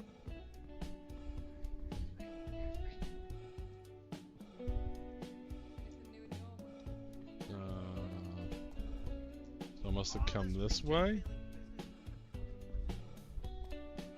What is this? Did I come this way? Oh, this is TDD. Alright, I'm lost.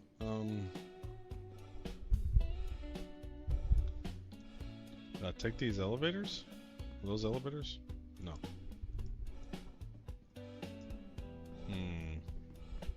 I'm lost already.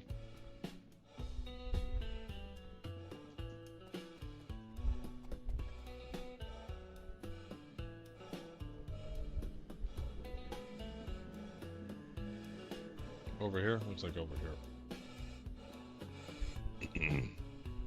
There we go.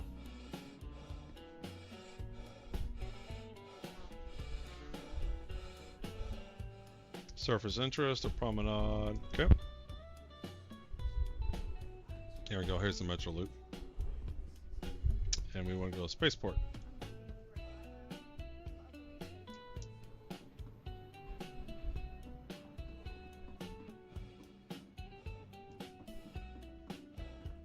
Alright, metro loop. That's right. Come on down for a visit, buddy. I'll move the trash out of the way. Okay.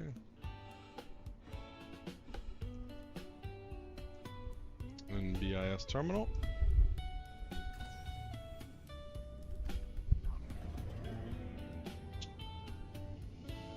I might hold off going to Loreville, just try out, after I upgrade this, do a mission here and try this out, and then we'll try Tristan's later.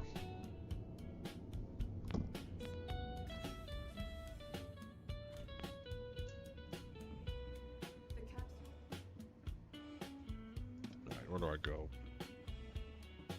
Looks like this way. Thank you for visiting. Okay.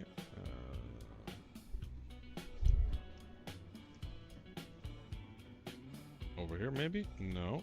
Where do I go? The fuck?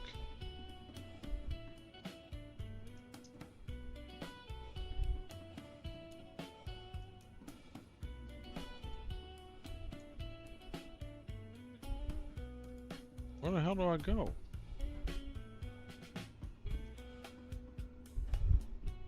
Am I missing something? Is there an elevator somewhere?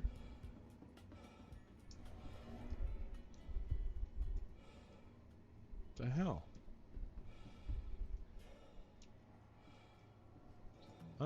I'm in a place where you can't go nowhere. Do I have to get back onto a thing?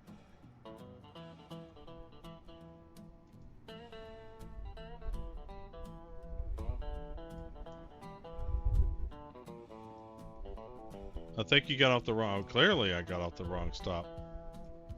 I thought it said the MBIS terminal.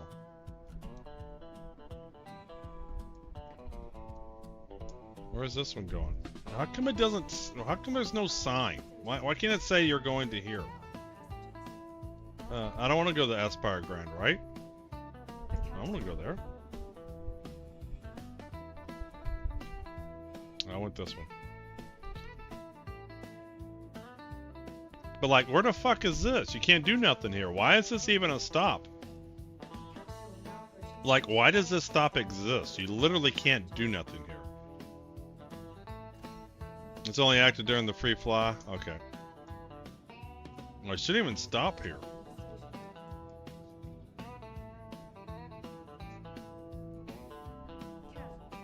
Train departing in. I don't like how it doesn't tell you where it's going until you're already on the train. Next stop, the Commons. Jesus Christ. Yeah, but it has... You can go to the expo in Area 18. There's 3 stops, right? And you still have a place you can visit. There's nothing there, but you have a place you can visit.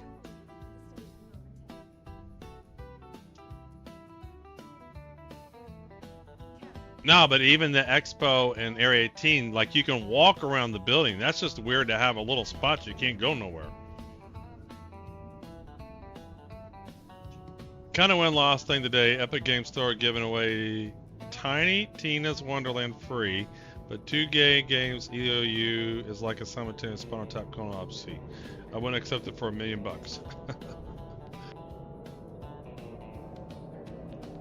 Next spot, MBIS terminal. Yeah, we got ads. I do ads every hour. Normally I take a break and stuff, Panda. But it's either ads every hour, or when someone first comes into the stream, then they get ads, and I think that's even worse.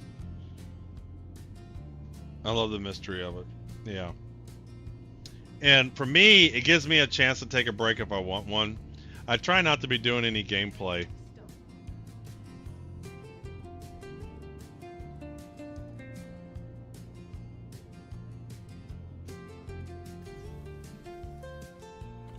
Alright, is this it? I'm afraid to get off. New batteries interested. Explaining this while he has ads is funny. Yeah, I know, but I've seen some people, like, even when ads are playing, it literally says that. It, like, they can still hear me.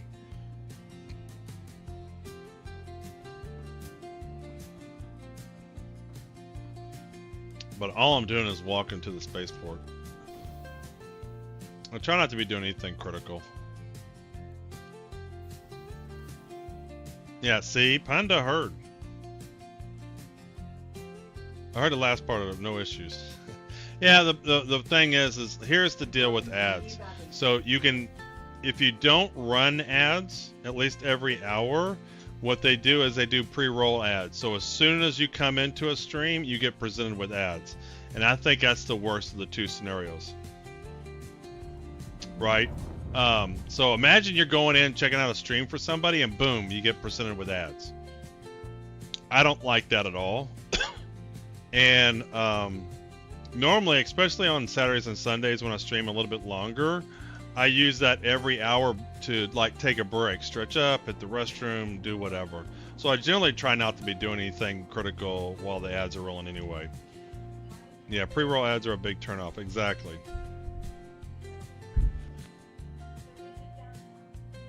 And I use it to kind of remind me, hey, maybe take a break, stand up, stretch, etc. And for my longer streams, it really does help, at least for me. Hangars, here we go. Fleet manager, ships only. Welcome to the ASOP vehicle retrieval system. Let's deck her out. Goodbye. So what do we do here? Yeah, but I don't know why they're being used. I just wish they were not unskippable. Yeah, I know, I get it. All right, let's see. Vehicles.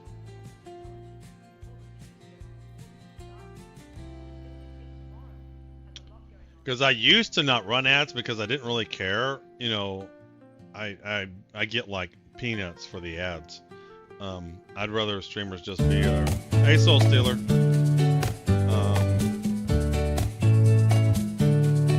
But then people were getting ads when they first came in. It all happens when you turn affiliate. All right, let's see here. So I want to replace these with the snow packs. Save that. I want to replace these with those. Alright. Quantum Drive I've already done. So far not bad. We're only kind of doing some shopping. We're just decking out the Phoenix. What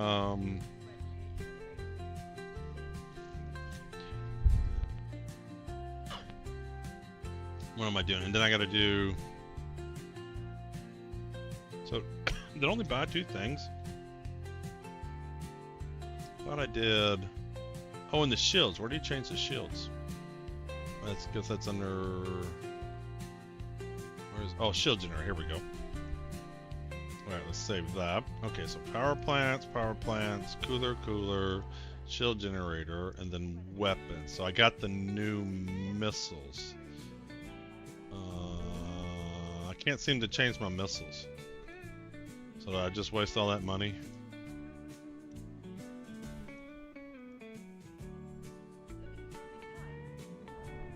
So I don't see where I can change these to the task force. Am I missing something? Unequipped. Oh, but so it doesn't do like the other stuff where you can see the other ones. So I have to unequipped. Nah, I don't see the task force. You gotta take them all off? Okay, that's wild. Shit. Hello, and welcome to New Babbage, capital city of microtech. From the rack. So I have to manually do this? Creativity.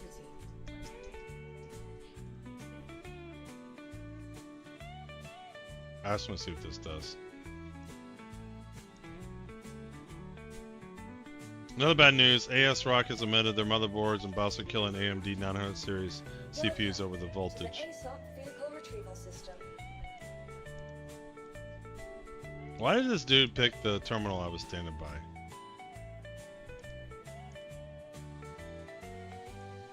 Well, I almost don't want to do it. But that's fine. I want to get the experience. Vehicle selected. Stand by. Your vehicle has been delivered to the following location. That's cannon. Alright, that's all the missiles. Vehicle retrieval. Your vehicle has been delivered to the following location. Please visit us again.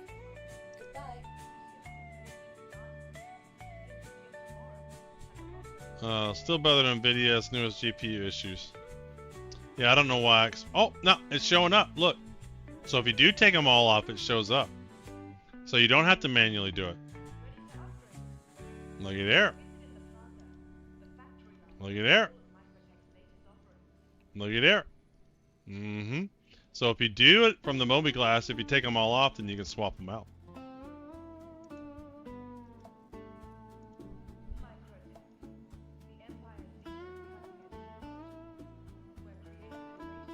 Alrighty, that'll save me some time. Oh shit, wrong one. Unequip. It's because you aren't allowed to mix different missiles, and it makes sense. That makes sense to me. But at least I don't have to do it manually.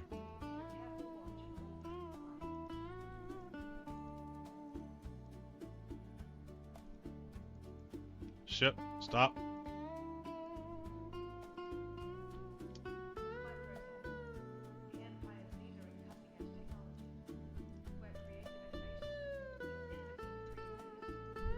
Alright.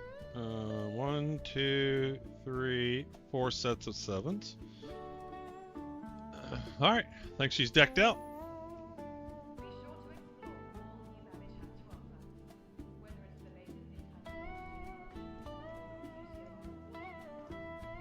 I still have my hanger. I like calling my ships up from the actual hanger. If I can. Yes, good, I still have my hanger.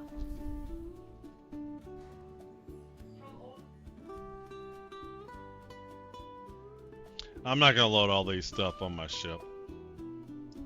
I just know they're at New Babbage. If I need to come get them, they're at New Babbage. Welcome to the ASOP Vehicle Retrieval System. I'm in the market for a new gaming rig and I dread spending $3 grand on a brick.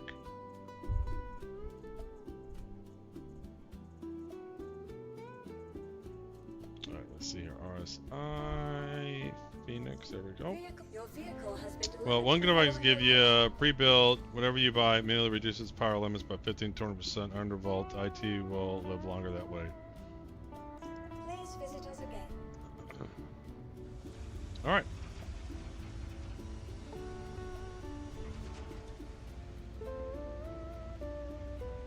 Four hours and 37 minutes in, we're going to do a mission.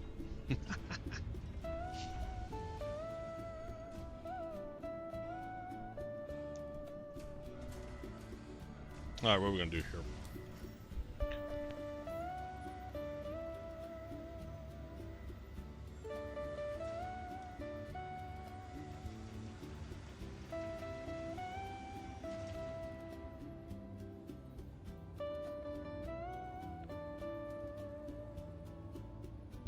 I don't want to do scenario 8. Ambush and amateur. Combat gauntlets 3. Congrats on Opinion Part 2. The third scenario throws tactical consideration in the mix. This time around, attacking ships are from distinct classes with distinct battlefield applications. Knowing what targets are prioritized is vital to surviving engagements against multiple ships. Whenever you're ready, head to the Astro Mining Belt to get started. As a bonus, successful completion of the scenario will net your original contract reward of 5 script. Tricks of the trade. Bigger they are, try to evaluate which threat is the most dangerous and take them out first. Shields. If you're taking a lot of damage, don't be afraid to boost away and let your shields regen. Maybe I'll just try this one. I'm probably gonna die, but we'll just try it. Welcome back, Rook. I've got a more tactical lesson for you this time. We know you can fight multiple ships at once, but now we're going to dive into the calculations that separate an average combat pilot from a great one. I'm talking about target priority, choosing which ship to shoot when. It can make all the difference when you find which ship to unload my new task force on. Head to the training site, and we'll give you some hands-on experience. Alright.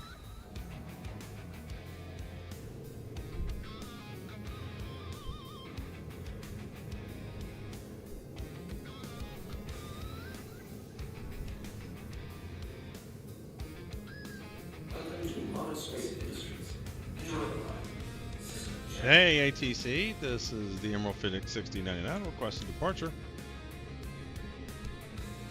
You're not gonna talk to me, are you? ATC, I wanna go. Thank you.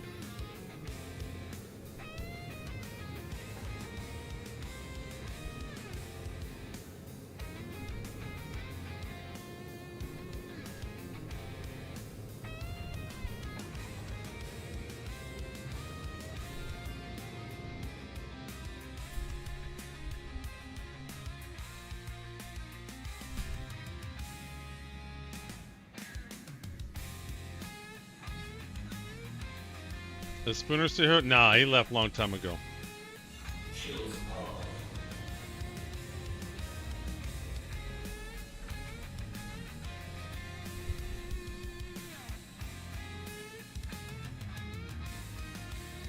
Come on, get me out of here.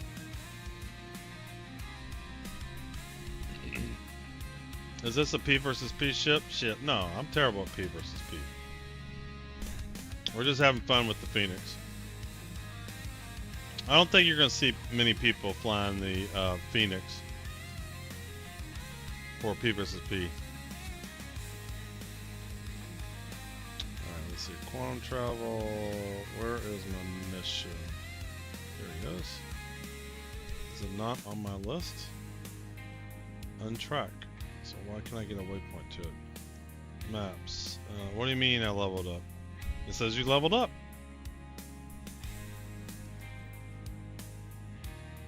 There we go.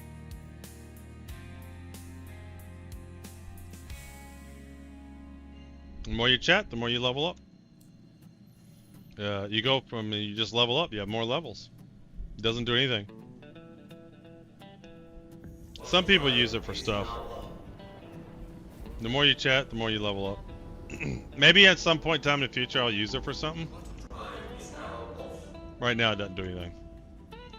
Fish? The hell?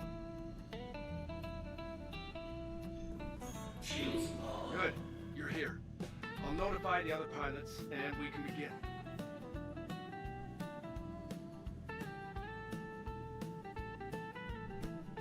Alright. Is anybody gonna show up? Looks like you got inbound. Weapons free. Okay. Where are they at? This is where I love the Himera Quantum Drive. Alright. What is that? Is that an F-7C? That looks dangerous.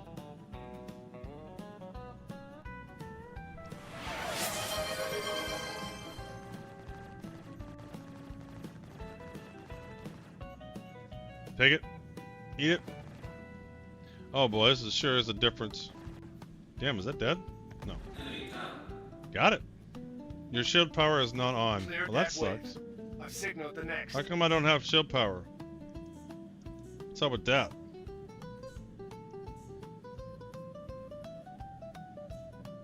Shields off. No, it just says they're off. What do you mean? Shields off. There we go. Hey, we got shields. Quantum drives. What is this? Life support, coolers. Take one from that. Let's do some guns. Can we do more guns? Ooh, we got more guns. How much of guns can I do? Look at that. Oh yeah. Oh fuck yeah.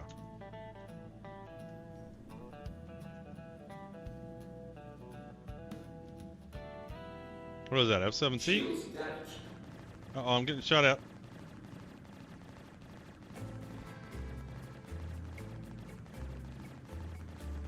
Well, this feels like a peace shooter.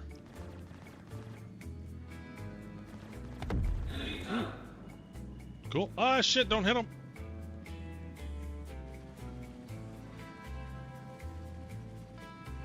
Remove cooler power. Watch, it does nothing for you. I turned the cooler off. Did you see that? Alright, let's turn back around. Fire at the pip if you can leave. Yeah, no, I get that. But you gotta understand I'm not very good.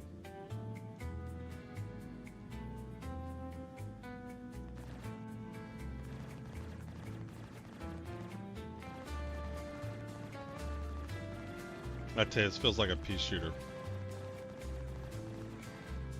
This doesn't feel very powerful.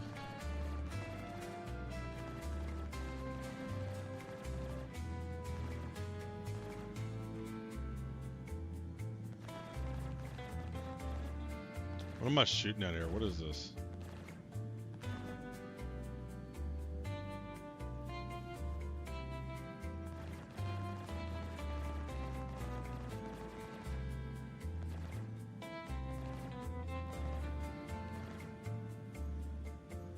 Shields damaged.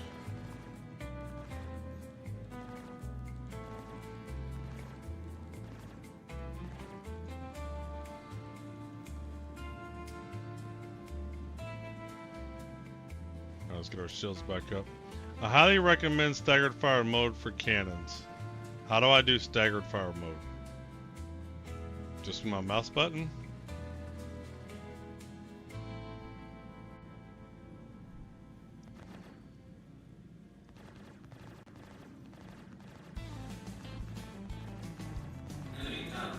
Hey, got him. What was that? Shoot him some more. Take that. There we go. Oh shit, he's shooting at me. Leave me alone.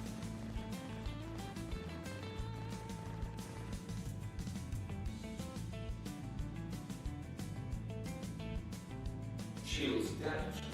How do I fire my missiles? Or do I have to have a co-pilot for that? Default doesn't have binding for oh. Alright, we got our shields back up.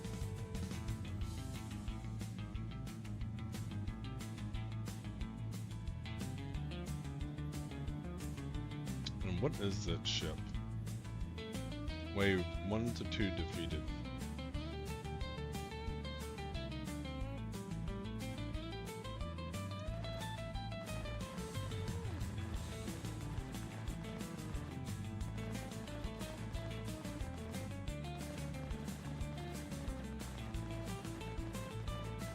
Nope. Desync. Yeah.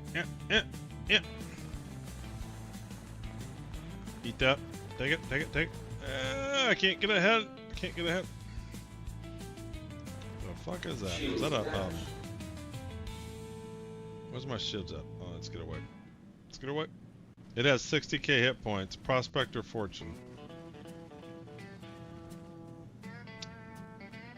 Yeah, I hit the middle mouse button. It didn't change anything. Because that's how it was on the Asgard. Oh, there it goes.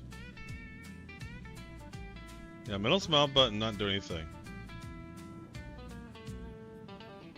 But shit, sometimes I've seen stuff bug out.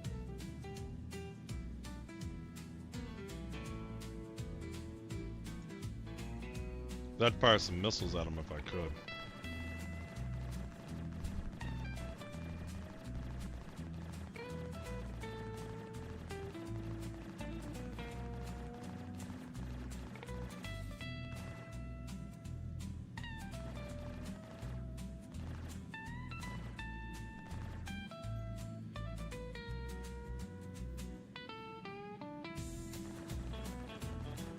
Should I not have more display information on my screen? I feel I don't have like any details on my screen. Get closer, huh? Shields damaged. No, he's shooting me. Stop shooting me.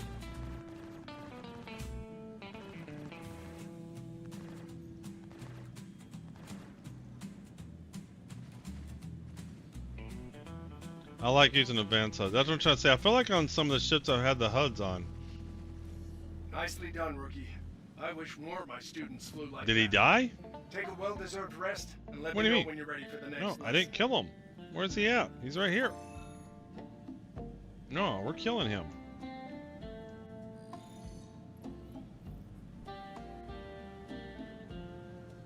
No. We're killing him.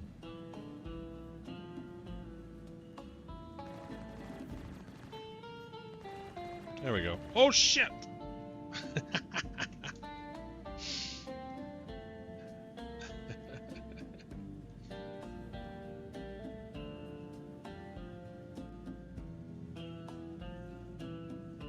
Tell you, that feel like very powerful guns.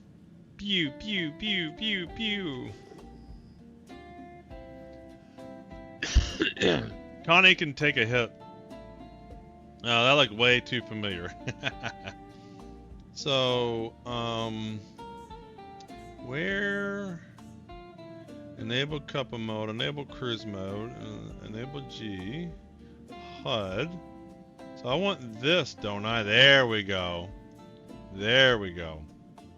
Now I got some more information. Nah, it's not that. like when I fly the F-7C Hornet, it just feels like it's got power. Boom, you know, like it just the guns sound powerful. These just sound like little pea shooters. No disabled G-Safe. What do you mean disabled G-Safe?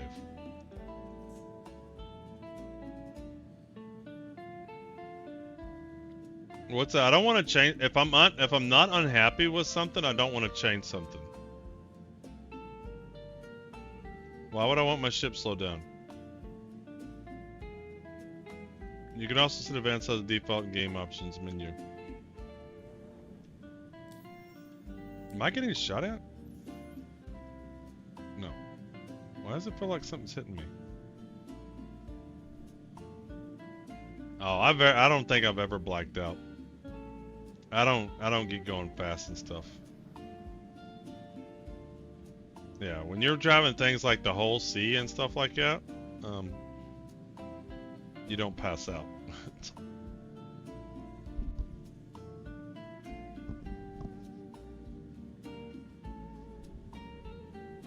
It's really weird. It just feels like something's making some noise. Alright, so that wasn't too bad. Let's try something else. What's next? So we did that. So is there a phase 4, a scenario 4? So how do you get scenario 4? I just did scenario 3, did I not? So I just did scenario 3. What opens up scenario 4?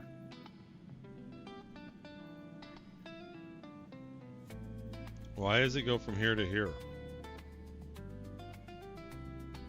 Oh, there's scenario 4. Good job, Pat. No, all the threats are apparent. Congrats on completing part 3. It's the threats you don't expect that can be the most devastating. Scenario 4 is focused on how to identify and deal with stealth targets, okay?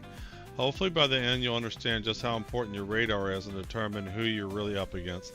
Expect to have regular and stealth ships hunting you down. Mark your way to the asteroid. Let's try it out. I mean, let's go try it.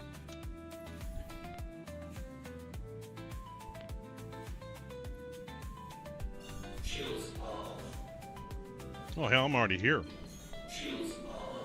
Am I not? Yeah, I'm already here. Okay, you're in the right place. No shit. Stand by while I deploy your targets. Alright.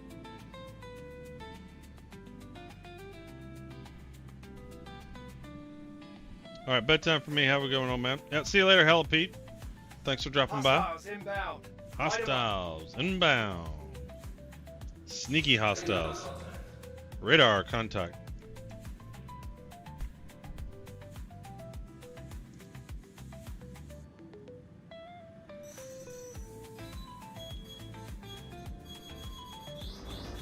Shields damaged.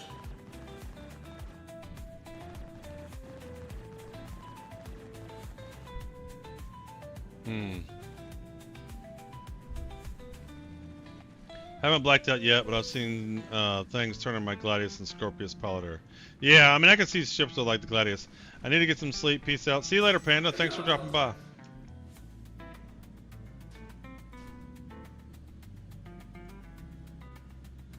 So, I don't understand what I need to do different here, if anything at all. Let's go a bit closer.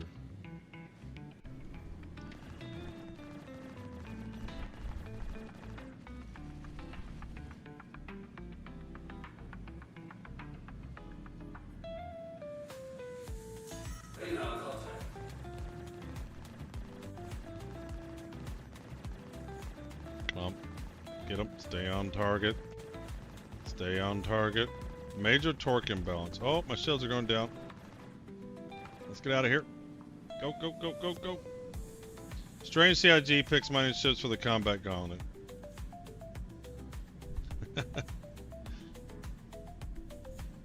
Yeah, I guess it is kind of strange, isn't it?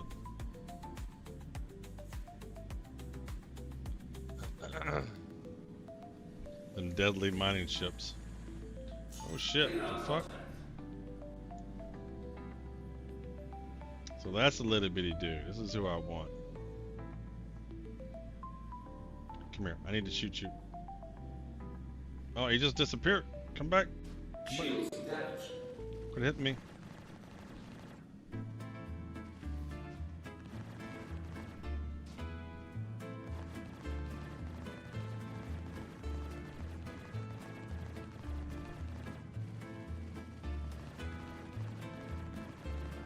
on target.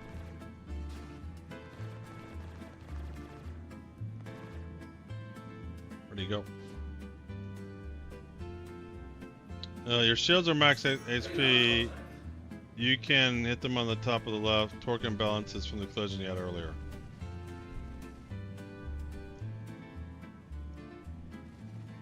I wish I could fire my missiles.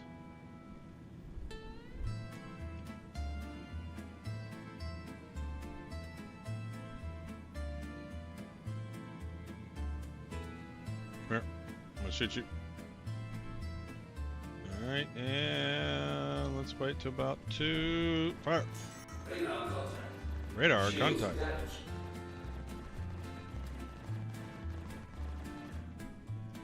Is that a raft? What is this?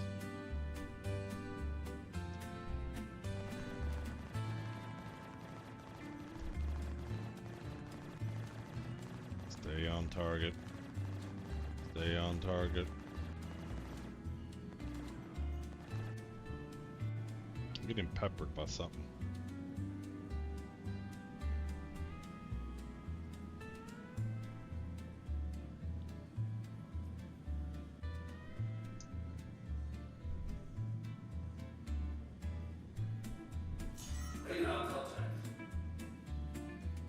Radar contact. Come on, get in there.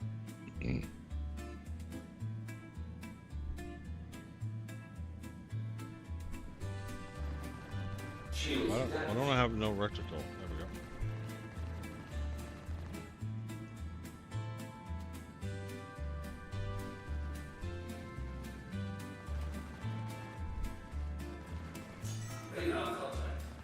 Radar contact. Die. Come on. Come on.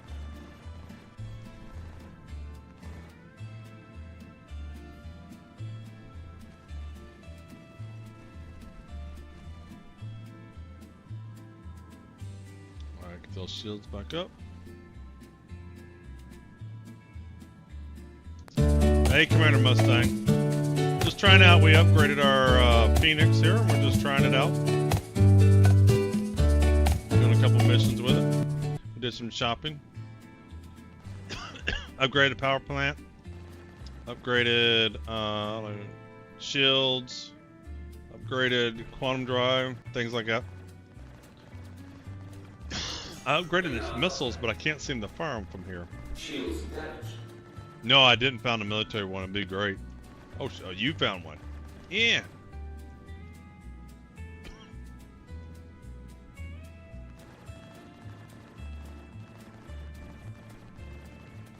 I'm tired of shooting this thing. Oh, he's starting to spin.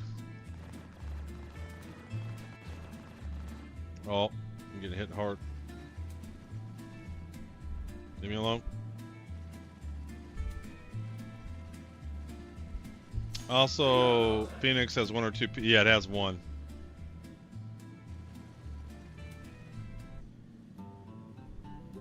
Alright, shields back up.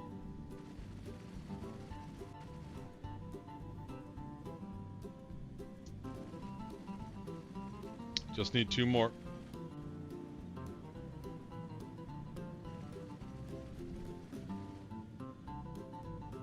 Five clicks out. 4 clicks out. 3 clicks out. 2.5 clicks out. 2 clicks out. Shields down. Oh, who's firing missiles at me?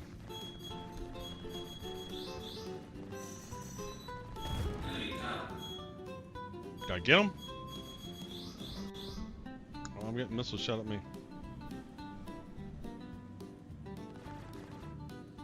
So is he down? Yeah, he's down. Alright, so where's this stealth dude at?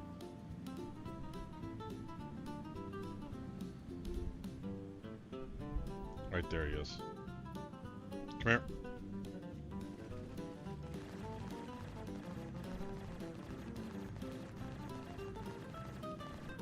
Boom. That looked cool.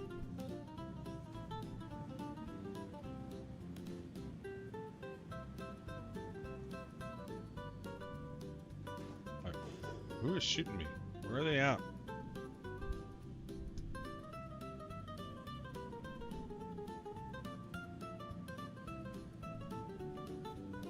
These are going to be hard to hit for me. Yeah, they're just little bitty ships. These are going to be hard to hit. Leave me alone.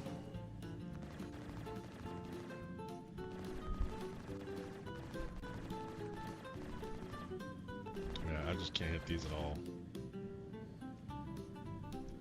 One PDC, but it's really the best solo user ship right now. Really?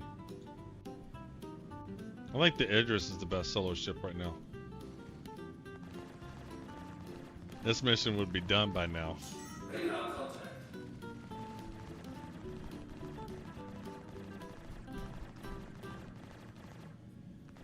Come on, die, die, die. Hey, got one. Alright, where's the other stealth dudes? Alright. No, here's another one. Come here. Until they nerf the... I know, I'm just playing. But it is the best solo ship right now. Convince me otherwise. Prove me wrong.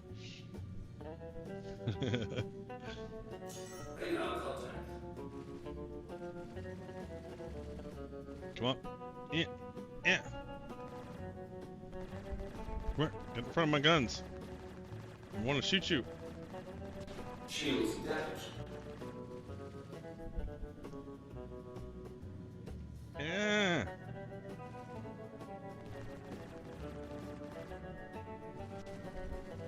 Oh, you're much faster than I am. I can't believe you said Idris best solo ship. Am I wrong? I will put this Phoenix up and I will come back and do this mission with the Idris all by myself.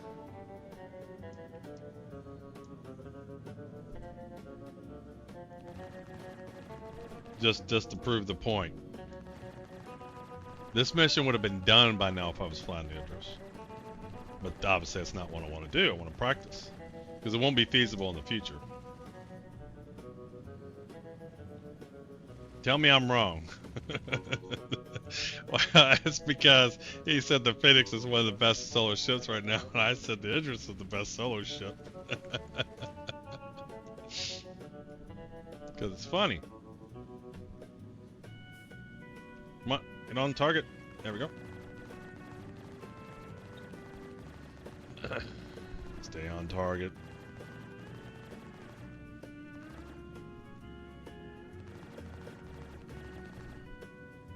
Yeah, there we go. Gotcha. Is that everybody? I got one more, I think. There he is. This guy over here. Where you at? Come here.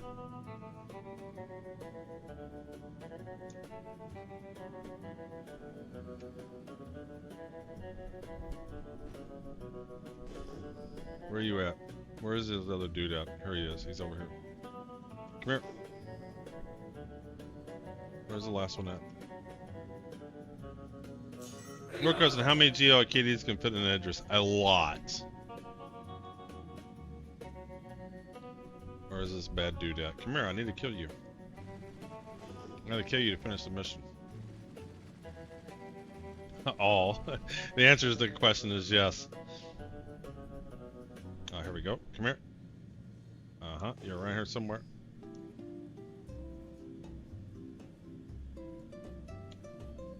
There you are. Ooh, come here. Yeah, yeah.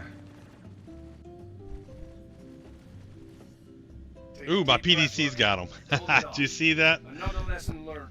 Hit the showers. Celebrate. My PDC got him. See you when you're ready for the next one. Alright, cool. That was fun. Nice. So, I think tomorrow I'm going to get the attritions just to see how that feels. And I might do the same 2 missions just to kind of repeat it. Let's head to the nearest. Where's the nearest station? What is this? That's a mining base. Ooh, a little too far away.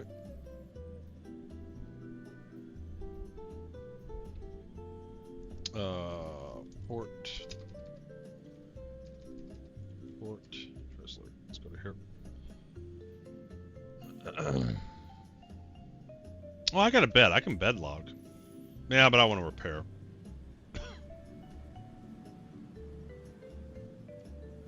Shields off.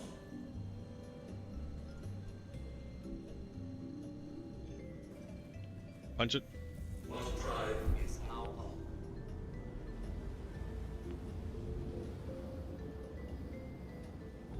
Water drive All right. is now off. Where's my station? There we go. Yeah, too much. 0 and 5. Water drive is now on. All right, and then right here. Port Tressler.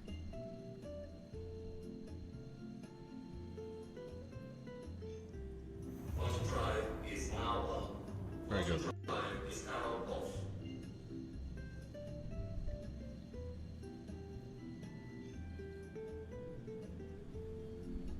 Coming in hot. 18 clicks. 16 clicks. Shields are up.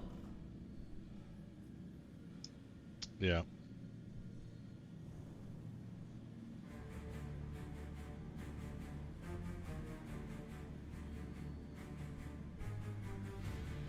All right. Hey, ATC. This is the, I'm off to the side here. Emerald, Phoenix Emerald. $16.99. Request and landed.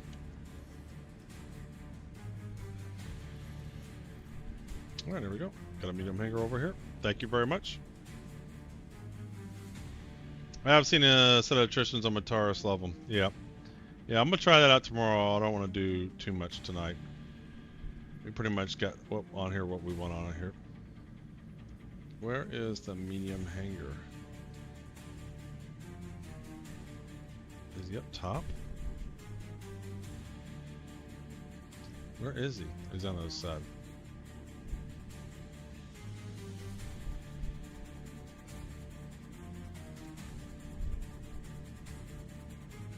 There we go. Well, your current weapons have 2300 DPS, attrition's 5000, trade-off being 200 mass liters, but it's worth it for the P versus E. Yeah, I'll try them out. I'll see how those missions feel.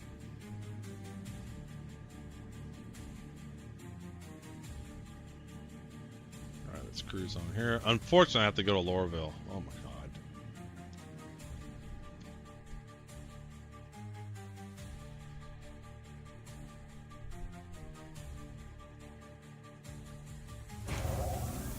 Let's get in a little bit closer. There we go. Pour him down. Engines are off. Alright, F2. And landing. Alright, 1.2. No restock. Got that. Got that.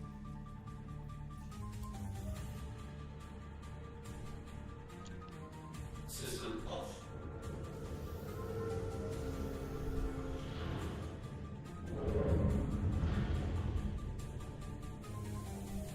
Let's go down.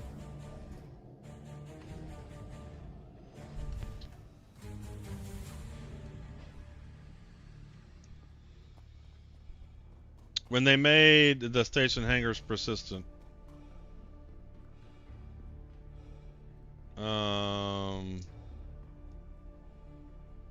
your turret guns right in solo, keep the PDC of course, it would increase your shots from 97 to 131. Okay, that makes sense. I don't understand your question, Han. Vehicle retrieval system. Alright, let's see here. Let's store him, make sure he does okay. And then we'll do another marbles. Store him. Vehicle has been moved to please visit us again. And then we'll raid out. I left my Terrafin medic 3 days ago in Everest and logged in today and it's here. Yeah, I mean, the hangars have been in persistence for a while. By the way, did you know you can equip a bunch of PDCs on the Hawk? Yeah, I heard there's a glitch on that. Like you could take their F8C, FC Lightning or something, F8C, and load it up with PDCs. Pretty much if you go P versus PN with that, you're going to get reported.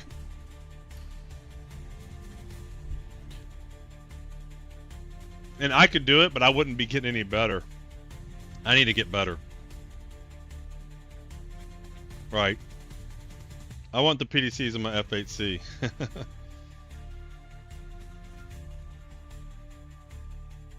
Yeah, I heard about that.